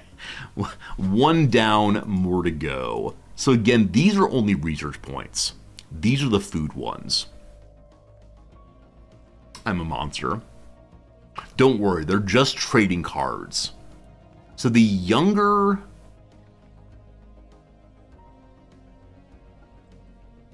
Again, I wish I knew the gender on these things. Sex on these things. Okay. I'm gonna cull the 2 youngest. Oh, I think I got a new DNA or something when I culled. Yeah. So if you cull it, you get a new genetic material, which you can then use to clone differently. Huh. They're trading cards. Can you trade them? Sneak, are you interested in getting one of my Space Wheel Calf rares? I'll definitely trade this one to you if you want to. I'm totally cool with trading that to your save file. If you want it, sure. Just let me know. I'll trade it over right away. Okay, and cull a few more. You want it? Okay, cool. I'm gonna push this button, which loads it into the cloud, and then you download it. Trading card go. Boom. Cat. You get different DNA for what level of maturity the thing is. I think not on the commons, but only on the other ones.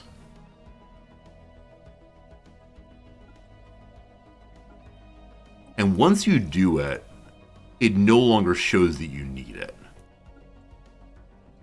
Fascinating. Fascinating. Deciding what to cull, deciding what to keep is just something. All right. We've gotten rid of a few of them. We got some space. I don't know what to do with the genetic material. I'll trust it's being used in some important way. Hope there's not some like weird guy who's just grabbing it all. Friends, do I try to lock these people in?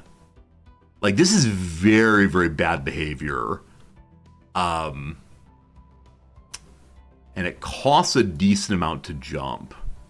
I mean, 128 more influence. What did I spend influence on? Research complete. Huh, not sure. We'll see. Combat rolls made. Maybe those combat rolls will get into the Tianki brains also. Have you wanted more power than you've ever had before? The Dyson Swarm is pretty cool. Getting additional Astral Fun would be great too. More research, more good. Let's do Astral Action, so the opportunity to read more storyline. Because Survey complete. Where CK3 is for role-playing and Hearts of Iron is for making our division planners correctly. What is Stellaris for? It's for just a lot of reading. I am still considering just a little bit what it would be to turn on the reading voice. Because I've never heard the reading voice in game before. Is it a good voice? Is it an enjoyable voice? Or what exactly? A nodal consciousness has been delivered. Zelvan explorers on Gauser 1 have discovered a previously unknown species of molluscoid. On its own, each of the creatures barely qualifies as sapient. It uses the standard Windows reading voice. I actually don't know the standard Windows reading voice. I can go watch Shen's VOD, see how it works. I mean, we can just turn it on for a moment here. I don't need to go watch our streamer.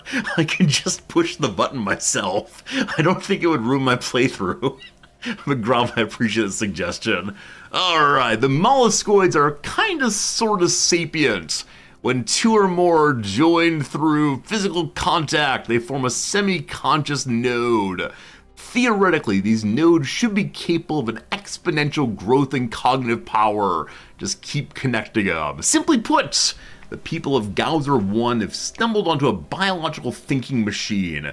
Given time, this discovery could herald the advent of an organic singularity. Our policy is to never interfere with pre-FTL worlds, but can we really afford to stand by and watch? Something's gonna eat all of the pre-FTLs. We can watch and learn. Let's see what happens. We can stop the singularity, or we can promote the singularity. I mean, we're non-intervention, we're pacifists, we're just gonna watch it. Life form encountered. Does that give a special mission? It does. We'll see what happens. It's lowering their stability as weirdness is happening there. We will do nothing but watch. That might make us bad people. I'm not quite sure. All right. We have a couple more Cybrix bits to do. One here, apparently. What science ship is doing? Nothing much currently. Thales is there. Heracles is here. When the Heracles is done with this special mission, we'll move more to the Cybrix spot. A Vool society has been encountered. The Vool! We've detected the presence of a pre-FTL alien civilization on Hermtares 3 in the Hermtares system. They've entered the early Steam Age, and there's clear evidence they're beginning to make use of both vehicles and factories. Let the singularity happen on our old steam engine friends and get new steam engine friends. That's great. Cool. Where's again? Hermtares 3. Where's that? That's going to be the do we jump over and see what happens over there. We'll see. Alright, in-ray construction. Power is fine. Can't afford it. We get more influenced by rivaling people. I don't want to rival the neighbors, of course. Here we go! We've traced the unusual electromagnetic radiation emanating from Tonioff B3 to a secret subterranean bunker hiding a megacomputer the size of a battleship. Our researchers suspect it may have been there for several thousand years, hard at work solving a single very complex problem, the nature of which still eludes us. When the crew attempted to interact with the computer, they discovered the facility, which appeared both abandoned and unguarded, was in fact operated by a security AI, the highest purpose of which seems to be frying visitors alive. As the crew defeated the AI, it broadcasted a message to an unknown recipient. We can destroy the computer and get some cool stuff. We can use it to boost our own research or let it do its job. Hooray Unity, let it do its job, of course. Next Unity level is 2 months. So soon. Yeah. I think we'll just... Okay. If we don't jump over them, there's not that much here, but I would like all of it. So, again, what is the jump cost? I think it was 120 something. Are we 90 more now? So a total of 150 points for the jump. So unsporting, but I think we got to. Alright, so each rare or better specimen exhibited increases production of the category by 5%, and we get a random specimen. Okay, how does that work again? So it's production of plus 15%. Is that production, i.e., how much stability there is, i.e. how much amenities, etc.? I assume so. So it's just when you get rares and display rares, is it rares or better? Either way, we're going to take it pretty soon. It's rares or better.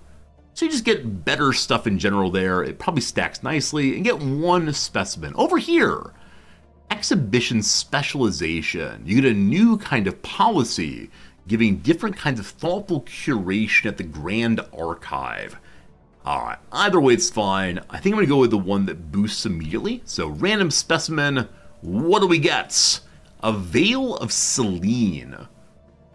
Selene is some goddess. Might have to do with the moon, maybe? I'm not sure on that. I'm sure one of you knows and is typing right now. Resorti, Selene is a Latin American singer that people are very sad died early. Alright, where's discoveries? Okay, the new one is a stimulating and intoxicating mask. More than it seems, this veil is imbued with unique sensory properties that allow it to gently overwhelm visual, olfactory, and acoustic biological receptors. It's believed this headwear was worn to disorient those who encountered it and make them more susceptible to suggestion. It's rumored the original owner had some amount of psionic capability. So more amenities for more power. So we've kind of swung wildly on power. I must have power up and going somewhere then.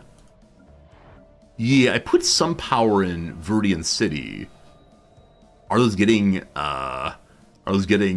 staff now maybe? Whoops, missed that. Let's see here. Show me your jobs. Yeah, they're getting staffed, so it might be what it is. I don't recall doing anything else that would have spiked this, so we have plenty of power.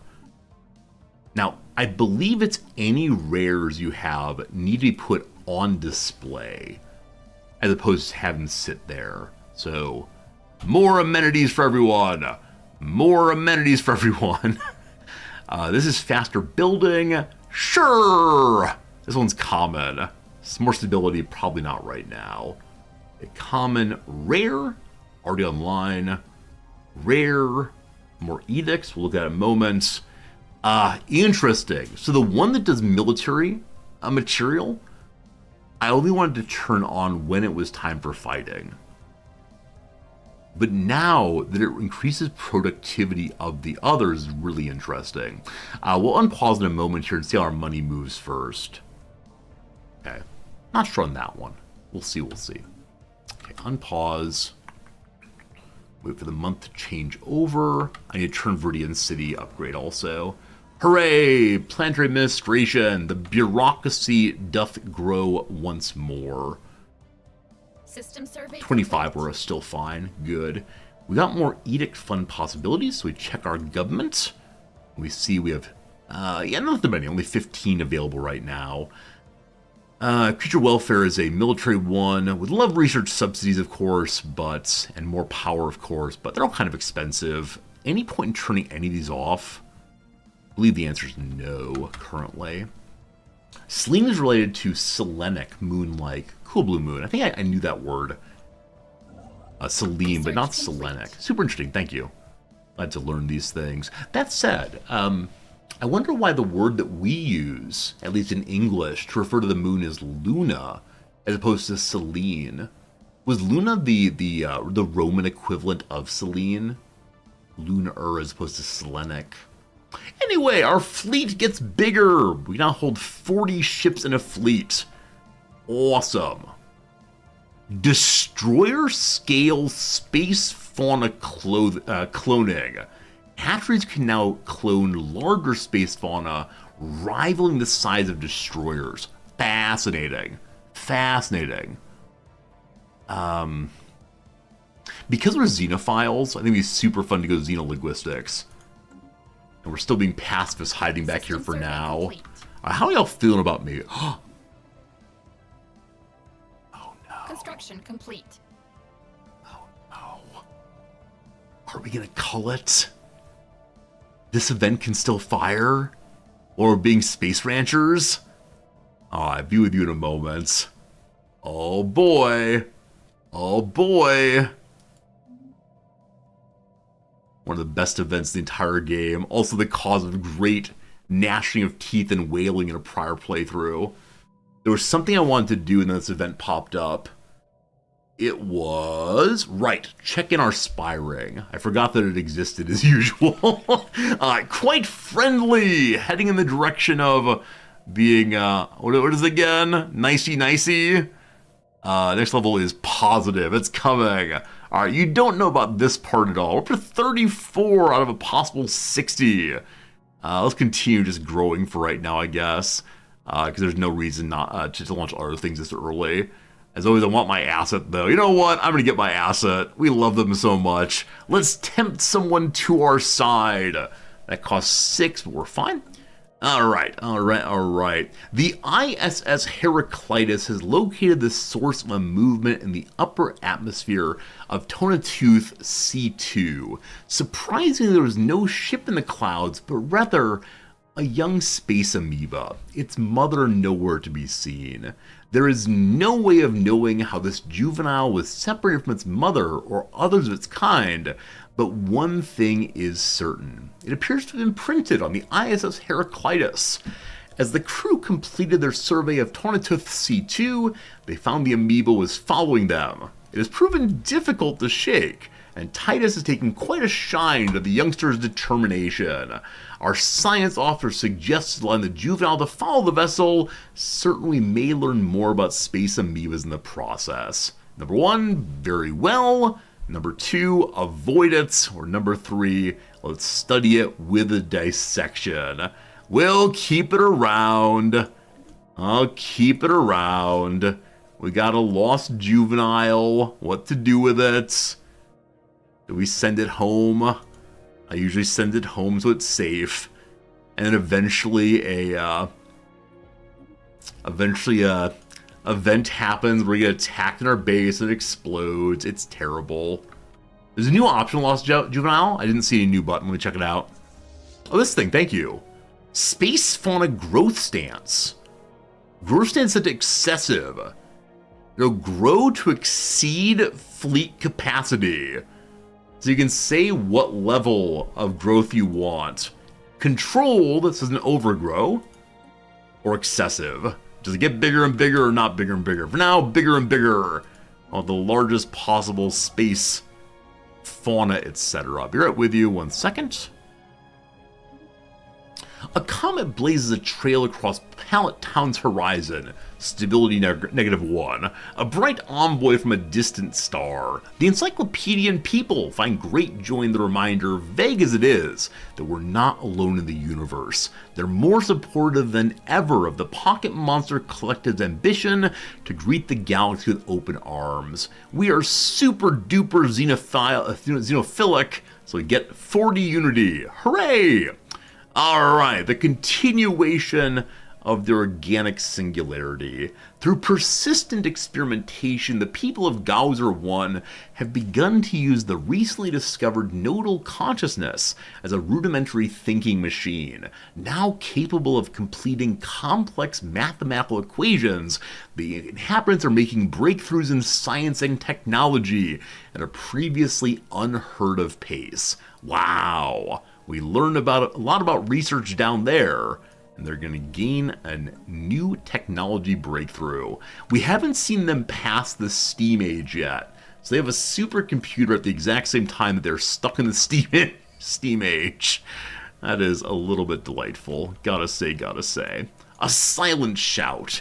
We've discovered the fossilized remains of a gargantuan gastropod, matching no previously encountered life form, trapped in a huge block of ice that's circling B934T1. Its eyes glare fiercely ahead, tentacles reared, and muzzle twisted into a gruesome grimace, as if locked in a silent shout. The creature displays no apparent signs of sapience. Unfortunately, we currently lack a technology to bring it back to life. So number 1, I can throw it away and gain some influence. Number 2, throw it into a museum for society research. Number 3, take a DNA sample. Of course, we're science guys. We take that DNA sample and we see what comes of it a little later. When is the option to name the lost juvenile? I thought it was the case you could name it, but maybe now that we use amoebas as our military, we will not have a choice of naming it. Occurs after it's grown. Alright, thank goodness we can name it. That's the important part of this playthrough. We made first contact with what we're calling the Aleph aliens. Let's learn more about them and see what they're up to. Hello, Alephs. Show me what you got. I wonder how long ago was that episode of Rick and Morty? See, I think of Rick and Morty as still being like current humor, but I recognize all at once that my students are making jokes about that Approximately 7 years ago. Well, this is a situation. Well, this is something. What are the current memes all about? Probably TikTok things. Darn you TikTok things. Planetary Administration Online, very good. Very good. Got a new opening then. Gotta unlock some more districts eventually. But gene clinics, autochthony, a little bit of crime, otherwise fine. Alright. Landing teams were sent down to the surface of Larbo 1 and captured our first close-range look at the world that's wind-swept, deserted cities. Oh, it's this event. This event is the heart string pulling event. The buildings are old, weathered by exposure and neglect, but they're mostly intact with no signs of destruction. Of the inhabitants, there is no trace. Only plausible theory is mass migration or evacuation. What could compel an entire species to abandon everything they built and ever known? I believe it's the event that's heartstring pulling. We dig and see what we find. Probably nothing much. Alright, the leader of our... What are you? Supreme Curator. More unity from culture workers. He's a governor as well as being a let's collect things. Delegates, industrialist, veteran ambassador, or advisor. I want either industrialist or advisor. Industrialist pushes more special population research output. I think he's also the sector governor just as it is. We'll take industrialist, who's a good governor through and through. And then, linguists are becoming increasingly frustrated. We have no idea what's happening with the Aleph aliens. They're doing their utmost to prevent their signals from being heard by the wrong ears. Are my ears the wrong ears? Probably so. This will be an electricity planet, so I do want to go ahead and build the electricity building, knowing full well that everything I use for purposes other than research is a wasted spot. Oh, goodness, goodness, goodness. One quick check in here. What does Master of Nature give me again? Yeah, just quicker blockers, more districts, and we get more resources from things we use. Got it. We've noticed careful efforts in collecting and preserving aesthetic wonders. Your initial collection's impressive. We want to offer our services. In the interest of galactic preservation, we'll dispatch a specialist to help you in your choosing. So we could get more Unity 10%, that's amazing. Or help us find worthy homes for our specimens. Sell them for double. I want to get the more Unity, obviously. Always with the Unity. So to the market to sell... alloy? Alright, my economy is falling apart. Just FYI. Like, no joke about that. Gotta fix that one if possible. But, yeah. Our spotters have ingratiated themselves to targets we've marked as potentially useful. We get in there, we find someone who's drinking and talking about the awful government they live in, and we say, oh, tell us more. You want another drink? And another one? And another one? Isn't there some DJ Khalid song which he goes, and another one? I think that's right. I'm sure he says it in exactly that voice. And another one? We love it. Alright, the main fleet has been constructed. There are currently no more corvettes here. Only the one special ship we found earlier. That's pretty good. We're already on civilian economy. The food is being consumed in a hurry. We may need to cull more, possibly. We're allowed to build one more starbase. Did I build one here? I talked about doing so. I already did so. So where should I put one more starbase? We talked earlier about putting one at Rosselhog here to help defend against the wormhole. Wherever it is, I kind of sort of want to put an agricultural building on it to help with the food situation a little bit. It's getting kind of dire. We may need to go do a little bit more in the way of culling, possibly. Now, if we're going to hop over, as we're clearly talking of doing, does it make sense for me to militarize these locations? This one in particular looks like it might be,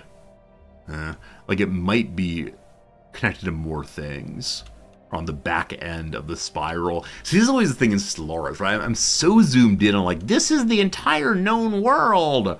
We're aware of France and Germany. Past that, there is nothing. And then we wander, what, Iberia? What, England? And the game world opens up so much. At this point, we know of the Regis system, where there are the curators helping us.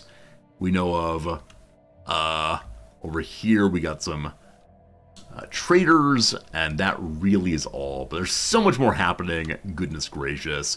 Progress towards an organic singularity on Gazer 1 continues apace. The nodal consciousness has reorganized much of the planet's agricultural production, increasing crop yields and raising their standards of living. Already the people are relinquishing decision-making to the machine. ChatGPT. Oh, actually, I meant to do this last time. Let's see. What's it called? Like Google ChatGPT thing? Gemini. Here we go, team. We said we would do this. Imgen 3. Fascinating. Hello, Resorty. Hello, friend. How can I help you today? Very good. So suppose I found an organic singularity in process. However, I do not want to interfere in the growing development of other peoples. What should I do? If you're concerned about the development of singularity, it's important to be mindful of potential risks and benefits. While singularity could lead to unimaginable advances in technology and human potential, it can also have negative consequences such as job displacement and social inequality. If you do not want to interfere in the development of others, here's a few things you can do. You can educate yourself about the potential risks and benefits of singularity. This is to help you make informed decisions about how to approach the issue. Number 2, you should talk to others about your concerns. This can help raise awareness of potential risks and benefits of singularity and encourage others to think about the issue. Chat, I'm dealing with a singularity issue right now. It's important for me to tell you this. What are your thoughts on the issue and the potential risks and benefits of a singularity? Number 3, support research into the ethical implications of a singularity. This will help ensure the development of a singularity is done in a responsible and ethical way. Okay. So I think Google ChatGPT is saying that I should research. I'm on board with that. And lastly, ultimately, the decision of whether or not to interfere in the development of singularity is a personal one. I need to push the button ultimately. However, it's important to be aware of the potential risks and benefits before making a decision. Thank you, Gemini. I feel enlightened on the subject. So, it's already going along. We're continuing along. You just throw caution to the wind. Do you know the Killer song Caution? I'm throwing caution. I don't remember the words, but I can hum along. Very good. So we are finding a potentially habitable planet here, a tundra world, etc. Friends, it's time to choose a name. Time to choose our own adventure on what we ought to call the amoeba, because the amoeba juvenile that joined our fleet some time ago appears to have reached full maturity. Now an impressive adult, she's no less loyal to the ships that gave her a home when she was stranded on Toniath C2. Her time spent with the fleet appears to encourage adaptive behaviors not typically found on the battlefield than others of her kind.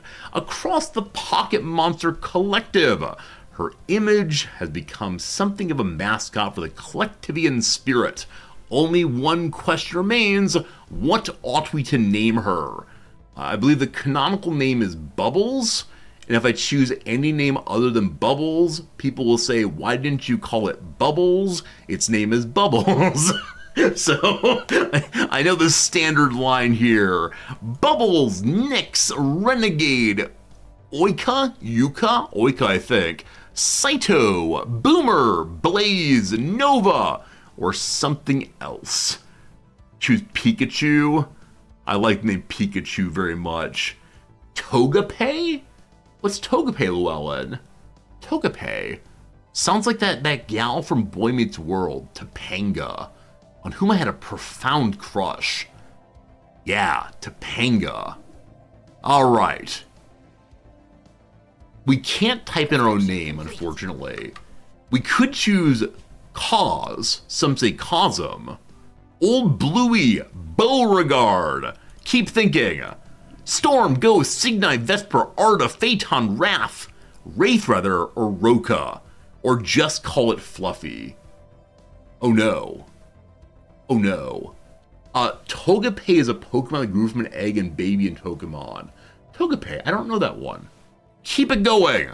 His name is Fluffy. May I change his name? I may. His name is Pikachu. Good. Good. I feel good about myself now. Pikachu's allowed to level up upgrade. Event ships are not upgradable. This is profoundly annoying, friends, because it shows it can upgrade, but the upgrade button is blacked out or grayed out. This is going to be here for the entire playthrough. I hope you enjoy seeing it. Alright, I need to raise my naval cap again, unfortunately. Alright, food's real bad again. So, hello friends, lovely to see you all. Hello babies. How much do you eat? Is there a way to see how much they eat actually? Maybe if I do the inspect button. Do they eat? Let's mouse over and see. I think it's only my ships that are consuming a ton of food.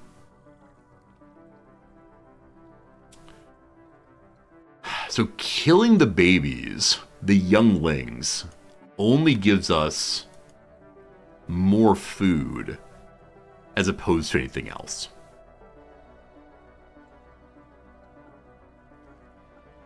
I'm sorry, commoners. The commoners are worth less? It's a help for a moment. I may need to buy more. We'll see.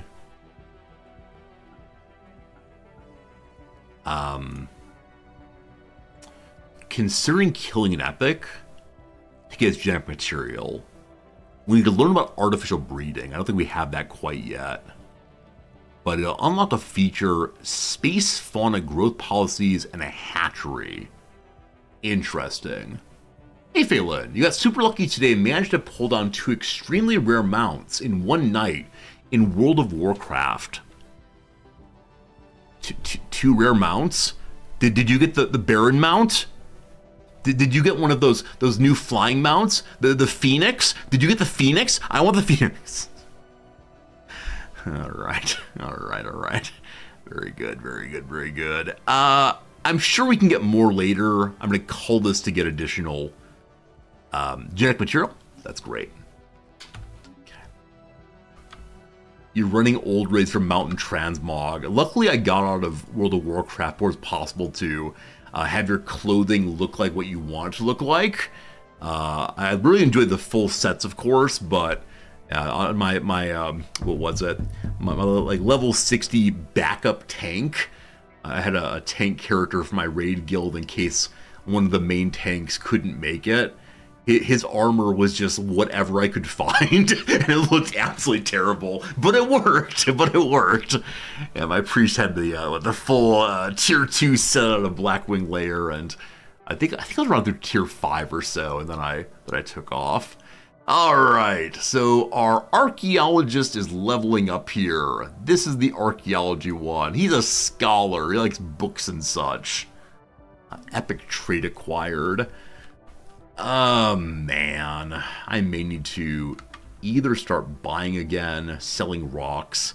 I hate this part of economic growth. It happens in every single playthrough I do, which makes me think maybe I don't know how to play the game. But every single playthrough, I struggle so much with some moment of additional creation and growth of my economy. Now in this case, man, food is burning fast. I think in a normal playthrough with normal ships, it'd be energy burning instead. But gosh. The Spymaster reports they've lost contact with operatives deployed on the Belmacussin Covenant. They've missed their check-ins. We cannot find them, unfortunately, because we don't have enough infiltration level, because I used it all on, what's it called? I used it all on getting asset. Operatives gone, unfortunately. Oh, man, the introduction of transmogs into World of Warcraft, where you can dress up your character in any way you want to, has raised this like amazingly fun thing for streamers to do. They have their viewers come on stream and like show their best clothing, and then the streamer comments on it and says, "Oh, I love the way in which your clothing is put together. I love the way in which you make like all these colors, and look at the cool like." Yeah, I would love to be able to interact with people. No more discussing this, or it's going to get unfortunate pretty soon. In any game, fashion is the end game. Absolutely. I do recall playing Dark Souls, refusing to wear some kind of... Oh, you know what? First a sentence. I remember in Dark Souls wearing some less than good piece of equipment because it looked so cool. Number 2... While we're over cap, our military maintenance has gone up, and that is causing food problems. We should probably fix that. I think I'm going to destroy the special ship. I think I'm going to do so. Yeah. Feels bad, man. Does Pikachu have Does Pikachu have... upkeep? It does. Pikachu is 375 and 284 food. Pikachu. Cat. Goodbye to the frigates. You're beautiful. I love you. We're under again. Food gets a little better, I think, but still not super great. We're almost up to 120 influence and 150. A ghost ship! A ghost! Happy Halloween! This event is just for you! Our scans of the debris field in Helios are complete, possessing both organic and biogenic properties. The chemical structure's unlike anything we've ever seen. The connection between the debris and the strange vessel patrolling the system remain unclear. There are no life signs aboard. In fact, there's no power signature of any kind. We've stumbled onto a ghost. Situation log updated. All right, let's go ahead and check out the ghost. Science ship right nearby. Hello? Get to it. What is it? Thank you. Okay. The science ship down this way. Handshake protocols activated. Handshaking, how nice. I like handshaking. I thought the science ship down here is going to use for something. Something. Yeah, I was going to use it for scanning this location. Gotta finish the Cyberx fun. Exceptional individuals. Friends, welcome to Xenolinguistics. We now have the Universal Translator. We have Officer Uhura to listen in. Here we go. We've proven beyond any doubt the galaxy is filled with life. Apart from the dominant species and nations, there are many others who traverse the stars. From time to time, exceptional individuals may arise to shake the foundation of galactic power. If we can harness their ambition, these renowned leaders may be willing to join our cause. I'm not sure I actually know the leaders who are aligned with Xenophile, Extreme Xenophile, and with Pacifist. Honestly not sure. Look forward to seeing some exciting ones here. Send out the call! Please join me. I like that. As we're getting close to the end of stream, friends, we have a slight decision to make. The decision won't necessarily happen right away, but the issue is, tomorrow is my Saturday. On my Saturday, we play Satisfactory. I work on building the factory and so on. Glad about this and that. Next week, the Crusader Kings 3 DLC comes out. I think on Tuesday, maybe. I think it might be on the 4th or the 5th. I'm going to be gone for one day next week. And so I'm not sure if we're going to have time next week to play any more Stellaris, or if it's going to be back to CK3 for the new DLC. Oh boy. The decision is, do we try to come back to Stellaris as fast as possible, much as possible? And yes, friends, I need to play that Civ-like game also, Aura. I told them I would. So I don't know. Team. Too many games. This is just a warning that today may be the end of this playthrough, though I am enjoying it. Maybe we can come back to it after our time with CK3 and Aura. Oh, too many games. I'm going to do the energy siphon upgrade simply because my beasts have energy siphons, and I don't know if the energy siphons are upgraded via my research, or if it's only in the animals getting bigger. Let's find out. Aura on Japanese Monday before CK3. The problem is on Japanese Monday, I'm not going to be here. We're going to be camping still. We're camping Saturday night and Sunday night, and then coming back. So I'll be back here on Japanese Tuesday, American Monday. I'm not sure. We have much to learn from one another, Encyclopedia, and we propose the creation of a research agreement between the nations. Alright, we'll all get a bonus. We can learn some stuff and we can share some stuff. We get the better outcome. I agree. Because soon enough at 150, hey, we're over 150. We're over 150, wee.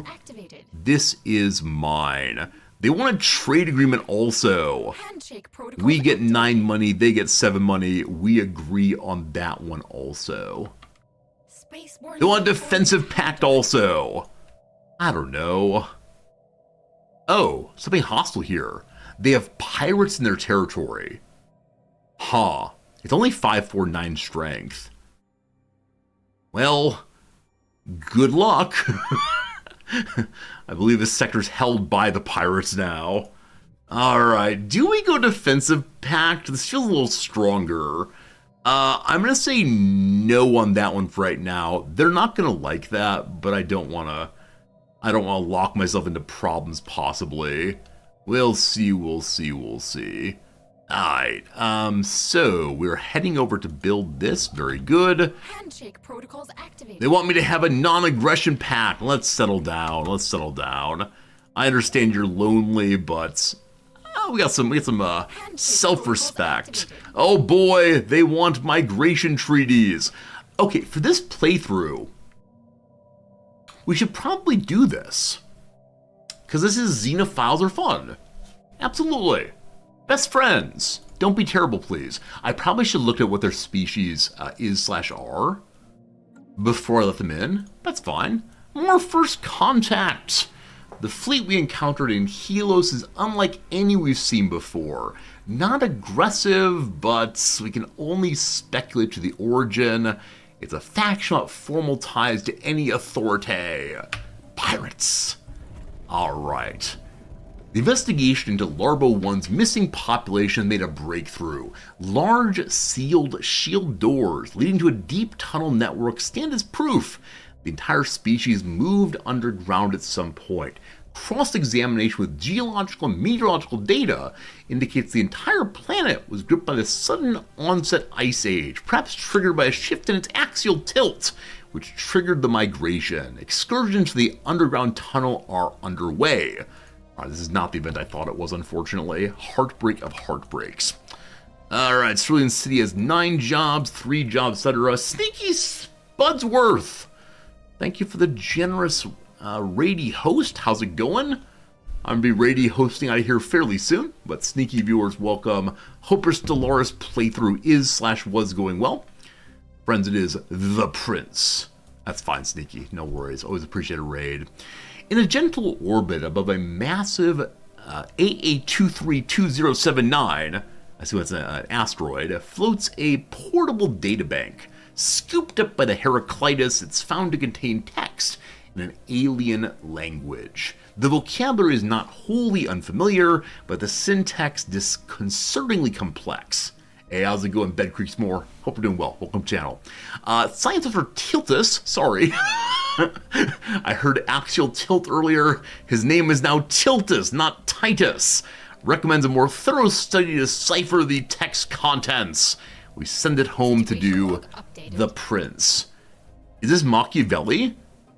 Or does a Machiavelli here? Is it better to be feared than loved? Will the people support us? I have no idea. We can cut our consumption in half. If we can have these people hang out in a nebula, I believe. We still have no nebulas, though. I must find a nebula. Are you a nebula? Are you a nebula, possibly? And then cut it in half, we'll see. Uneasy synergy. Our steam engine friends have found a computer. The first stirrings of an advanced level of consciousness have appeared on Gaza 1.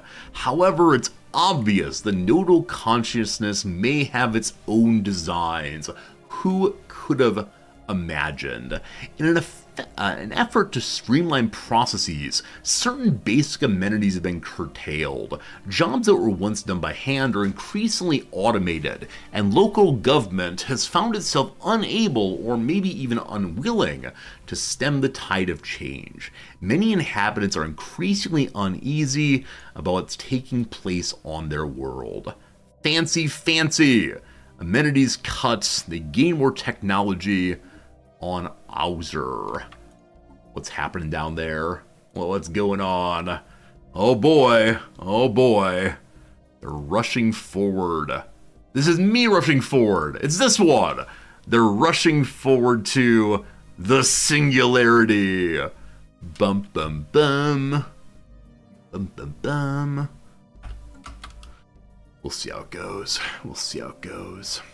Hey, a message again from the curators. They notice our careful effort in collecting and preserving aesthetic wonders. Beauty is everywhere if you look close enough. We're impressed. We'd like to build a specialized museum on one of your planets. It costs 1,000 money for the Hollow Museum of Wonder, where the wonder of the galaxy can be appreciated without interruption. So this is why I'm struggling with money in this playthrough, because every time they ask me, hey, do you want more museum stuff? Hey, do you want help getting artifacts? I say yes and spend 1,000 money. So the economy is in shambles because of the search for knowledge. Is this why state-funded education is going away in the US? I think it might be. To the market again. Time to sell our pile of alloy. Goodbye, alloy. Hello, money.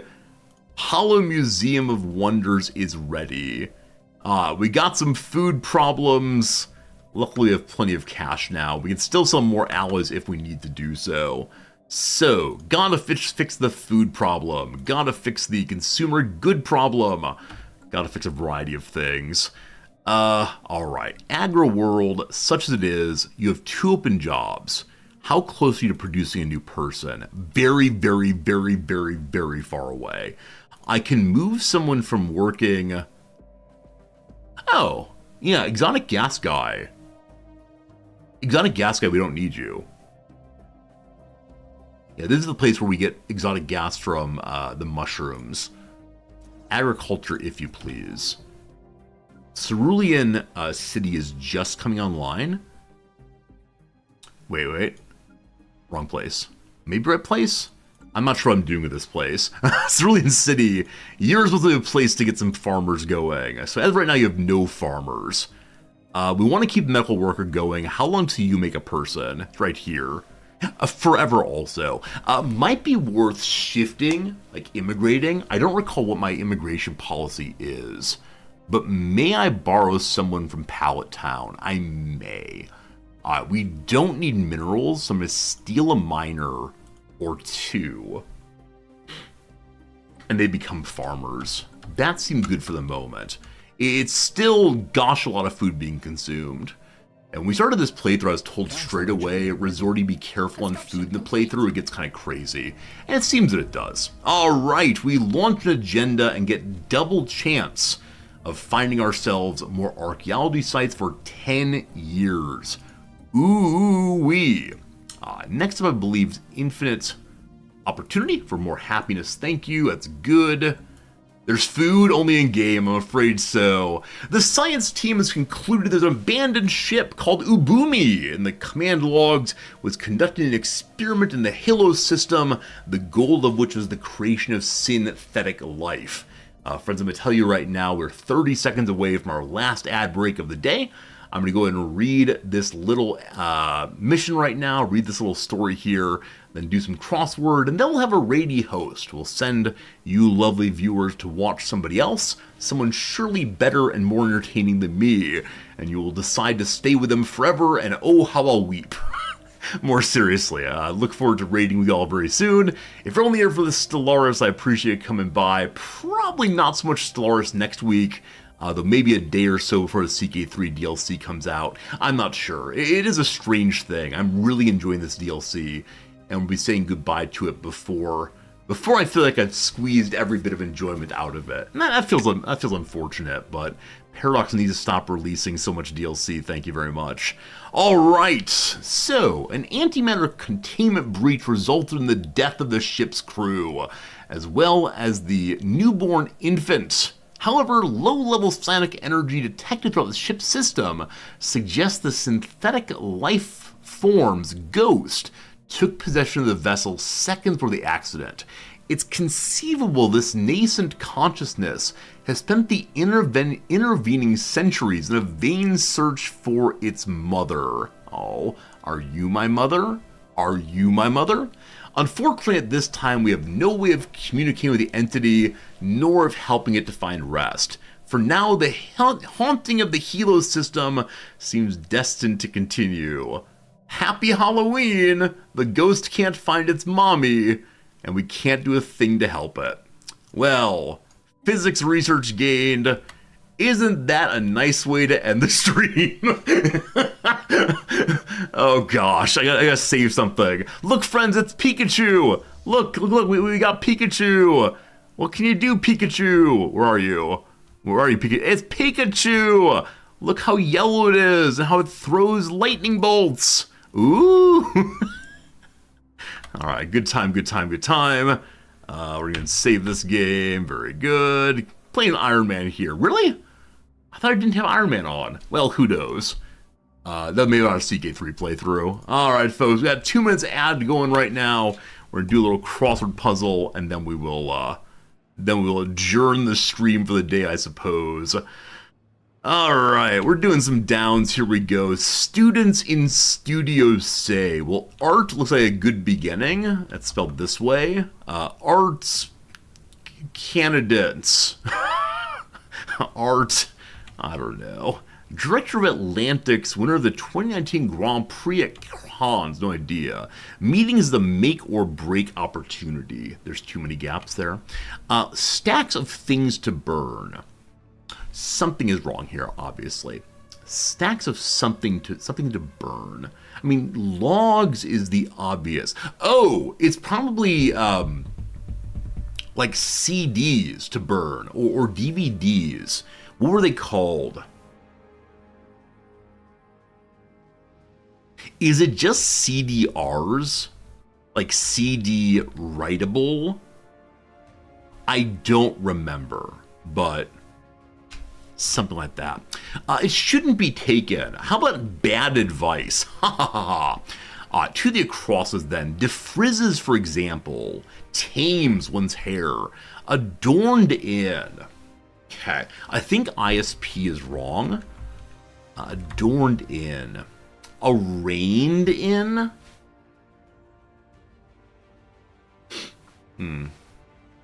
What's the down here? Person's name.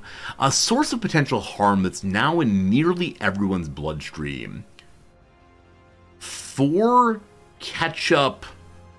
Oh, I have no idea. I have no idea. Cat. Hawkish nationalist. Still not sure on that one. A bit of fall footwear. Bellagio. No clue. They might be stressed by typists. Stressed by typists. Calipers. Late autumn director Kim Blank Yong. No idea. All right, we've reached the part where I have no idea on anything. We've gone through everything recently, and I got no idea. So tomorrow, we'll ask for some help on this one. It should be a good time. If you're still here, if you're still awake, my friends, it is time for a quick little discovery of someone to raid host, someone to share our community with, hopefully. Let's go ahead and see who's playing a little game called Stellaris. If we don't see anybody much, we'll go ahead and raid. Hey, it's Resorty. I type in Stellaris, and it does not show me the game. It's down here. Huh, I wonder if I changed that. I think previously we were going to, it was always on top, but yeah, as of right now, it's right here. Wait, Resorty has 156 viewers, and the directory has 157 viewers. Is today not a popular day? You know what? If this person has a microphone and responds to my saying hello, let's do it. We say hello, smiley face.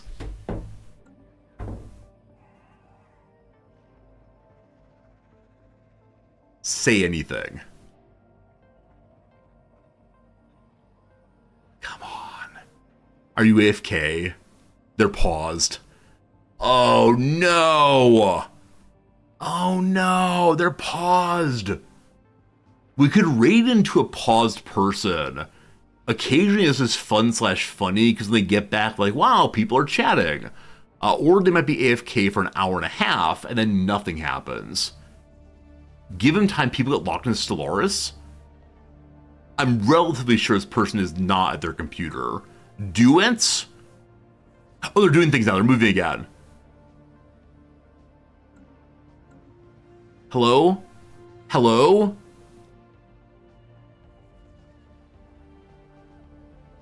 Let's just go. All right, let's do it.